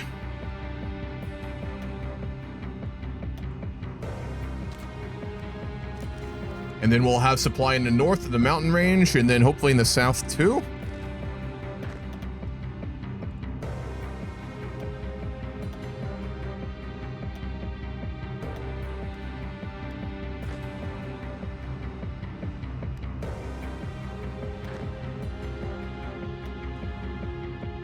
Which should then hopefully leave us with the supply that we need here.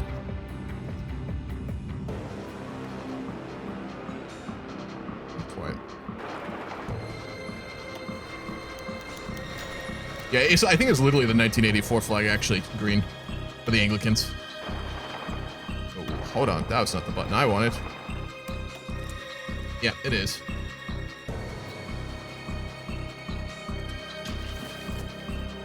Call me California at it again. We are pushing again. Okay, good. We have supply. Come on, boys. No, we're sinking the... It's the Chagatai's navy. The Chagatai's navy is in the Caribbean, which we're sinking with our secondary fleet right now. Of all things. That is fiercely unexpected.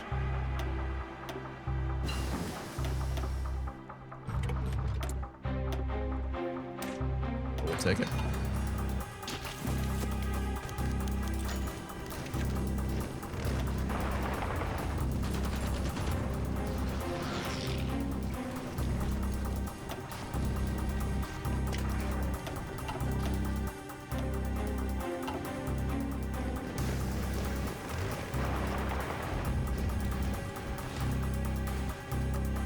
Actually, you're right. Let's counter.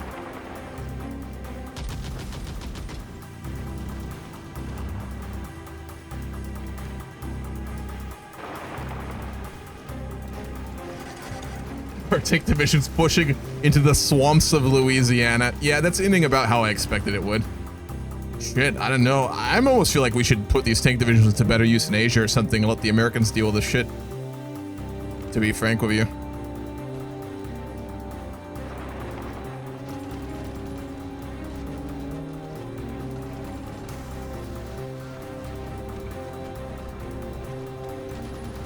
This might be doable.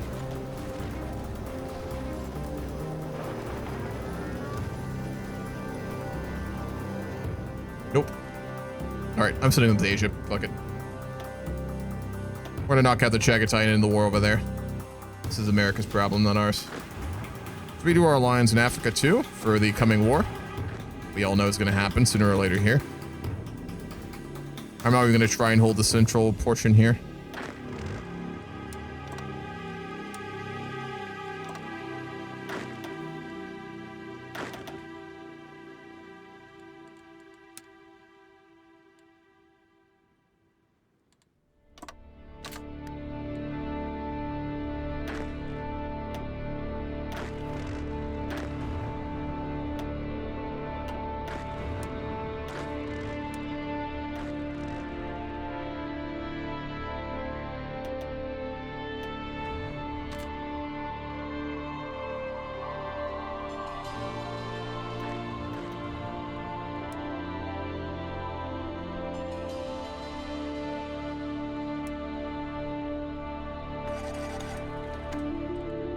Can I move it? Should be able to. Oh, there we go.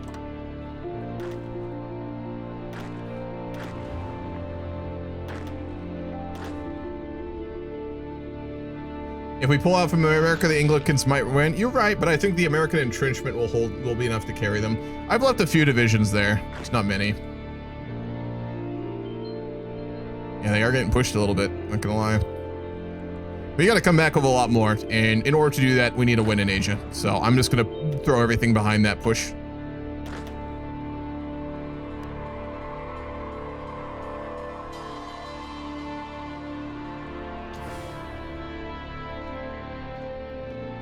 Our fleet's in port there.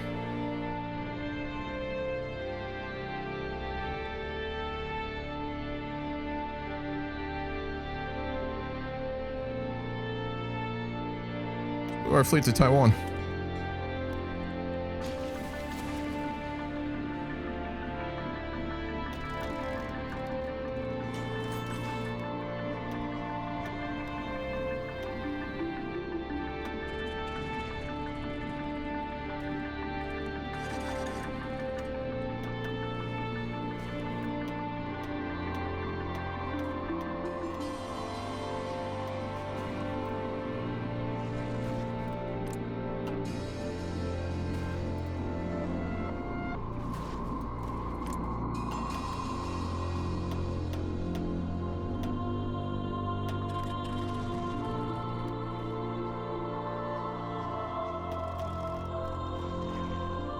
Needing a lot more planes. I think we've got a good amount of stockpiles left in Europe. Yes, we do. Get them some experience fighting the Japanese Air Force.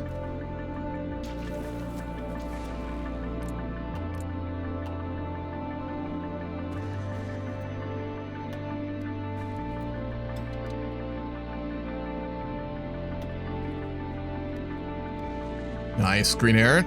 Oh, look at those trades. Early tier 3 aircraft with full doctrine do be very nice, not gonna lie.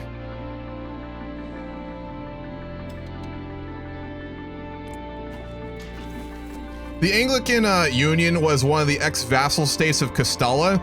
Parts of it have been owned by so many different countries over time. Like, it was owned by the Americans, it was owned by the Indians, it was owned by the Japanese, both Japans multiple times. It was owned by the British for a period, it was owned directly by Castella for a period, and then at the end of things, it was a vassal of Castella, and then it got independence and went communist, so. Yeah, it's a very weird country. A lot of different cultures there. You should have seen the population map in Victoria 3. It was batshit crazy. I mean, America, for example, never had slavery. So basically, like, the lower class people who have struggled politically historically in Vic 3 and in HOI4 are actually the Indians, because the Trail of Tears never happened in this timeline. So the American South isn't full of, like, ex-slaves. It's full of Native Americans who've just been economically repressed for, well, what, 400 years now? The Americas in Vic 3 were very, very fucking wild. Very interesting.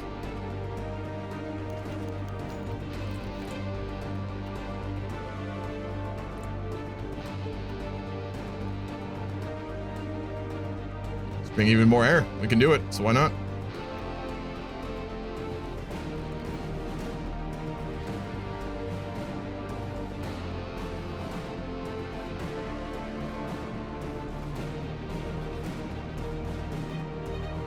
I am going to start convoy raiding the Japanese.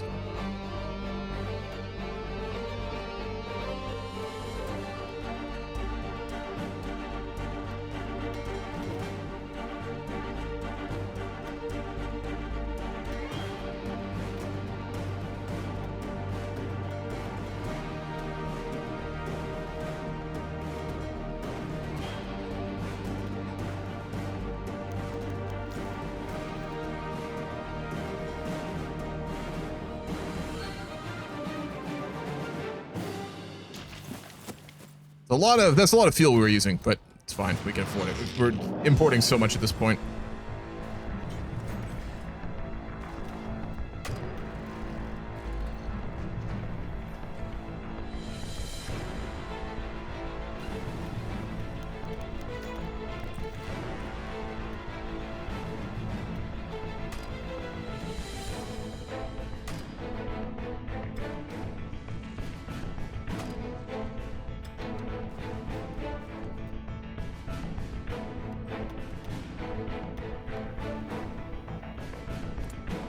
There it is.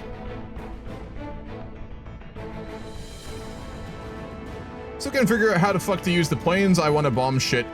I got some YouTube videos if you want some air designer to understand air designing, but simply put, you find optimally a medium or a heavy frame on a plane. So let's go with mediums, for example. This is interwar. You want the most relevant. If you want to bomb, if you mean tactical bombing, you put bomb bays on your plane, like so.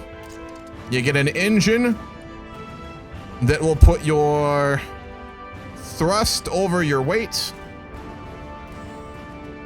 Add any extra modules you want, and then you want to do 2, so we'll remove that. Later ones you can do more. You put it out, and then you put them on tactical bombing. If you mean close air support, which I should probably make anyway, so I'll do it right now anyway. You want cast weapons.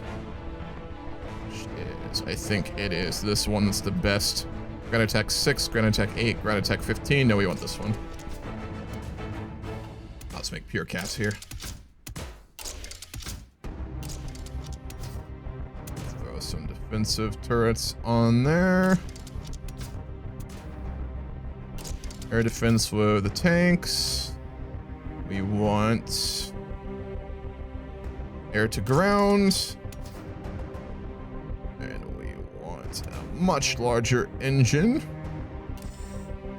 And we'll do casters, which I should make anyway. So there you go.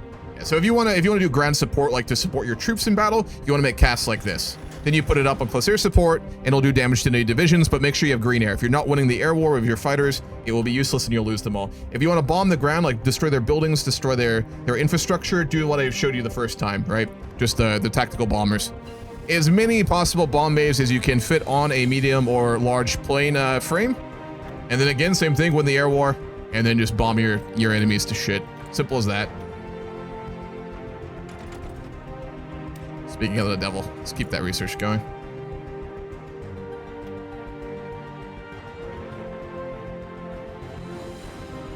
You're very welcome. Best of luck.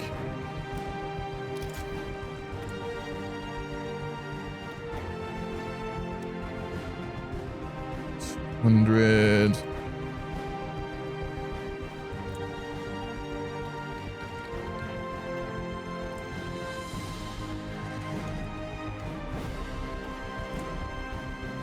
I'm getting a little bit more hopeful about us fighting the Germans.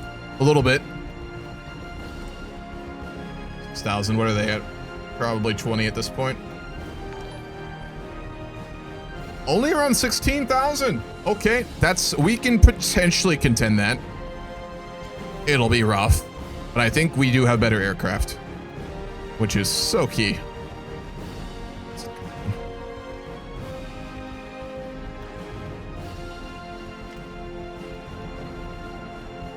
We're missing supplies.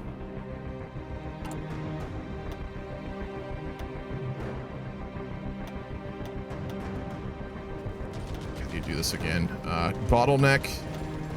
You click on it, you do upgrade bottlenecks. Do that twice. You're out of supply in the front and you don't want to micromanage doing all the fucking rail lines. It won't be as efficient, but if you just want to deal with it, like I'm currently trying to just deal with it right now, you click on your supply hub. And then you upgrade the bottlenecks. Like that. Saves you a lot of time. Which apparently we don't have any? Doesn't sound right. Oh wait, no. Is it bugged? No.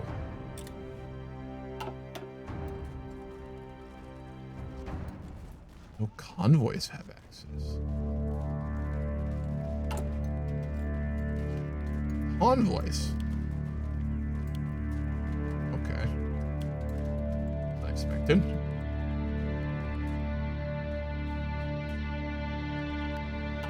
Let's even request any convoys off our allies.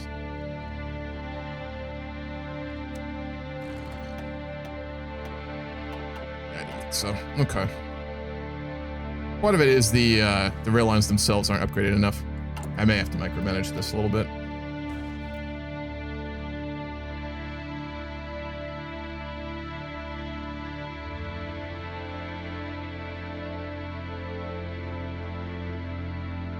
Sure as fuck do have some bottlenecks here.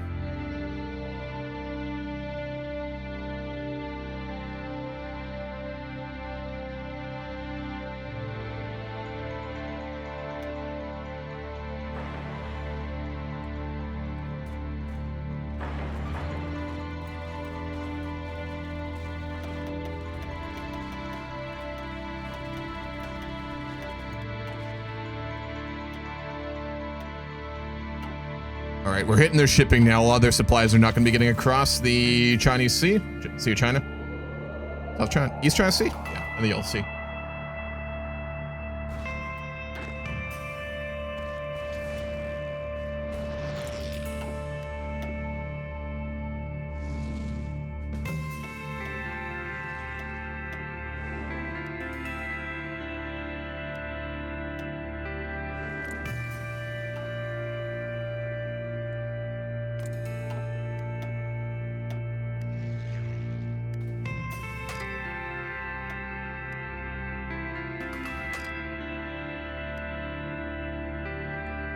Remember that one general named John French? I do, yeah, in Vic 3. That was a British culture. Turns out he was a real guy. Yeah, someone mentioned that. I looked him up online and read about him. He was really interesting. His Wikipedia page is like, oh, so fucking long and pretty cool. And he was one of the generals who was fighting us when we naval invaded the British towards the end of Vic 3, which was really cool. He did a pretty good job of fighting off our military given how much further ahead we were at the time, not gonna lie. Credit where credit is due.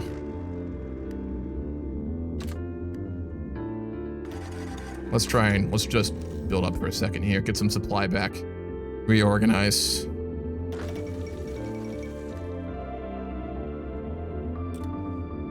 Oh, we captured some Swedish spies. Uh-oh.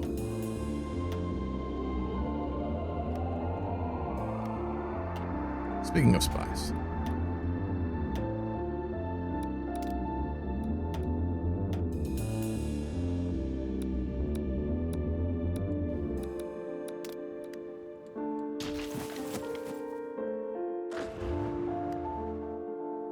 Oh, I see. That's not optimal. There's two different lines here. I see.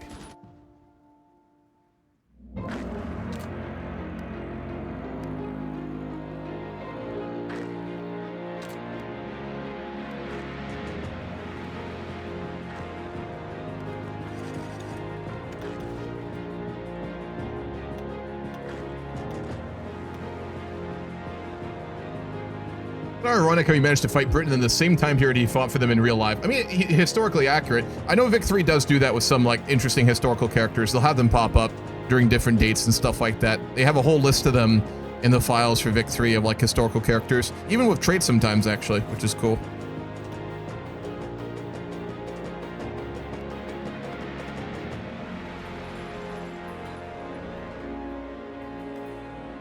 We'll make our infantry divisions any better here too. His 25 wood switch are still pretty solid. I throw like something spicy on there. We don't really need AA though, do we? I don't suppose we could do something fun like that. No, not enough mech.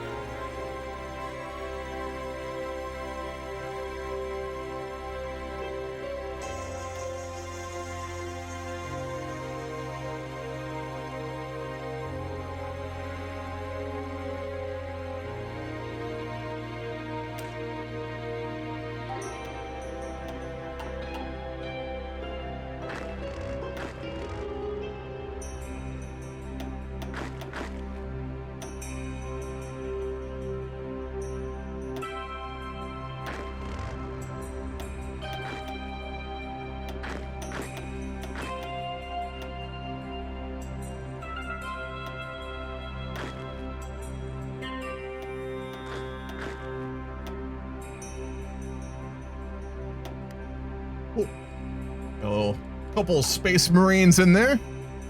It's all multiplayer.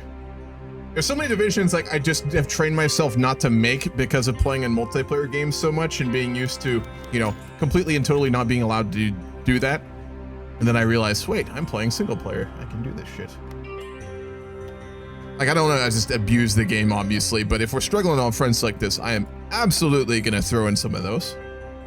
The French family were a famous Anglo-Irish landowners with a vast, oh Jesus, racism and genocide fortune. That part I did not read about in his biography.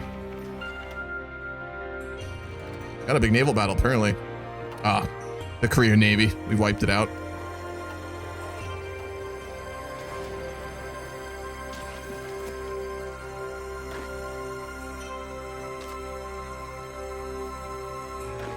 Don't do this at home, kids.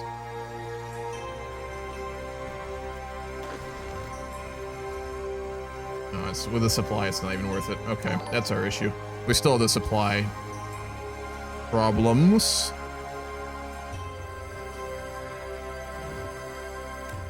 How long until those get fixed?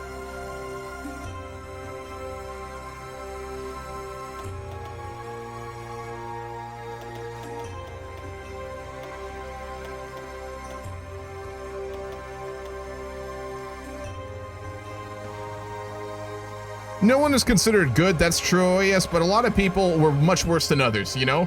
Like, I agree, I disagree with the concept that in the modern days you can look back on people in certain periods of history and be like, how dare you not think like we do in the modern world?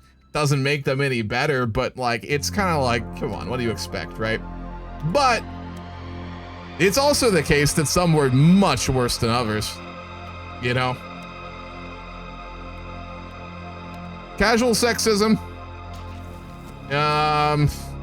Stealing, all manner of things. Sure, that's normal. The family that owned thousands of slaves and 20 slave boats. I mean, it's worse by a considerable margin, and we shouldn't pretend it's not. You know, so it's I don't know. It's a little bit. You gotta balance those two things, and it's still not forgivable when they're being shitty. So I know some people won't even like read about them or find history interesting due to those sorts of things. And it's like, I don't know about that. Just judge them aggressively and do whatever you want. All right, we're gonna try another push here in a minute. I'm trying to get that supply line build up for us here. Isn't there one of these that does construction engineering? Yes, we'll do that for now. If we get these supply lines built and these ports built for extra supply, we should be able to push the Japanese back pretty quickly here. Well, history is very subjective, that's true. There were some of the people who benefited most from Cromwell's Irish doctrine, and then the Mortimer and the like. I don't know anything about that period of history, I'm going to be honest. I've heard my reading of Cromwell, like, generally seemed like he wasn't the worst guy ever, but didn't he do some pretty horrible things to the Scots and then the Irish too? That period of English history I'm not the best on. And I've never, like, read a book on Cromwell or anything. My history reading on him has been very subjective. Okay, let's about a bunch more planes back home. I'm training. Jesus Christ, we do have a lot of air now.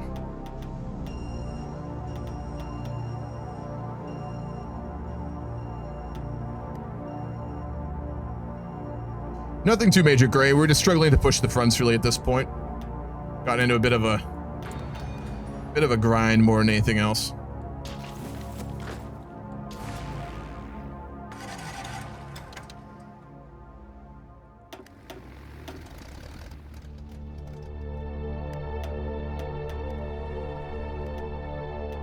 We got the air bases to fight the Germans in that war.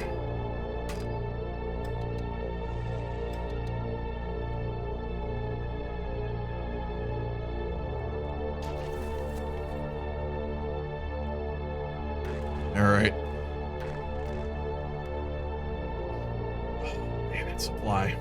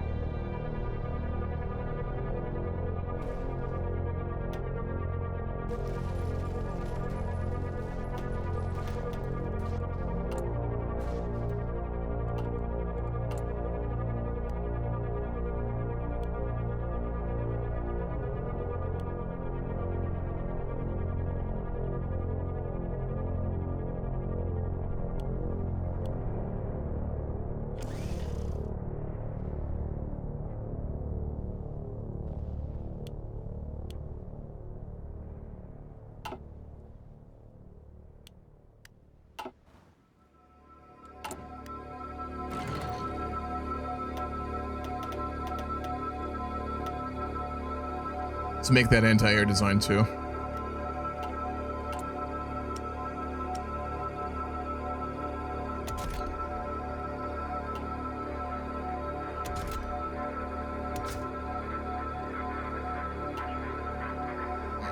Remember how to make this fucking thing. Cannon, let's stay again. There it is.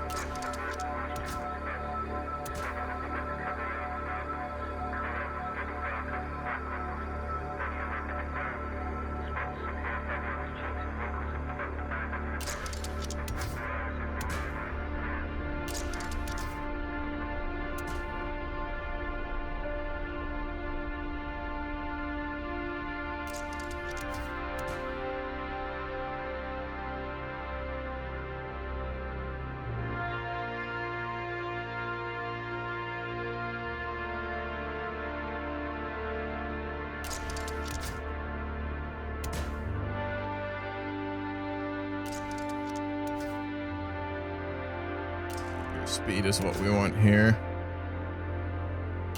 Extra armor on AA. I'm sure it's not the most efficient, but I'm gonna do it anyway.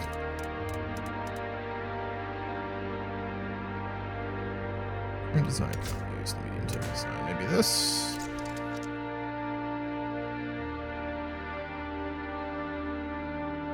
Is it because of the AA? No, it shouldn't be. Let's find out what it is.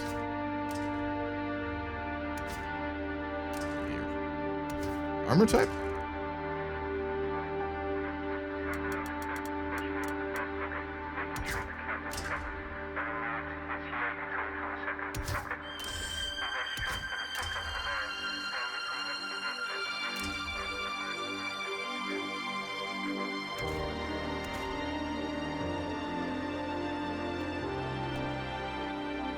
Oh Christ, yeah, I forgot about this thing. Anti-air. There we go. Thank you, great.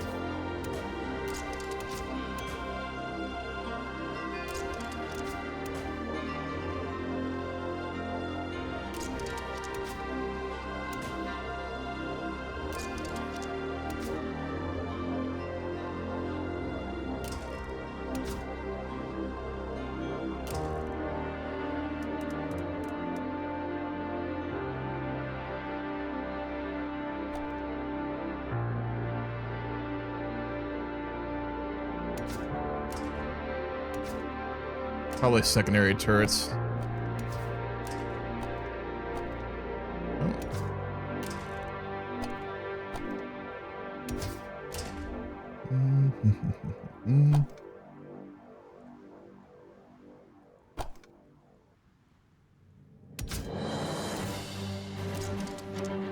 Ah, it was the top of it. Okay.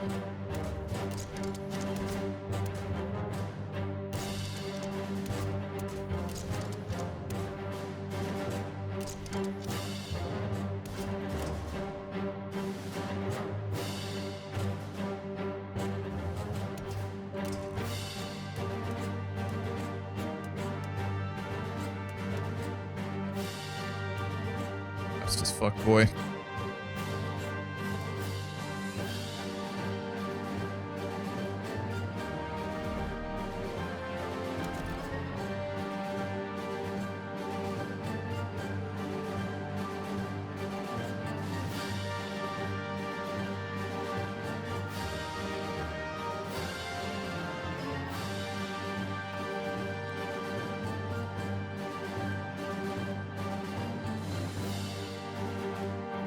Cool. Get those going.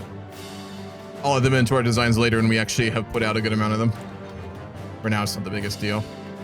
All right, we should have more tank divisions coming pretty soon. I'll wait to modify those. Might be worth adding some more support divisions in there. We have no army XP. All right. Our supplies are almost fixed now. Wait a little bit longer, then we'll start the push. Man, almost 5 hours as well. Yeah, we're definitely not getting through this today. I can tell you that. We're gonna have to continue next week. I'll stream a little bit longer, but I'm gonna probably call it here. Probably 5 hours, I think. Because we still have to fight the whole international. We have to beat the Japanese, and then we're going to probably have to fight the Germans too. So this actually might be another week or two, honestly. Did not expect. No, stream tomorrow? It's possible. If I do, it'll be Millennium Dawn, which I didn't do this morning.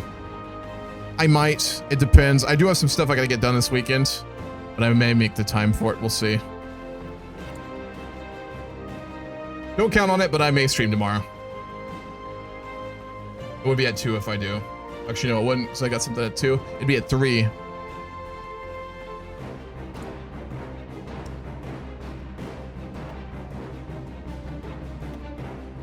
right, we're getting green bubbles now. We can start pushing again.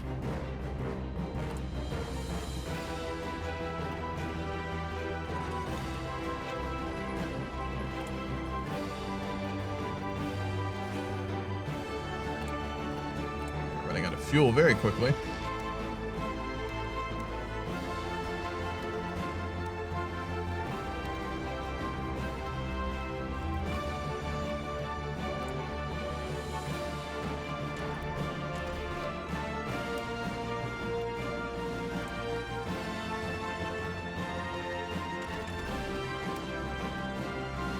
We really got to work on fuel refining techs.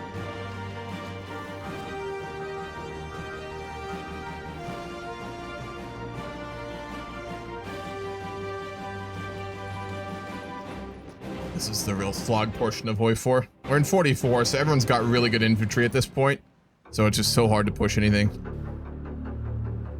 Which means... You know what? I am going to end in like next couple minutes. But before I do, I'll leave you guys with one last poll before we end.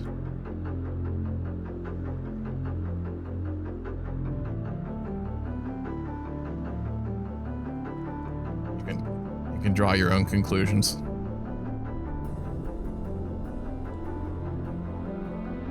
When that poll is done, I am going to end the stream for today. You're welcome to vote on the one last poll, which I will start the thingy on if y'all vote yes. Because it is 44, and with physics research, I'm sure it'd be a possibility at this point.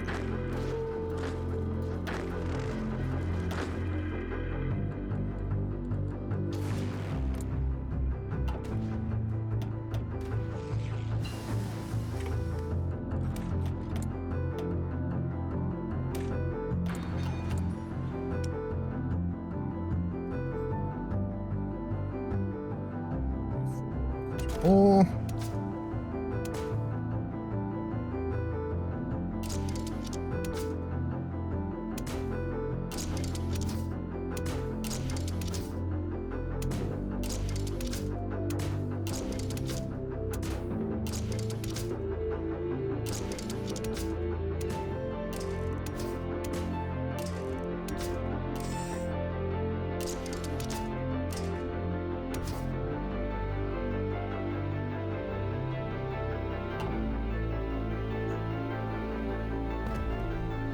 Sir.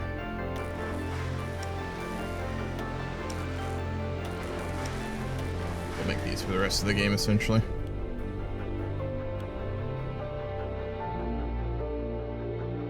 Why the fuck am I making early cruisers? Was a misclick earlier at some point.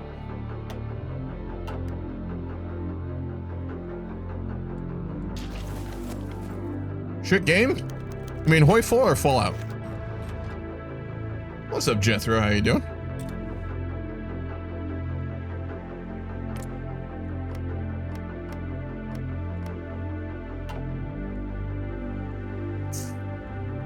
Egypt's walking out of this pretty nice. Yeah. We're gonna have to do a poll for next week about what we're gonna do with them too. Given we've kept them in our faction, I mean they are a very radical government in our eyes, right? They're very leftist. HOI4? I like it, man. You are welcome to your own opinions, though. It's objectively a very good war simulator. Eat the Egyptians. You know what happened, though, when they took power? The Fatimid dynasty got ousted from power, which was, I think, probably around, like, what, 1,300 years of rule there? The Egyptian Communist Party destroyed over a 1,000-year dynasty when they took power. pretty crazy. And we're about to have a fuel crisis. My God. We're gonna combine and strike force our navy. Try and free up something. Project Nucleus is a go. Alrighty. Before we end today, begins. With that, let's see if there's anyone to raid.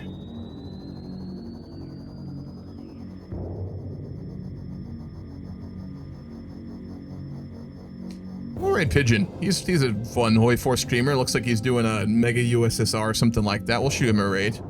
He's a nice guy. Okay, tomorrow I might stream. If I do, it'll be Millennium Dawn. I'm gonna do the India playthrough, which will be a formal campaign. I don't know if I'll do it, but if I do, it'll be at 3 p.m. EST.